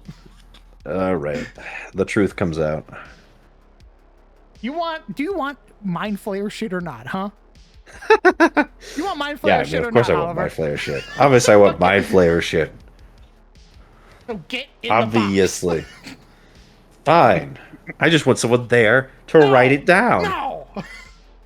I want somebody who's there to bring back You my write it notes, rather than it being lost in the like Skyrim fashion where you're following a trail of conveniently placed books that all end in and then I ... og as they die writing the note or some shit. That's right. You listen. You take it upon yourself. You write your own book, and then I'll make sure that when your next Yeah. character shows up, they find the book. My next character, you mean the Illrigger? Yeah. He's gonna burn that shit. Maltaurus is here to Burn it to the ground. To basically Burn the put whole- this place in the fucking dirt. Maltaurus is gonna show up with the Wooflaffe, okay? And they're gonna be like, Olithid. Olith these, and then they're gonna, you know, light it on fire. Yeah, man. Like that scene where they're just lighting like Your the next eggs character, more than anyone, on is fire. is like super prepared for this. What are you talking about? super prepared. Yeah, dude. Yeah, okay. Yeah, okay. Wait, you don't believe me? Theoretically prepared, yes. What do you mean theoretically prepared? Theoretically fuck prepared. you You know, mean Compromise was theoretically prepared for that, for what she found. Well, I mean, she would have been had she brought her thieves tool.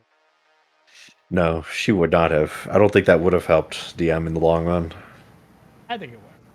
I don't think that was.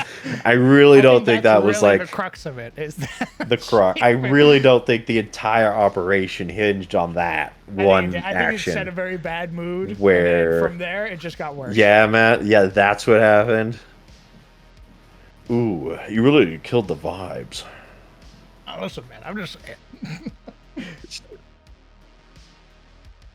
Well, you're right. It wasn't the best look, but She did hype herself up, and then we went, okay, Correct. unlock the door, and you went, pat, Yeah, pat, that was pat, pat, pat. All I that brought was with a me were me my moment. juicy fucking That thighs. was That's it. that was man. This character's super competent. Me, a doofus.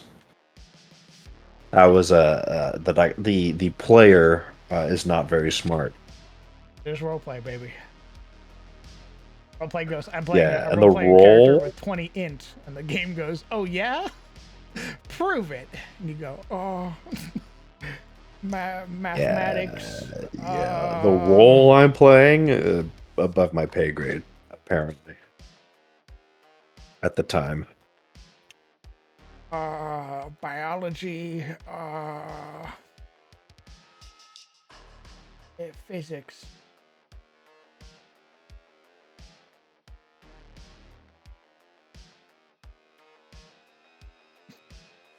Listen, don't worry, I got you covered. You're gonna have somebody recording your movements in the facility. I don't think that's going to the order. You could ask. Yeah, hey Zardox, could you send all these recordings to the Order of the Eye? What? Yeah, What the fuck did you for just say to me? research. For research I'm gonna kill you. on you. I want them to research I'm you gonna eat your brain now. and your people, so that they know, mostly so they know how to eradicate you and your people, like, more effectively. Since mostly what you guys do is, eat us. That'd be great. I think a visual reference would be really Listen, enlightening. you said it yourself. You're gonna join Sardox if given the opportunity. Yeah. I did say that. I say a lot of things. But I'm also a DM, so, Huh? Wait, what? DMing one game does not give you fucking license to lie about everything, okay? What? You can That lie I when it's in com- reference to your own game, shithead. I can That's definitely how it lie works. whenever I want. Whoever I want, DMing guilt does free. not give you that fucking. Because I went like, under, get out I of went jail free through, card.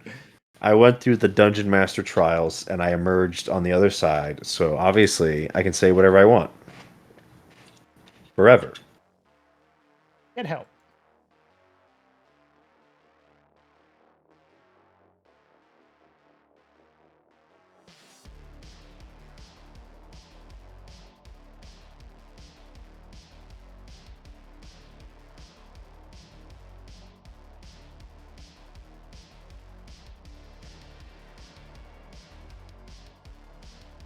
I feel like chat's on my side.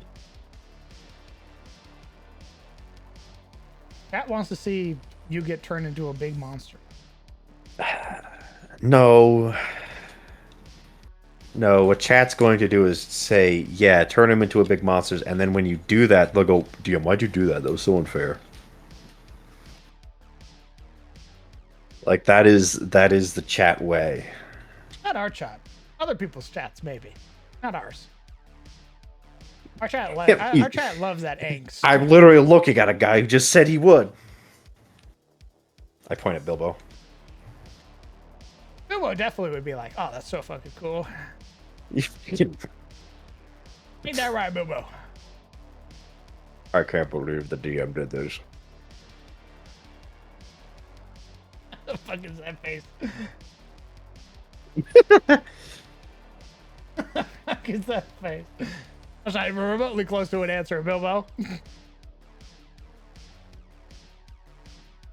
I think chat has my side on this. I am very presumptuous.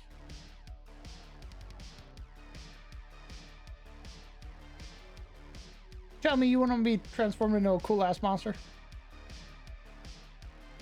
course, I'd like to be transformed into a cool ass monster. The problem with that monster is that it proceeds to go. What if I turn you All right, into a DM. displacer beast, but you attack your friends first? What? I sit back in my chair. Well, I that's interlace not- my fingers together. that's not I rest it over my me. stomach. What if I give you exactly what you asked for, but then I make you attack your Yeah, friends? that's not exactly what I asked for.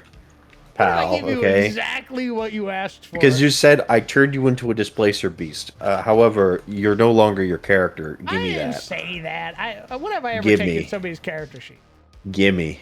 I never took Gimme. Adam's character sheets when he got mind controlled. Adam's. You know Adam's a psycho. That's why you always And target I know him. you're a psycho. Yeah, but not Adam psycho. You don't have to be Adam psycho, babe. You just gotta be a little psycho. You gotta be psycho enough to give me control of your character. That's all. And I know you are. I know you are. Listen, as long as I don't make you attack Adrian, you're Gucci. Yeah, but I can't admit that live on stream where they can find me saying that I would in a recording. Okay. And I have to have culpable deniability here. I have to have some culpable deniability. I'll delete the VOD. Jesus. God. Have you never seen a politician before? Like, Jesus Christ. Good God, this guy.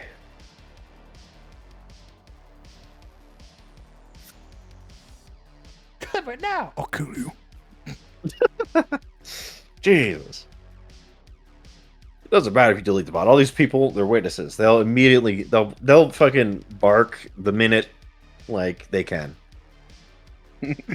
The minute the party goes, why would you do that? And I go, guys, I didn't have a choice. Your entire party, entire chat's going to light up with, actually in episode 29 of Map Making Monday, what is it? Map Making Wednesday, at hour, what is it? Hour 4 and 51 minutes, Sizzle admitted that he would attack his friends, actually. So, yikes. They wouldn't do that. They wouldn't do that. Yo, if the VOD gets deleted, I look over the ridge of my fucking glasses. I go, yeah. Now who's the naive one? they wouldn't do that. They Everybody here is a conspirator. Okay, that's how this is how our chat works. conspirator, huh? Yes. Everybody in our chat are conspirators. They like when players conspire with the DM and do quirky shit. And then they like like that. admitting to it. They No, like they don't. telling people. No, they Your don't. trust in chat is admirable, but it's going to get you hurt one day. And I feel like you need to be prepared for when chat turns on you, as they have every streamer before you. Not my chat. Mine, that's what every fucking streamer says. Not my My chat's chat. different.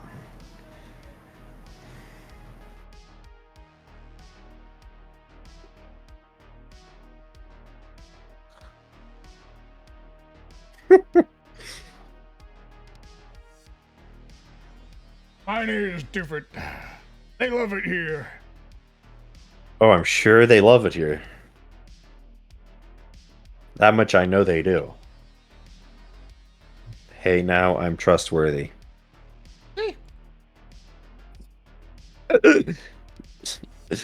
Trust me, bro.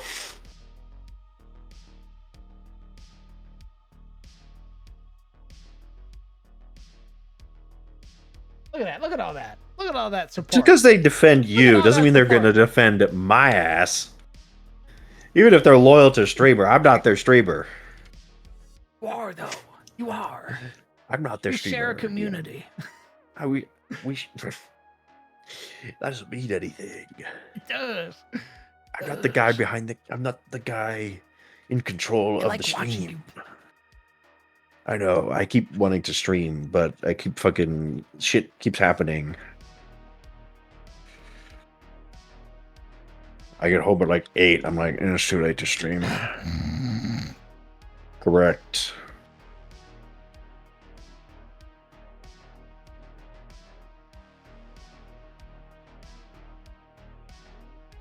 I'm loyal only to what I think would be the funniest. That's chat's motto. Hold on. That's chat's entire motto. That's just cater. That's just cater. That's what they're all thinking. He just Oh. said the quiet part out loud. No. Point of chat. The reason they're here Hey, yo, ultimately kill that man now. Kill that man is to be entertained.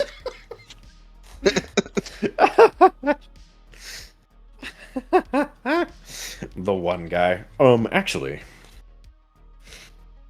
I can't believe you got one guy.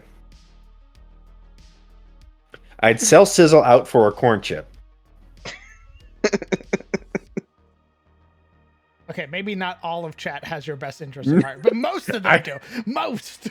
I don't care about most. I care about the vocal minority.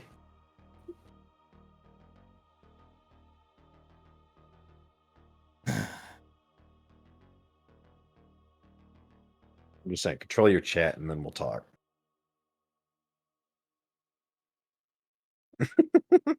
It doesn't help that I'm often playing like the villain role in these picking arguments. They see me as the jester. Yeah, they have it out for me. They may have your best interest. I don't think that's true at all. I think they have your best interest.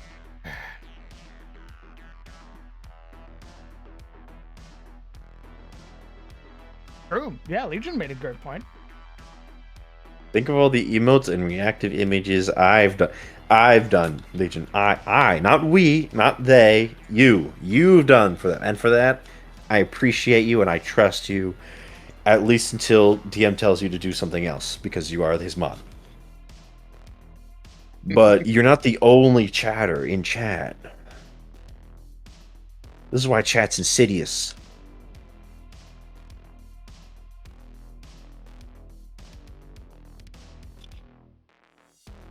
It only takes one guy.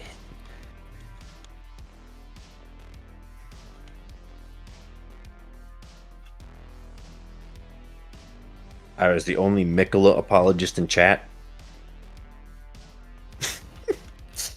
That's a hell of a statement. I don't know if that's good. That's quite the statement. Sure you want to admit to that? I don't know how this helps your case for chat. You really should have kept that to yourself.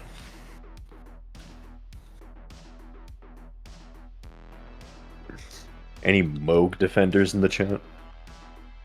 Repeat the allegations.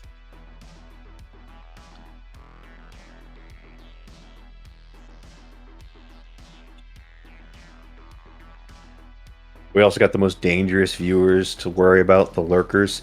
Chocobo, I know you're an insidious freak because you have a tomato emote, and that means you watch him, and I know how his chat is. All right, those guys, that is a pile of sharks watching tomato. They will do literally anything to make that guy look like a bozo.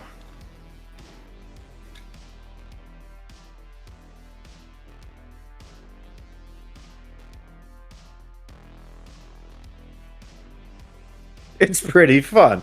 Yeah, go fuck yourself.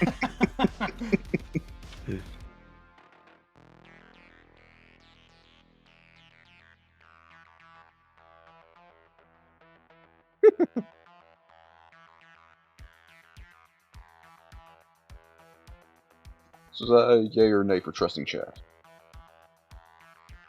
What? Is that a yay or nay for trusting chat? Nay. Hard nay. What? I don't trust any of those fuckers.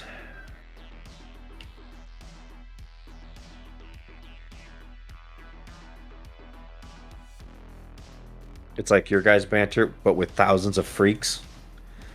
Yeah. Yeah, it is. It's kind of crazy over there.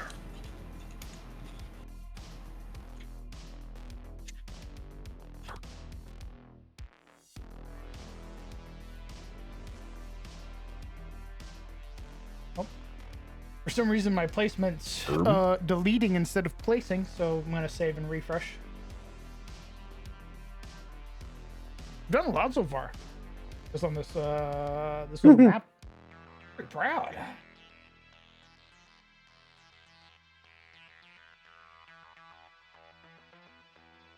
You're a monster. I know what you're talking about.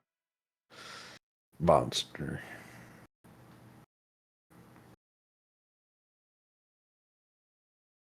Mudkip, it was like a 1 second like white light. 1 second. Blind forever. My eyes.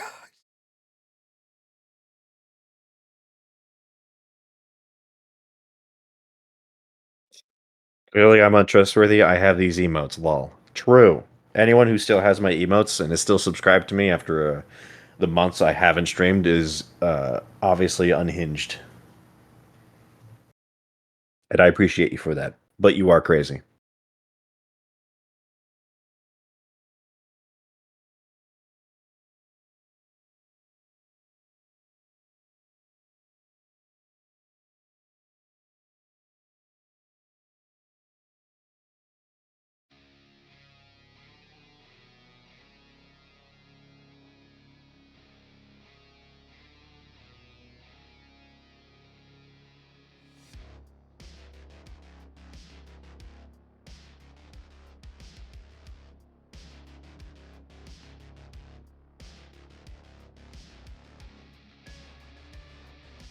Beautiful grass.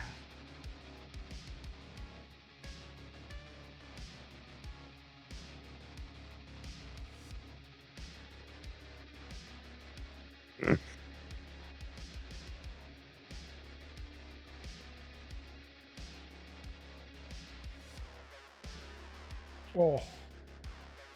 Oh.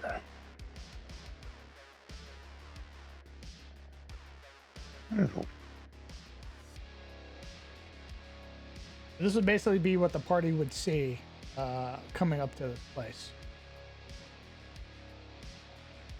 See this big fucking thing. What am I looking at with the stone wall? Like, is that a cliffside and then like The cliffside. Yeah. at the top is a bunch of water? Like, where's that No, leading to? Don't worry about the background color right there. Oh, okay. I'm like, huh. You won't see that part. You will see the cliff edge, but that's it. Oh, okay. Work into this.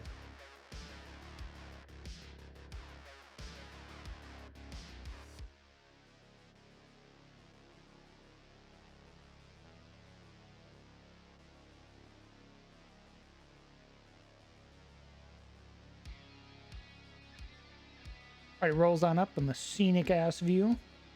And then Turns around. Listen, we already, They go. we already know what happens when the party goes, DM, I don't want to do this dungeon anymore. I go, okay. The game's over.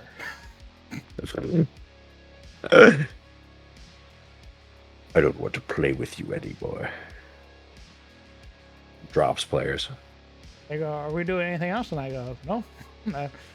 There's the whole fucking game. There's the dungeon over there. But DM, it's a sandbox. Not that game. That game Box was, I out, made the Sam. dungeon and do the dungeon. The party went, I went, okay. Wait, which game? POS. That's Oh, the last yeah. time that a party went, Yeah. I don't want to do that. And I went, oh, okay. Correct. Well, that was a one shot. That was a. I would not call it, that was a mini series. Yeah, the second TOS. I was thinking of the first TOS.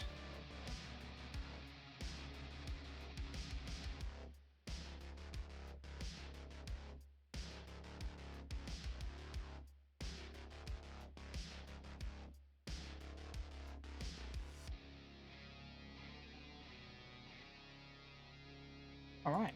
Entrance panel. Yes. Will be the party's POV. Locking up. Hmm.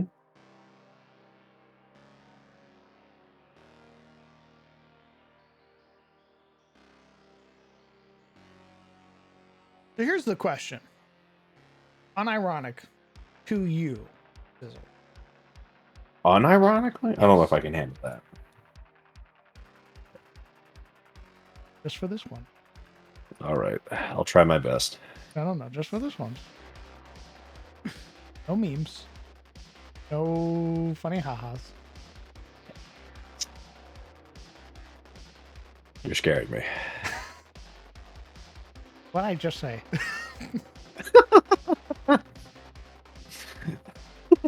No memes, no funny ha-has. Okay. How would you feel this was the facility Oliver came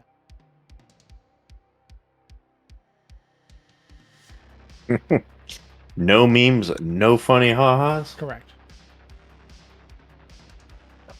I mean, you know how I'd feel. You know how I would feel. Like, an entire dungeon for my backstory. Who's gonna say no?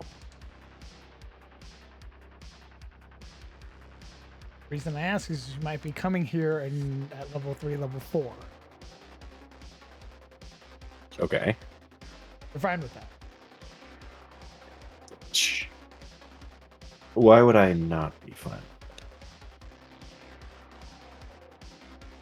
I don't know if you want like build up or anticipation or anything. Oh. Well, I think some context would be cool. Like, I mean, I guess it could be just as neat just stumbling upon it, but like, I think having some context of coming back here for like a reason would be nice. Of course. You will be getting that. Okay. Okay. Beyond that, I mean, build up is neat. But I don't. It's hard for me to say like how much build up without knowing the build up. Like, are we gonna introduce like Carlisle's buds? Are we gonna? If we did, how would you feel? I mean, they've already been hinted at. Like, I think that'd be great. We made Oliver's backstory for a reason. So, obviously, he was made to be interacted with, and some parts, obviously, were made not to be pleasant, necessarily.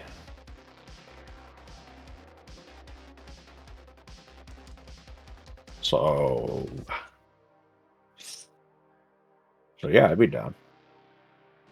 Okay.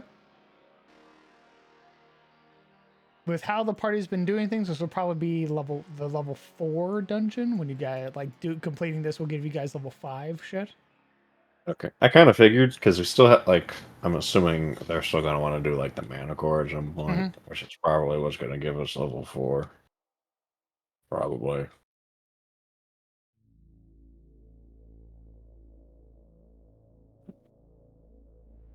And then from there, you'll get sort of multiple hooks at that point. Hmm.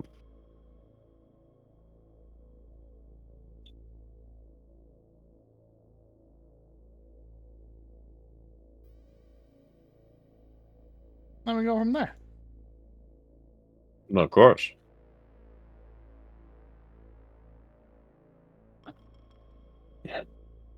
You. I think you. I'm down for a lot for my character. Yuria was the same way. I was down to get nasty with her patron. The minute her patron, I mean, like, you know, when she went, yeah, sure, come on in, and Sillarule started saying shit. That was wonderful. I enjoyed that tremendously. The only things I don't like are like, well, very specific things that we've talked about, with like certain mind control, like betrayals. I'm very uncomfortable with.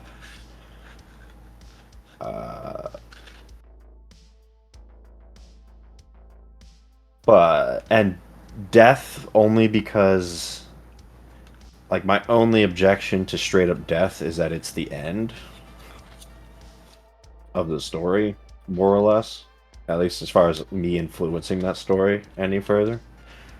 Obviously with the understanding that it can happen at any time, and blah blah blah. It is probably gonna, like, if Oliver just dies to, like, the Manticore or just a thing and they don't bring him back, like that'll be kind of disappointing. It's like, I mean, look at all the buildup and stuff I'd be that could really happen to him. surprised if Ollie died and the party went, True. bury him in the ground. And I go, huh? Well, okay. Obviously, it's unlikely to happen, I think. But let's say, like, we get really unlucky with, like, an elite fight, you know, and the party, like, TPKs, right? At that point, nobody's coming back. Brother, you think a TPK is the end? You You think I'm gonna would... let you go with a TPK? Wait. So if I TPK, you're not gonna... Brother, like- we made a death table for a very specific reason. Yeah, but okay, but the option of just dying is still there. I'm assuming. It's been a while since I've This seen is the how death table. dying works. This is how character death works. Your character dies. Oliver, nat 1s, 2 death saving throws in a row, fucking explodes Pulls a Grayson. himself. He's dead. The party can't get him back. They go, shit, okay, we're gonna put him on ice. We're gonna work on some shit to try and get him back. You're not playing Oliver for like a month, right? It sucks. You bring in a backup character to play until Sure. you can play Ollie again. The Sure. party works up enough money, they cast Resurrection, you're brought back. You can now play Oliver. Oh, The only time a character truly dies is if you say, I don't want to play this character anymore. After a character dies. Because there are countless ways for your party to bring you back. Hell, even if they can't, I go, you want to gamble? You want to God. try and do a solo run out of the vault to try and make your way back to the living?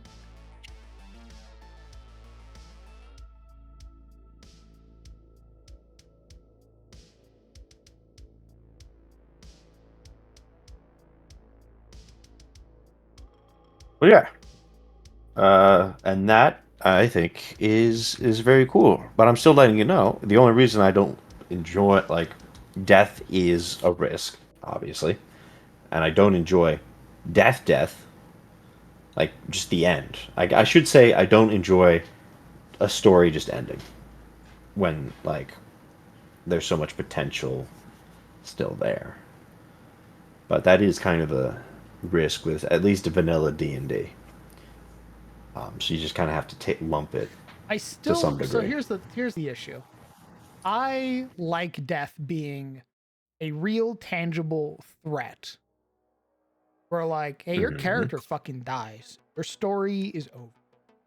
I like that. But I know that I'm playing with a bunch of thespians who get really deeply, gutturally involved in their character. Yeah. To the point where it's almost detrimental, where if a dice roll goes bad, people get upset. It's hard to make it in a world where death is an actual thing. And I go, yeah, Grayson, I know you really wanted to play this character, but you played bad, and the dice rolls decided that your character died. Like, that is just D&D. Yeah, that's what I mean. Like, I don't like death, but I understand it's just one of those things you have to risk. Like you say you like the tangibility of death. I think of it more as like a necessary evil. Like you have to have it to add sort of that Believability. gravitas. Yeah, believability. Like it's something that has to be there to add suspense, because if it isn't, right, then what's the point, right? Of what's the point of risking it? Like I understand that. I don't like it that it has to be there, but I get why it's there. And that's just kind of the risk you have to take. But it is there's so much worse things you can do to a character than just kill them, though. Like, Like, come on. Yes. However, you don't like There's a good so much majority of worse. those things. Huh? You don't like a majority of those things. Here's the thing. Here's a great example. Okay. The party fight Marshall and Kane. Yeah. The party gets their shit rocked. Okay. Kane is whooping everybody's ass up and down sideways. Okay.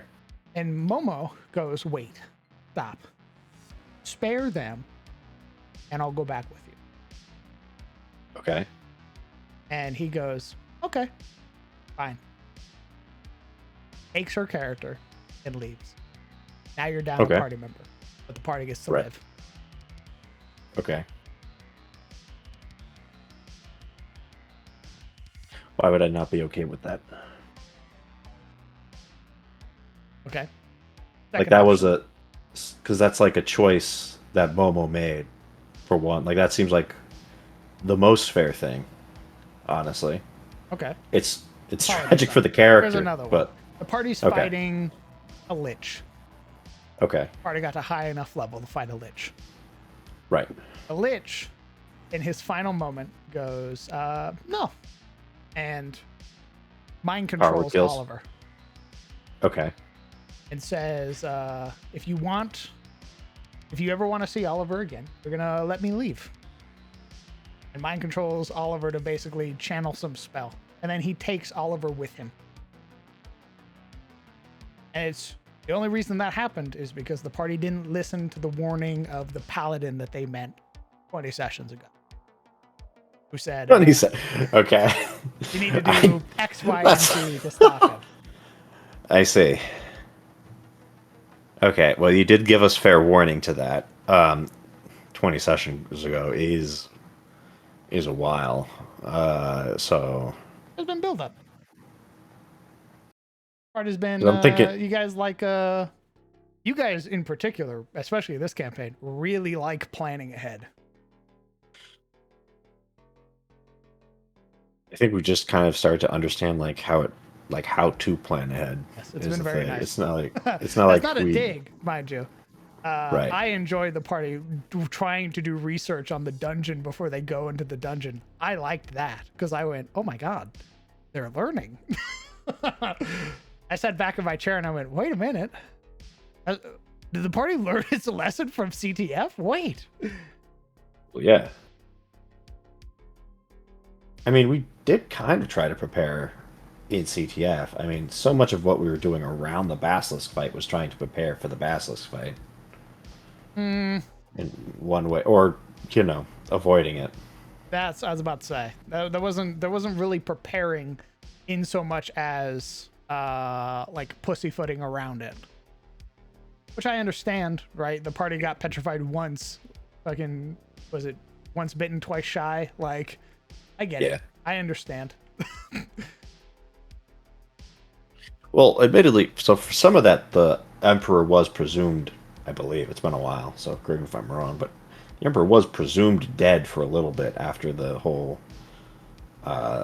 When I say 30 episodes, I mean the 30 episodes of learning that the Emperor was back. Gotcha.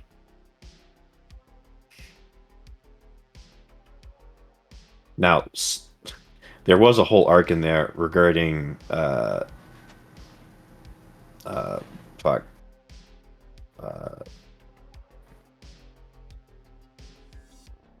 with Nerea, which is included in that 30 sessions, which is like a whole other arc that happened. Quite a few sessions, I think. About 5 was how long the Sunkiller arc was.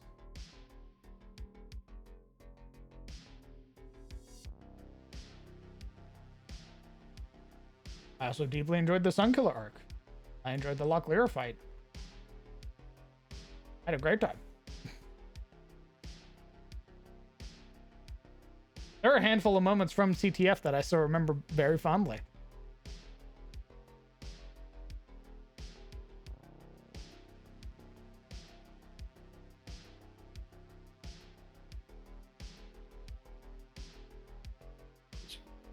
right, here's our walled out facility.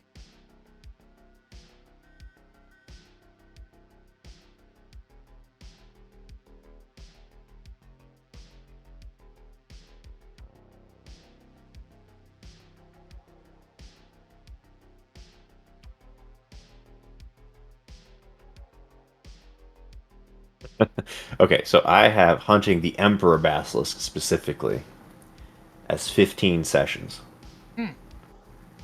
Part of that, so it starts with keeping promises, goes into Fall of an Empire parts 1 and 2, which is where we actually start like trying to look up lore for the Emperor Basilisk. That's where Reynold, like Fall of the Empire is when Reynold tells us like that it's larger, that it like the Valerian root thing.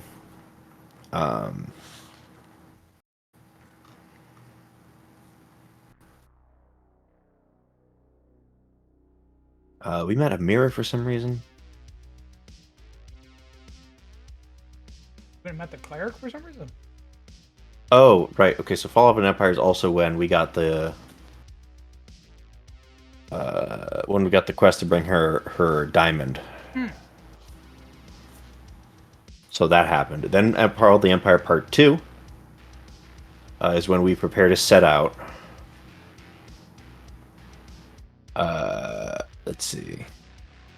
That's right, because Fall of the Empire Part 2 was... I had set a line as Reynold, where Reynold talked about bait. Yes. And it literally wasn't until the party was at the border of this creature's domain that they went, we should get bait. And I went, okay. And then Marana's like, oh, I know, let's try and find some harpies. Correct. That's precisely what happened, I think. But before that, because remember, before that, we also, before the harpies, is also when we meet Onwin. So we meet Onwin on the way to the Emperor Basilisk. And that's Paths Untraveled, which leads into Silencing the Song, which is when we first meet Nerea. That leads into Rancorous Desires, which is when, you know, she brings us to her place. And then like the next few sessions is us doing Nerea's quest line. To get allies for which is He Who Waits, the Sun Killer, and Storm's End. And then Party Diplomacy, which is like the part after. Sins of the Father, which is us going again and then getting attacked by like shambling mounds at some point.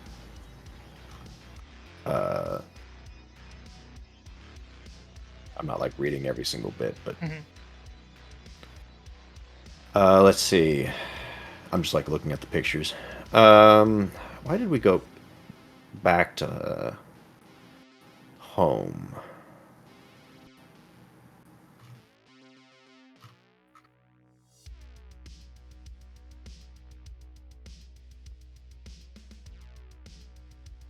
Just to actually like get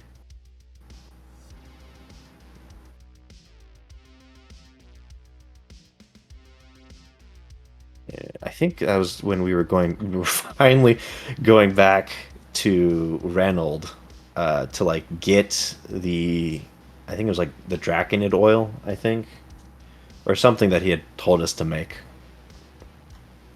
Because like the whole start was like getting something to make a potion with.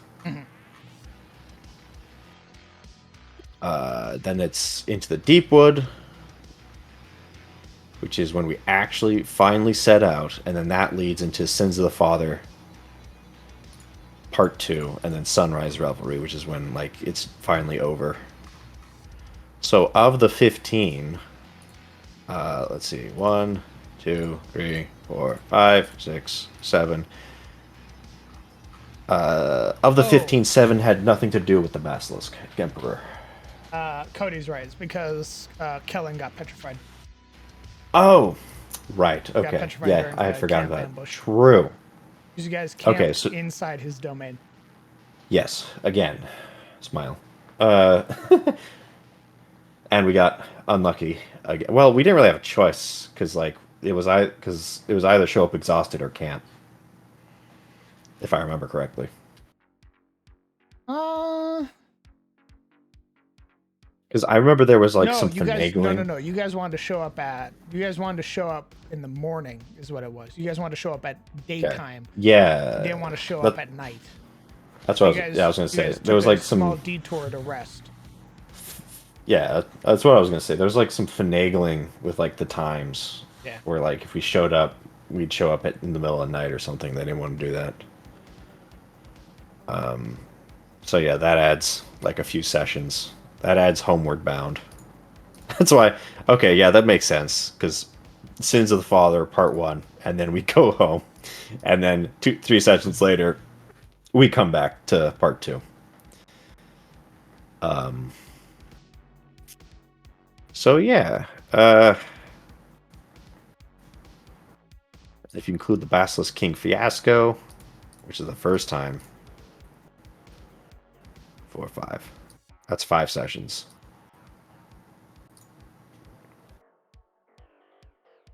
I think it feels like 30 sessions because the Basilisk kind of loomed during basically our whole time in CTF.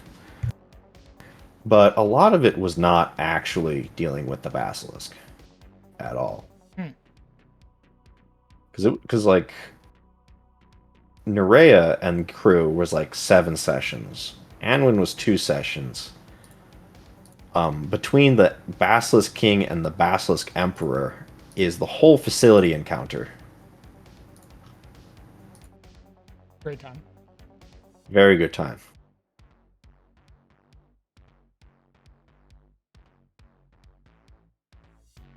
Yeah, we did so much shit. Going back, because we after the fiasco with the Basilisk King, we go to Aram's Ferry, and we do all of that, and then 3 sessions basically to return back to Eliond, and then after that is the whole Nizathris plot arc, which is 4 sessions long. Oh, that's right, nice Athras. Yeah. Like a Silural's funny little flail. Yes, that's when we finally get a level up. I think at the end of that, because where is it? Yeah, because we have to like fight all these spirit creatures and shit. Yeah, she takes it to Olwyn's domain to get it cleansed, and Yeah. it summons a bunch of specters that the flail had killed. Yeah. And then on the way, yeah, I know. that one didn't even totally left my mind. And then after that, after A Taste of Hope is Roving Adventures, which is where we meet in person the Terror for the first time. And then that leads to that's True right, 'cause Terror. You guys are looking for the caravan finally. Correct. And we met the Terror instead, and then after that we get to meet the Iron King for the first time at the inn, because he invaded our nightmares and stuff.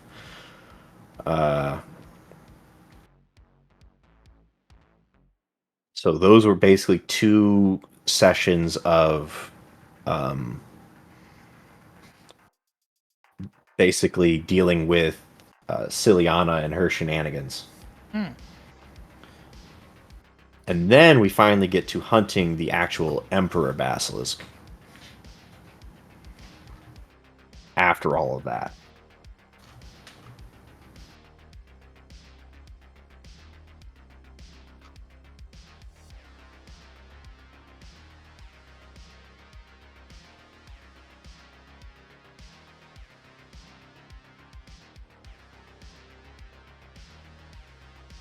And then there's some downtime stuff. There's we do the whole Pale Tree arc,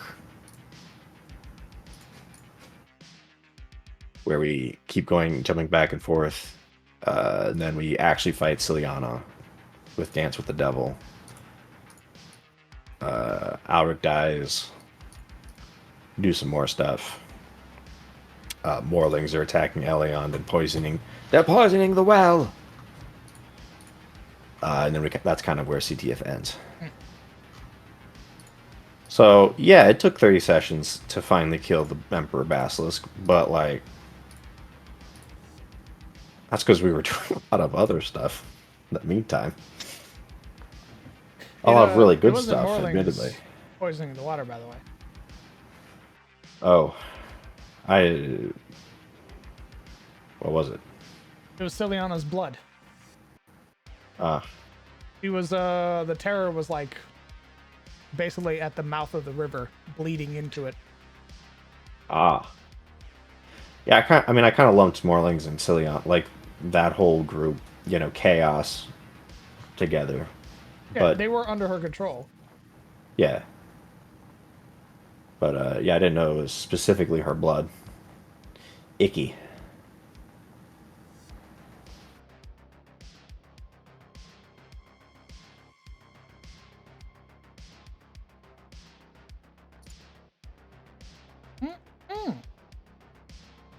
Woo-wee.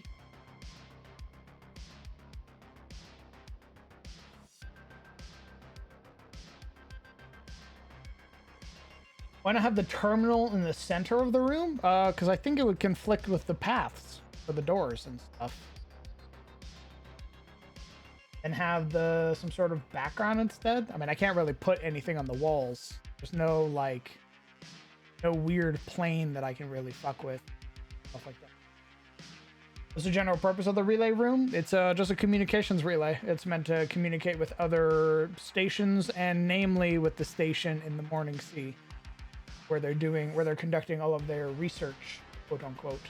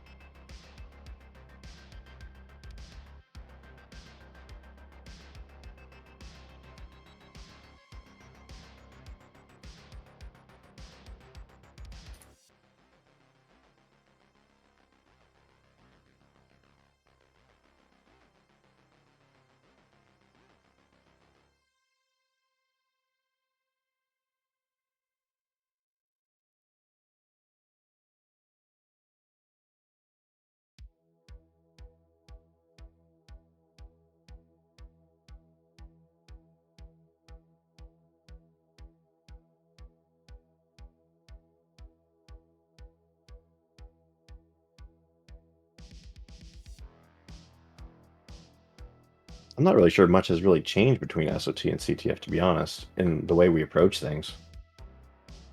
Really? I think because like I'm looking at like CTF, and I'm looking at my like SOT notes, and it's like the difference is how fast we do things, and sort of the scale, right?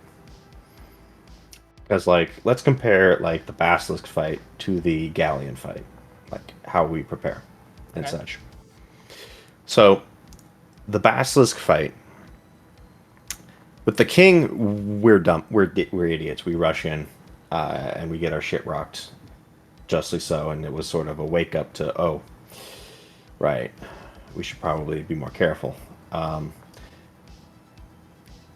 cutting to like the Emperor Basilisk, you know, we go out to sort of prepare and then get caught up in a lot of different side quests that sort of vaguely relate to the Basilisk Emperor or are things we find along the way by accident until we eventually get to the Basilisk Emperor and fight him. And meanwhile, with the Galleon, you know, we kind of stumbled across the Galleon by accident with Chandra and are offered that as like sort of an elite challenge, and the party really overall wants to really fight the Galleon. And sort of along the way of preparing to fight the Galleon, we stumble across this side quest with Carlisle. And that sort of takes place for a few sessions. So it's kind of the same pattern. And then we prepare for the, you know, once Carlisle's done, we actually prepare for the galleon and actually go fight it. The difference, of course, being is that Durant's spear, all of that took place within Durant's. There was no travel time in between. And the galleon's just an optional elite fuss. It's not like the BBEG. You know what I mean? I mean, technically it's your local BBEG, so that's how I'm doing things. I don't have Right. like an overarching big evil guy who's like pulling all the strings this time around. Maybe there is, but what I have currently are local bad guys, things that are relevant to the region or the location that you're in. Somebody who's causing problems for like a swath of territory instead of something world ending or like region dooming like Ciliana was. So instead, it's Carlisle, who's a threat to Durant. It's the Galleon, a threat to Durant. I mean, the Emperor Basilisk wasn't. It was a threat to the whole region, man. Okay, yeah, true. That was literally Reynolds' whole bit, was like, if you I see let what this you mean. thing live, it's just going to keep propagating and making more basilisks that keep attacking like caravans and killing people. Yeah. The Galleon fight was like optional, right? The party went and chose to fight the Galleon. Because even everybody they met were like, we're going to go fight the Galleon. They're like, what? Why the fuck are you going to do that? Right. Like, because we're heroes. They're like, yeah, dude, we already know. You already said you were a hero. We're like, you ain't got nothing to prove to us. True. The Carlisle one was the actual. Right. That was the party stumbling, and He definitely stumbled into that one. it was Whoopsie daisy. it was meant to be like again, this is purely on me. I expected the party to show up and then take some time before jumping right into the heat of battle. Instead, the party shows up and then they start immediately trying to deal with problems. I wanted like a sort of slower pace because that's where I was going to introduce Carlisle and sort of some level of antagonism there. Like not really antagonism because he was meant to be a very charming individual, sort of attempting to come across as like a patron for the party, as it were.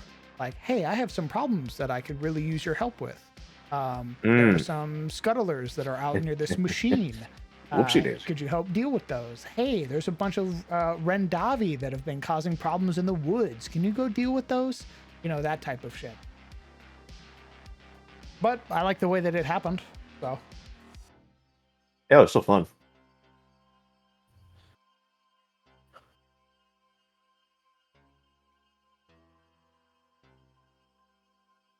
lots of threats are more interesting. I agree.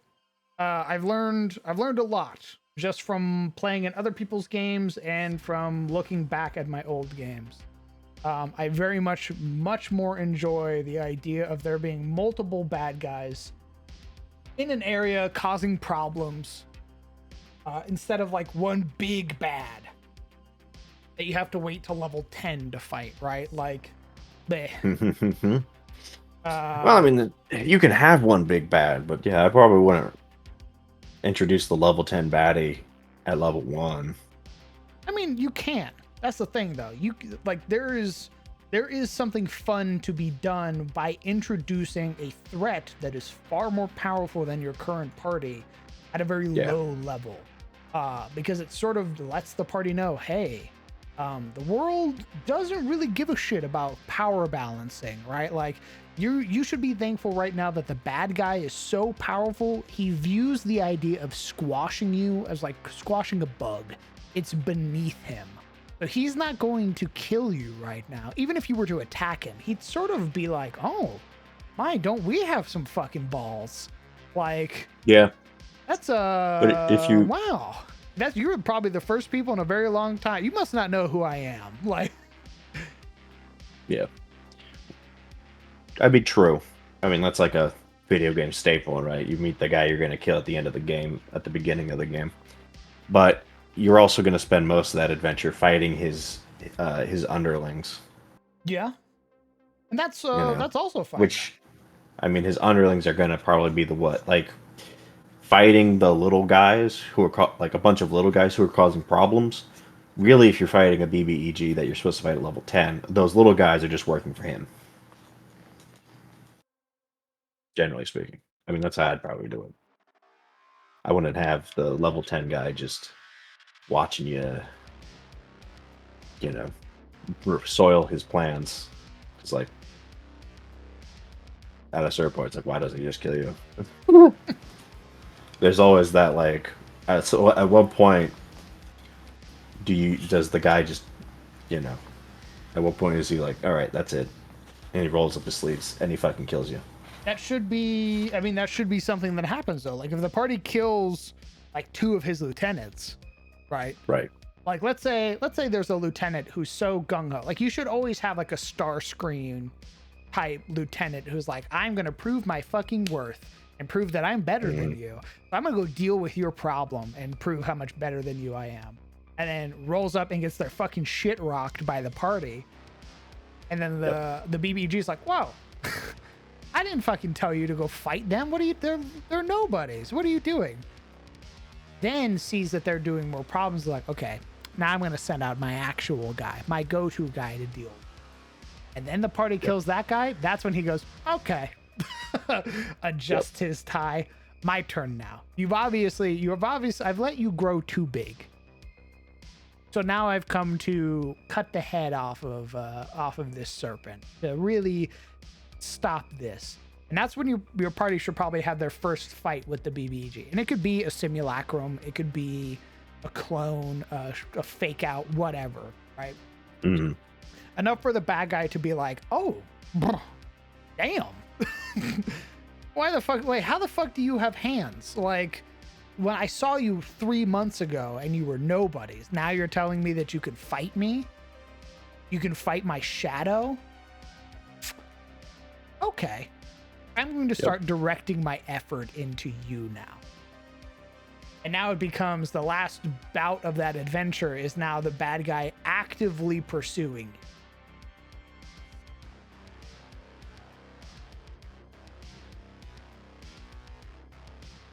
That's why BBEG at higher levels makes more sense. If introduced too early, then the party will always be thinking of beating him instead of focusing on more interesting rest of the world.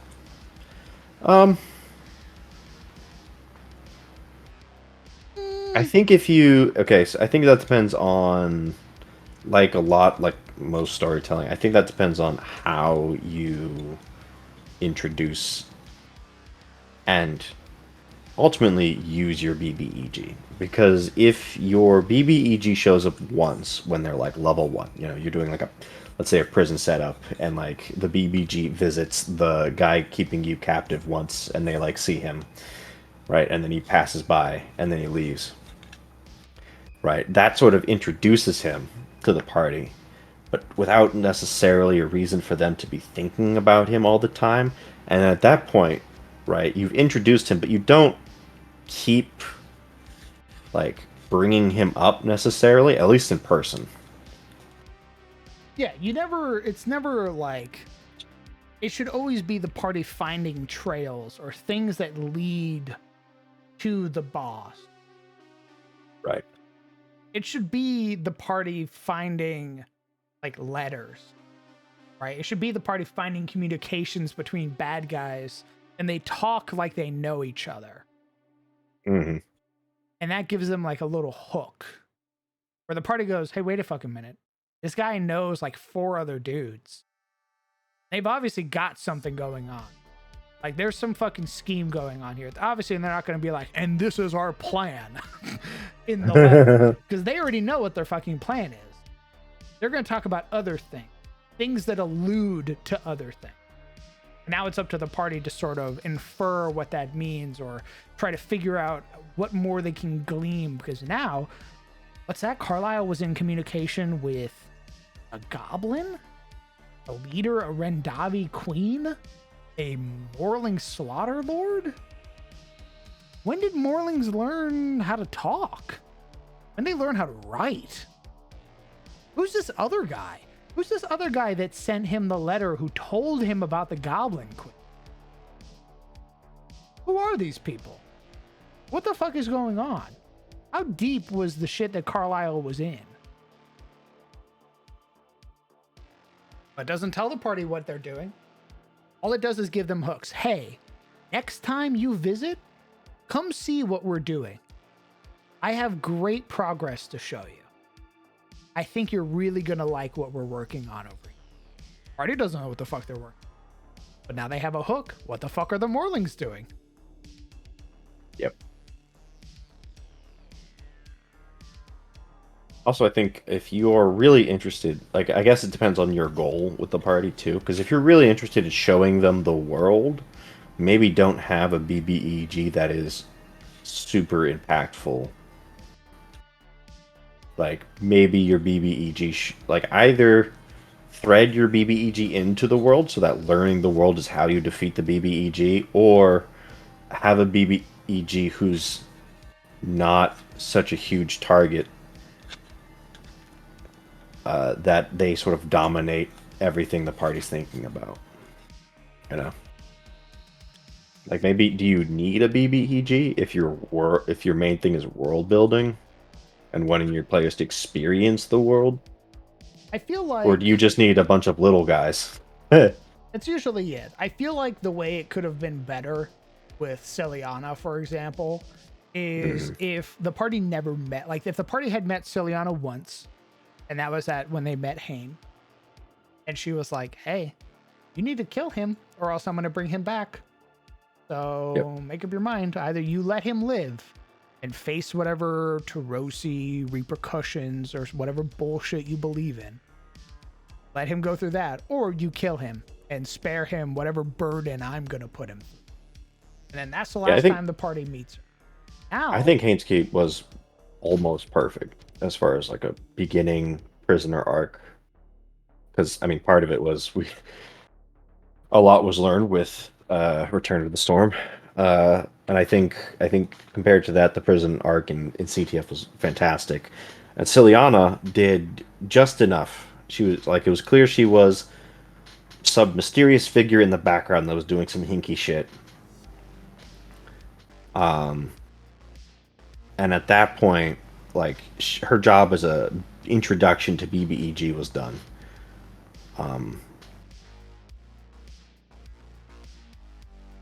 And then afterwards, any more introduction to Celiana as the BBEG would be through, like, basically her minions. Correct. That's how it should have been. The next thread that the party should have had should have been... it should have been the way that I had initially planned it. So here... The way that I had planned it was that... initially, all of the monsters in the region were her fault. Right? Like the basilisk, all that shit. Right. She made them. Right. How it should have gone is that the party defeated the Manticore, right?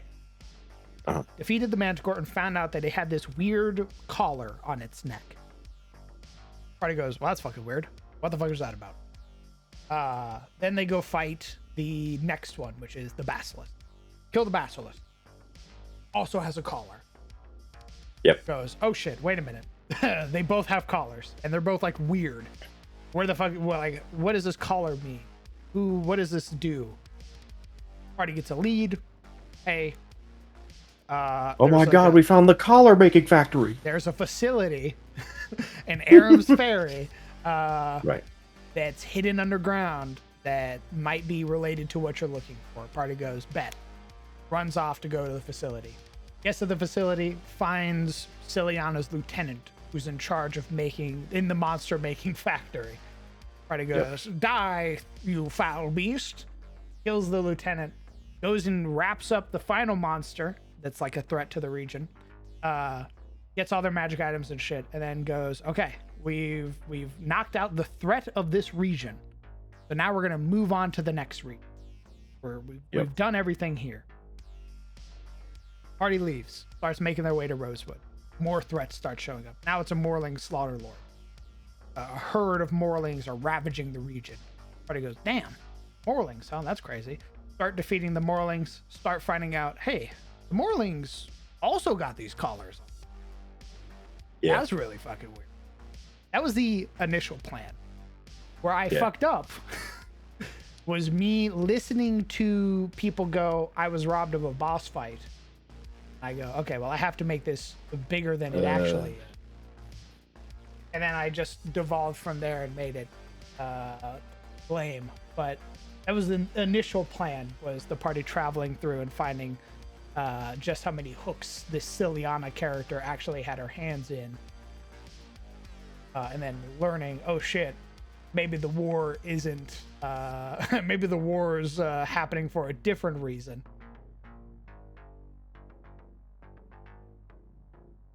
I think having Ciliana taking such a personal, vested interest in us, I think that should have probably been downplayed a little bit.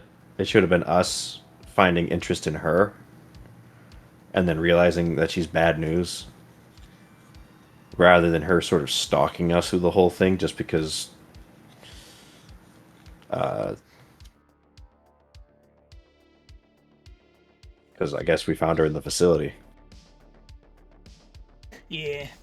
Because there's definitely several parts where like when we see like her lieutenant's shadow, stalking us. And I think a lot of what drove sort of the paranoia was sort of, and the sort of idea that we need to rush everywhere is that we're being, hunted.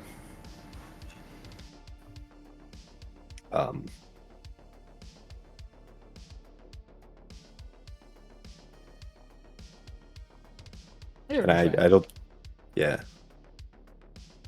Like, we should have been hunted. At a certain point, I feel like, yes, it totally makes sense we should be hunted for what we're doing. But I feel like we needed to do a little more to hurt her before she started hunting us. I can agree with that. In my opinion.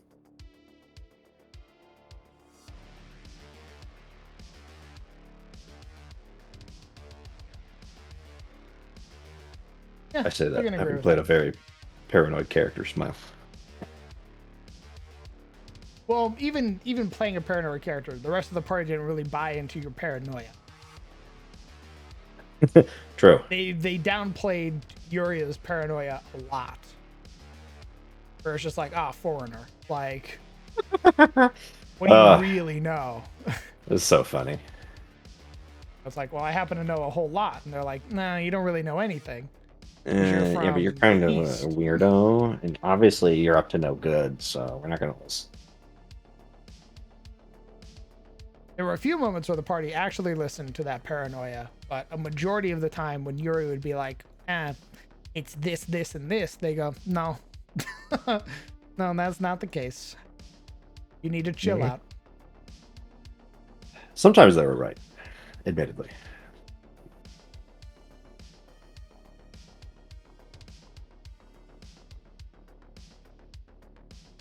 The Vipers are the BBEGs?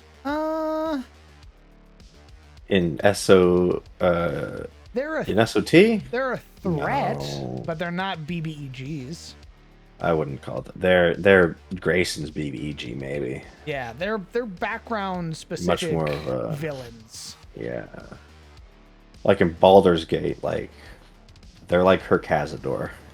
Cazador is not a BBEG to like the main story of Baldur's Gate. You can completely skip him. But if you're Astarion, then he's important. I think it really depends on how much the party wants to put into that. If the party wants to make them BBEGs, then we can make them BB. If we're very reckless and we just start butchering them, then I think they'll probably become BB.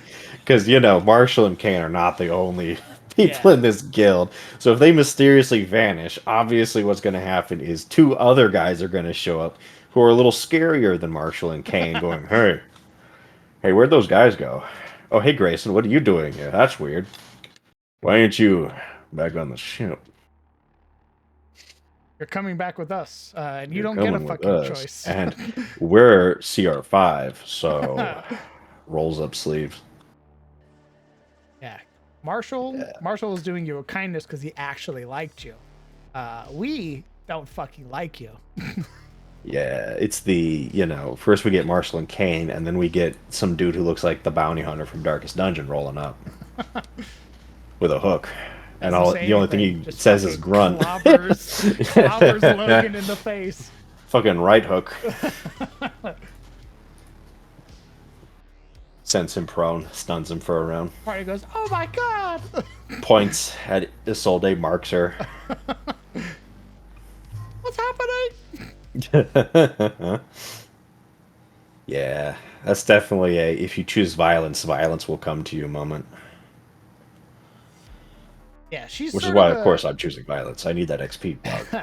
She's been given an out, so to speak, right? Like, Mm-hmm. Marshall's like, hey, you obviously are gonna keep causing us, right? Like, you're gonna continue to be an issue, unless we just fucking gut you and your friends, right? Here's the thing: you deliver this letter, don't tell your friends about it, keep fucking quiet, you make your way to Aram's Ferry. If you do that, I'll tell the boys that you're gone, right? That Yep. we'll let bygones be bygones, right? You do this thing for us, and I'm willing to turn a blind eye. But if she somehow has already fucked up Mm-hmm. by telling the party about the letter that she was not supposed to tell the party about, Oops. that's when you start turning these guys into legitimate threats, right? Like, Kane is a threat in so much as the presence of him is threatening. You have Rylan being like, that guy's dangerous. And you have Grayson being like, that guy's dangerous. He hasn't fucking swung a sword at the party. He Party hasn't has done not anything. fought this guy. But the idea that this guy is a threat is there. Yep. He's just intimidating. So once the party goes, okay, we got this letter, we do this thing, whatever. Now we need to go fight the Turneroth Guild. Now we need to go fight the Veiled Vipers. That's when you start getting into okay, well now these guys aren't just sort of background characters. These guys aren't the B plot. Now these guys are the A. Yeah. Yeah, if we escalate, then yes, they'll become the BBEGs eventually. I mean, the Deep Mother could have been the same way. If we decided to blow up my Chandra God, yeah. and just kill her outright, then more than likely her patron was going to get pissed and pissy. And we could have probably had the Deep Mother be the BBEG of SOT for a little while. Yeah, whatever we focus on. If we start throwing hands, then yeah, we'll get a lot of BBEGs. I think the party has done very well so far, and so in so much as who they choose to antagonize and who they've chosen to sort of fight, right? Yeah, if we meet Morlings, they'll probably be. We have decided to escalate that situation, assuming they ever find out. True. I mean, there is the whole idea, Morlings will just roll up and be like, "Wow, fight!" Yeah, I mean they'll do that anyway, but But if Rylan decides to go out of his way and meet the Slaughter Lord and go, "Yeah, I killed Ripjaw," and the Slaughter's like, fuck that guy. "Huh? What? What the fuck you do that for?" I mean, I get it, right? Did he fight you? He obviously challenged you I to slaughtered combat. him like the pig he is. That's when the Slaughter Lord laces their fingers together and goes, "You're an animal. And now I'm going to kill you." He was defenseless. He was chained up. Did he The talk only to thing he you in could his do was final moments? scream. Oh yeah. Yeah, So many words that I didn't listen to because he's a Morling. Yeah, I killed him dead. I slaughtered Fucking him. kill in that fact. guy. You bad guy. Me good guy. Yeah, that's when the I was like- Slaughter Lord goes, "I see. There's no reasoning with you. You're an animal." Thanks, Bay. Get Chad on him. Yes.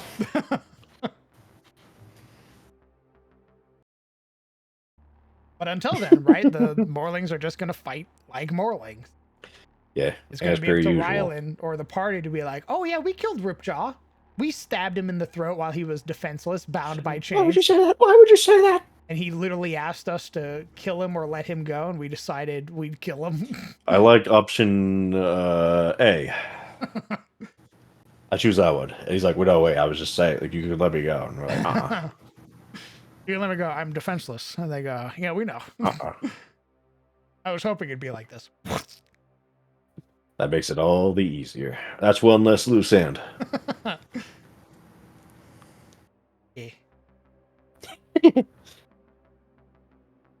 We're the good guys. I mean, there are people who are like, "Did you kill that Morling? Nice, good job, son." Yeah, That's a true I doubt Tarosa Hayne would be hero. like too upset if we told him, "Hey, we just killed a Morling in like cold blood." I don't think they'd be upset, right? Like, I could see a character being like, "Oh, that's not very honorable," right? Like, That was kind of cringe, but damn, yeah, I dude. guess. Like, you didn't even like fight him on You're like young. a sword, like with a sword and shit. Like, you killed him while his guard was down. All right. I mean, like, whatever. You're like 20 something, right? So, like, what do you really know about the world? That was very Yuria of you, sir. But hey, man, you know he's dead. You're alive. You know this for next time. So, if you do it again, well, I might think a little lesser of you, but you're so calling threats, right? It's not like I can call you a fucking monster. Not very big threats since they were chained up, but theoretical threats. Indeed. Very passively aggressively patting you on the back. Yeah, man, Good I'm sure job. I'm sure I that guess. Morling would have definitely Oh, caused some scary. havoc. Ooh. Oh, we got chained up by Rendavi. Ooh, big scary. Ooh. Yeah, You're a that's real big definitely, man. You know, dude, put some hair on your chest, huh? Nice. That guy's a real threat. You found him in a Rendavi dungeon? Huh. Wow. Crazy. All right, man. You know, we all have these, we all have moments in our lives we're not too proud of. This is yours. It's really, I mean, it's just, you know, think of it that way. We all got to grow up, you know. You know, some of us growing up just doesn't require body count, but hey, we're all different.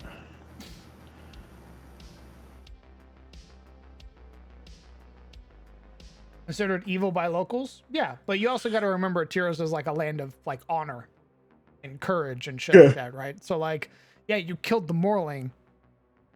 The Morling was also defenseless. Like, You killed a Morling who wasn't like a slaughter lord or Yeah. anything. Because they also believe in, like, you know, justice. So I feel like they would have wanted us to at the very least, bring him to Elion to face judgment before they hung him or something, you know, at the very least. yeah, Like, especially if they realize he could fucking talk. yeah. Which means the would've magistrate been- goes, "Oh, guess who gets to have a trial now?" Yeah, exactly. Get the Arbiter. This will be an interesting one. Like, Carlisle, let's be real, didn't have much of a trial as far as we can tell. They basically went, did he do it? And Olwen went, yep. And then they're like, all right, put him on the block. There was a day of him getting questioned by the Arbitorium.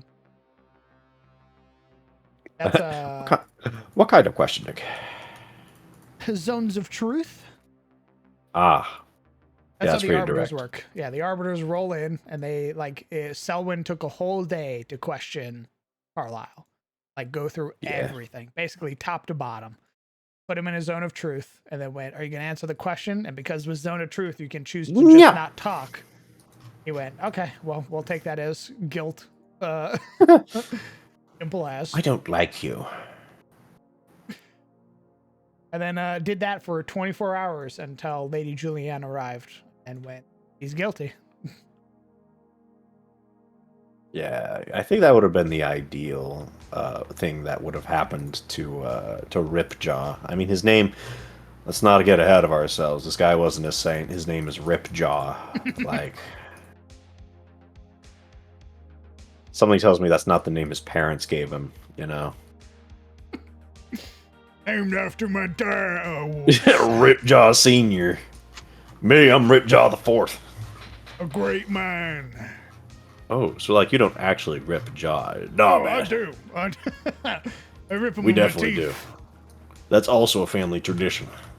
I learned from my father. I usually do it while they're alive, so they can scream. All right. What's the matter? Nothing bad. As I put the rope over the tree. No, you're good. Just keep talking. Oh, all right. I usually like Yeah, starting could you, from the bottom drop. Oh, that's a little tight. Real quick. Stand on this. Could you stand on this stool for me, real quick? Thanks. Yeah, I get it. Anyway, I prefer. I love children are the best. I love ripping their jaws off, especially. like veal. It's so soft and tender. All right. Yep. Yeah, Just close face your the eyes as wall. I kick the stool.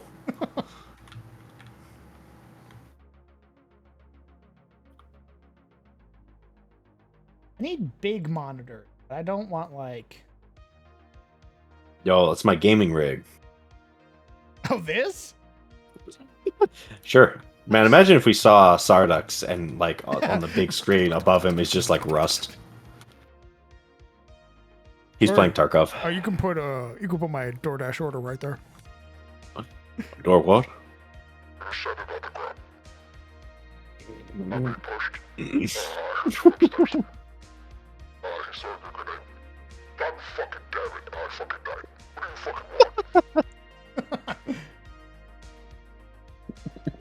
That'd be great.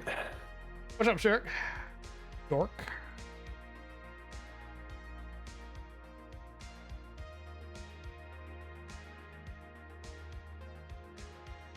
They lost a lot of information because they killed Ripjaw? Yes. Yeah. Yes, they did. Well, They also didn't really know it at the time, right? So, like, hindsight's 2020. Am I right, fellas? But yeah, it was information from Morling, so could you really trust it? True. What was he gonna say? More shit about his lord or whatever? Rage. Lord of Morlings? Yeah, right. As I blow his brains out. Never heard of him. If you Well, so those great tell you- resume right now. Why do they always call you Morlings when all we want is less of you? Answer that one for me.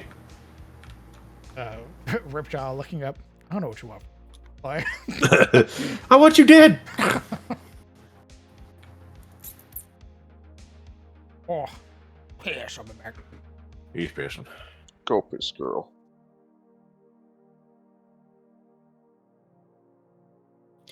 He's pissing. All over the place.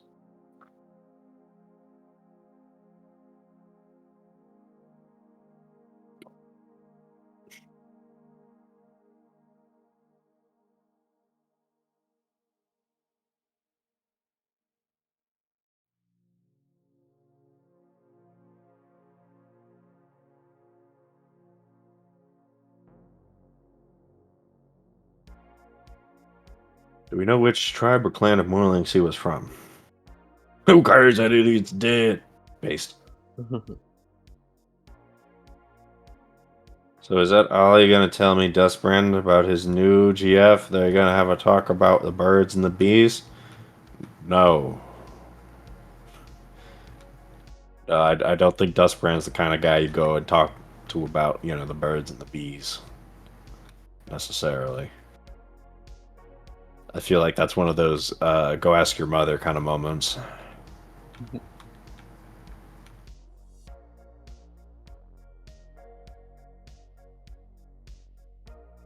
This is great because I get to take all the GTFO sound effects again, put them back in my playlist. Wait, what? I used a lot of GTFO sound cues and like alarms and everything like that in the facility. I get to use those. Perfect. Yeah, the random like map loading screen that they put in there. Again. You gotta stand on the circles. Bwah, Stand on the circle. bwah. Warning. Me foaming the door. Boom, boom, boom, boom. I'm gonna do some crazy shit like that. Especially because I want this dungeon to be huge. So Huge. I definitely am expecting to put Archotech things in the party's hands and for them to good. use them to shape the dungeon by like blocking off Ooh. doors, being able to like reroute power and shit like that. All right, which one of you assholes gave Ollie the mine layer? Thump. Hey guys, don't walk on that. I really hope that was a clicker. What do we think of this layout for the relay? Nice. It's real nice.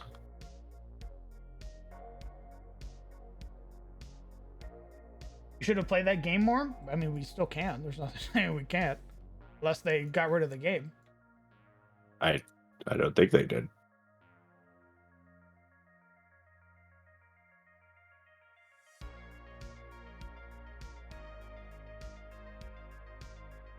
All right, smartass. Let's play tonight. I think it's already like 10:40. I'm That's gonna go to bed in like an hour. that's so early for everyone but Cecil. Uh, How about tomorrow then? I might be streaming. What are you going to stream? You said what am I gonna stream or when? Mm-hmm. No, what? More map making. I'm working on this mega dungeon. And we can't do it on Friday because that's when we're decorating Halloween stuff. So there goes the dream. It died on the fucking vine. Really glad I showed up. I'm glad you showed up too. Thanks, man. What you up to? I do it. I just spent the whole day text RPing, and I am tired as hell, brother. Oh. You know when your brain just feels like a tired muscle? Like you've been working it the whole fucking day? Yeah. Yeah. Nah, I never how I use feel. that. Saturdays when I play Core Keeper with Brett, Mazay, and Tom. Yep. That's why I didn't even count it. And then on Sunday we're also busy, so boop, just like that, it became a next week thing. So there it was. Are we busy this Sunday? You say ERP? What the fuck? Hey, the Sunday's Momo's birthday. Yeah, I mean, I know that, but like, I don't know what we're doing for, or what I guess y'all are doing for Momo's birthday. I don't know what we're doing either. She talked about like I was like, yeah, we're not playing, and then she's like, well, maybe what if I want to play? And I was like, what? Make up your mind. But I think she'd want to do like a one-shot thing, and I don't have nearly anything prepared to do like a one-shot, like a fun one-shot, I should. Yeah. Yeah, unfortunately, I don't have Mothership yet, and I'm not sure that's something she'd want on our birthday. For you, a gift of trauma. Stress. Oh, happy birthday to you. I killed your character. It was funny, and I'll do it again. Why are you leaving? What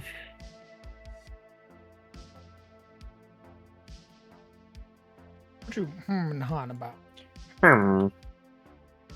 I just wish we all just had some time for each other, you know? Yeah.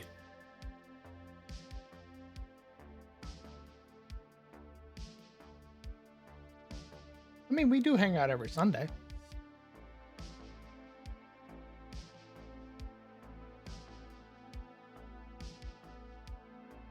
Not every Sunday. Pretty sure I'm in this Discord like every day around this time. I think anyone could join and say hi at any time. What I'm saying, it's not my fault. It's your fault. So I too blame the DM. Brother, I'm also in here. What do you want? You're barking up the wrong tree. I sit in community lounge with all the homies and like stream the game I'm playing and shit.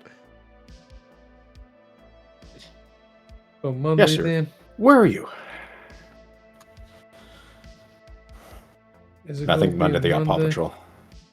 What? They got Paw Patrol Monday. Jesus Christ. But yeah, you know,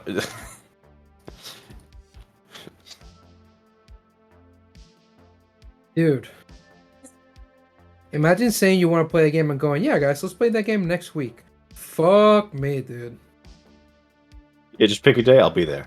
Not that day. I got a thing. Any other day. Dude, we systematically kill Ooh, every day until next fucking Wednesday. ooh. dude. Any other week, be free. But this next week, got a thing Tuesday. Sorry, man. Try another one. Try again.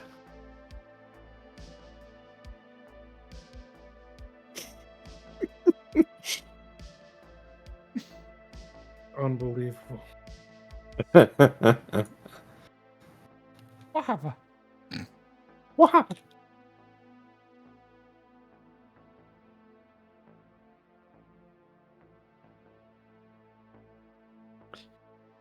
Boom, boom, boom, boom, boom, boom, boom.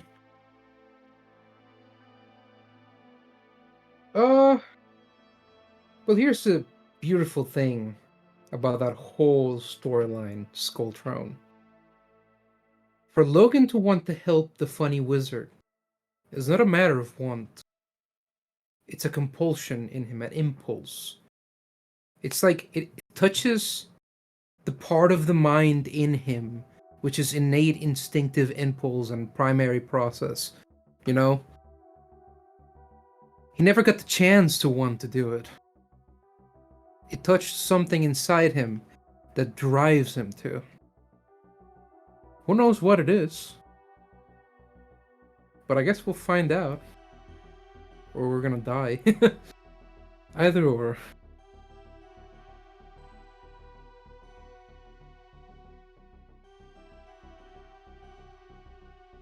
And I think that kind of feeling that it's inexplicable inside him is also shameful because you can't justify it. It just is, right? It's like a drive. Yo, this guy desires stuff. So, he definitely is generally good because he was raised to be good. But I think when it comes to taste and this particular subject, it's more selfish than that. That thing that compels him to want to help him to be involved in the dungeon and what it possibly means, the lady, right? He's a That, lady. unlike everything else, is about himself. And thus it's selfish. And thus, by how he's lived his life and his own morals, it's shameful because it's about him. So he's very shy about broaching it.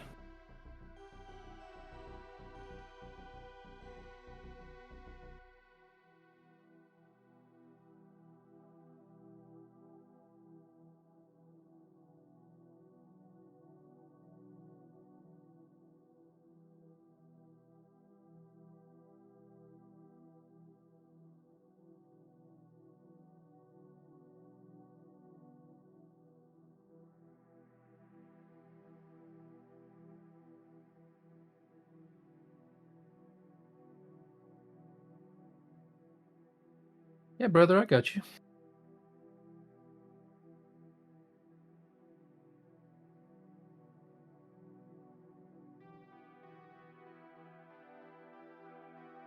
All right, I'm starting to lose steam, which is starting to flounder a bit in my creativity.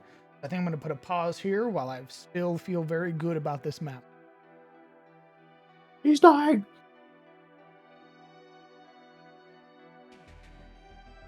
So, here's my question to you, DM. Hmm. How the hell did Yuri end up in there? Yuria is my size referencer. So I use her as a scale for how large everything is in comparison to a player token. So that way, when your guys' tokens are in the map, it feels like it's actually an appropriate size for your character or what is believable, thus immersive. You know, I respect your commitment to the bit. I must have asked you, why is Yuria on the map about I don't know, 77 times. And you always explain the same thing. We got people in chat who've never heard it before, so you know.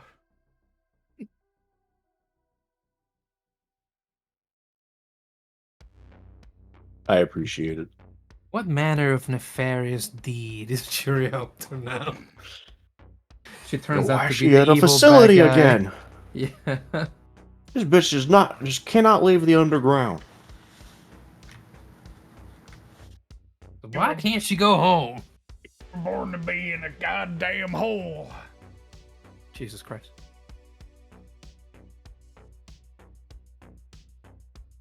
Yeah.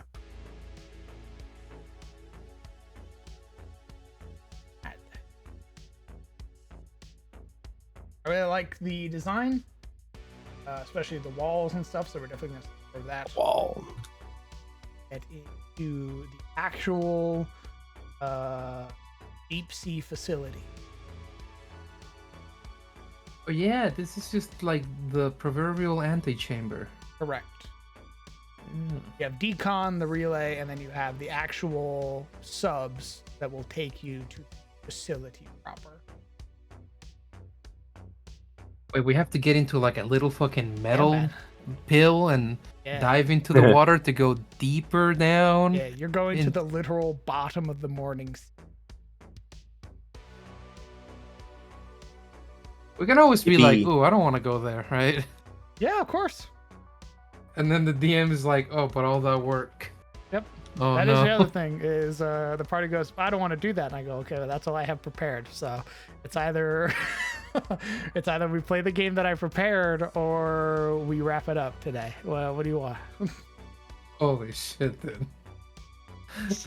That's hilarious. Like this unfathomable set of maps that he's built for us, and you have to enter them through this creepy ass like ferry that takes you deeper underwater, and the party goes, I don't know about that. I like the sun and the forest and the open wilderness. I can't swim for shit. Well, Logan can actually very well. All In the fact. Elion characters better fucking know how to swim. You live on a river. Like, What if I'm a cat? there are cats who know how to swim. Wait, so he can hold his breath Doval now, Yes. right? And he can swim as fast as he can run. Correct. So he technically swims like as fast as a fucking fish, or faster even, depends. No, you're a fast guy. You swim a lot faster than normal people. Not as fast as a fish, though. I can tell you most aquatic creatures have a swim speed of like 50 feet. Baseline. Do they dash? They can probably dash, right? They have usually things that allow them to move like double when they're doing shit. Okay. You're still really fast for a guy.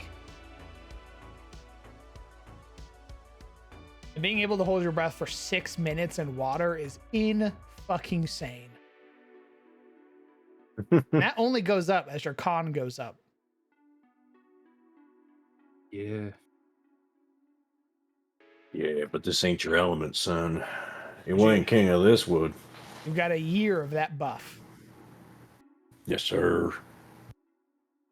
On the 30th of next year on Hearthlight, that goes off. So you better hope you're not underwater when that happens. That is fucking funny. Holy shit. Don't worry, party. I'll get the gem that fell to the bottom of the water. And I go, clock just ticked over midnight. So Chandra looks over. You dumb bitch. He can Snaps your fingers. technically clear 70 feet of water every 6 seconds. Yep. And if he, at level 5, if he uses the thing where he gets big, even more, it turn into 45. Sure. So it'd be 90 feet of water every 6 seconds. That's Yeah, a man. lot of fucking distance in water. Also a lot of distance on land, brother. Yeah.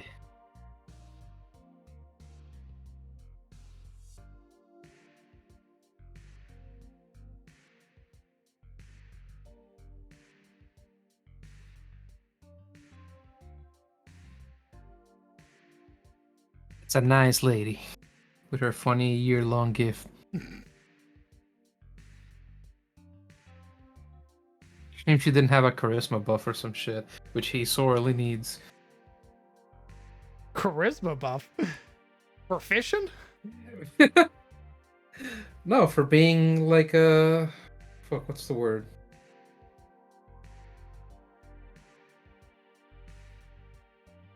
Because what's the female equivalent of like a debonair?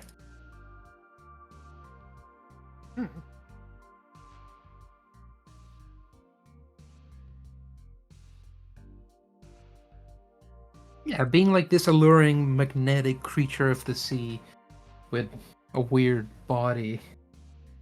I don't know, something beguiling, you know? Some siren-like thing. Yeah, that's not really her thing, though. No, it's not. But she's scary and massive and makes Rylan afraid. She does make him afraid.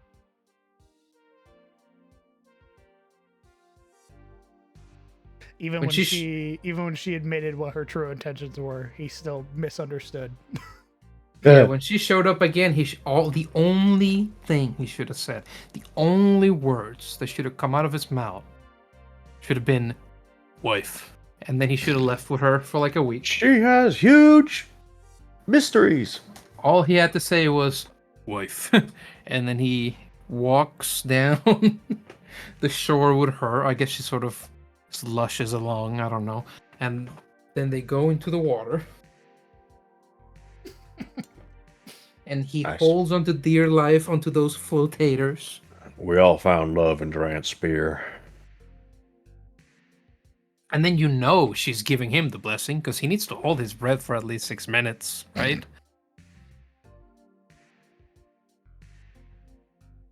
I don't think his con score is as good as yours.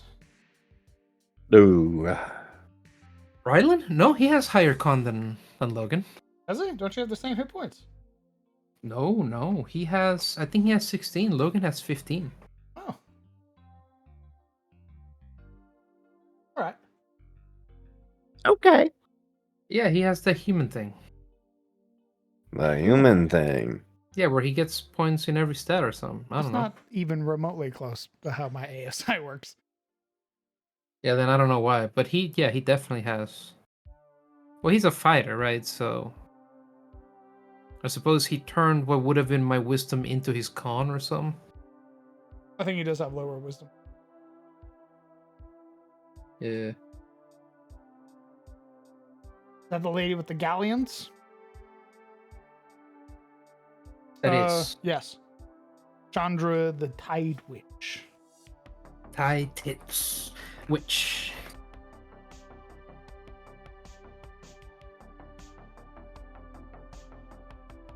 Dude, Choco, we have romances on every character, basically. Not every character. And 3 characters. I'm listening. What do you mean? You got Rylan with the blacksmith lady. No. You have Easy with like 30-something lovers on the side. I see. Your understanding of lover is very misconstrued. Curious. You have Oliver with his wife. That is true. Forever.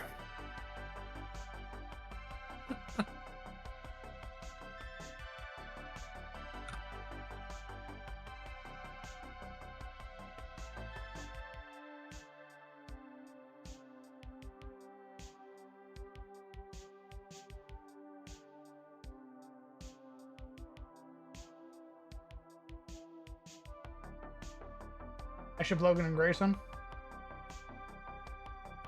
Interesting.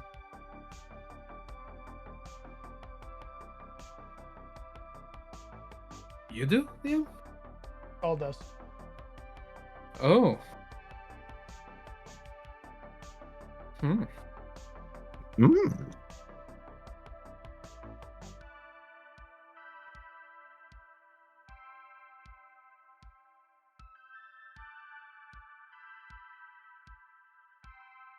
How does that quote go? That love flowers in the weirdest places or some shit? I don't know.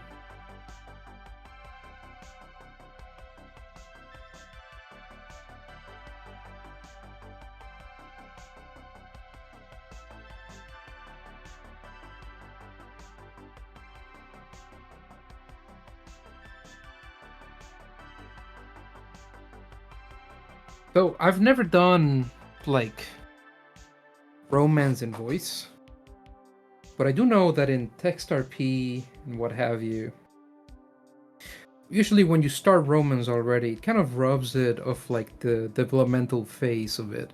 That is what gives romantic RP its body, right? No, Skullthrone, don't do that. No. Oh my god.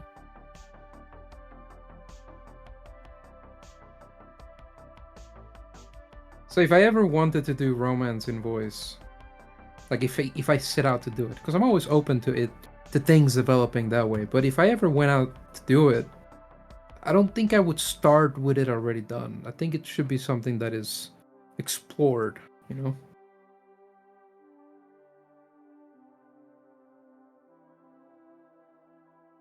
I don't like Even- pre-built relationships. Yeah, I yeah. think they're They cringe. they should always have room for failure, I think, because that's what makes them coming together have more value.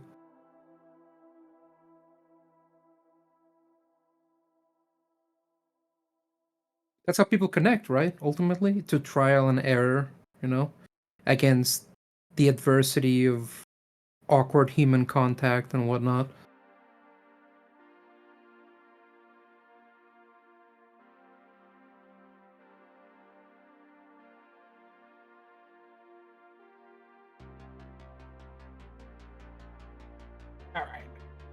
All right. I tire, and as such, You I'm ending the stream. Okay. Okay. Say goodbye to chat. Bye, chat. Goodbye, chat.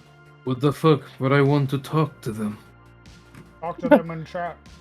You can't pull me away. I'm not pulling you away. I'm silencing you. Far worse. Don't bring about the darkness, please. Don't put me back in the box. Closing the door now. I'll be back. You keep remembering. Well, chatters, thank you guys so much for coming out and supporting the stream. I had a great time. we got a lot done today, and I am super excited for that. So thank you guys so much for all your support. The next time you will see me will be probably tomorrow. I'm probably going to stream again tomorrow at some point, and keep working on this map, the first of many for this mega dungeon, and go from there. But yeah. Hope you guys have fantastic nights. Hope you take care of yourselves, hug your loved ones. Let them know that you love them. If you haven't called them in a while, call them. I'm sure they'd love to hear from you. And I will see you guys later. Goodbye, chat.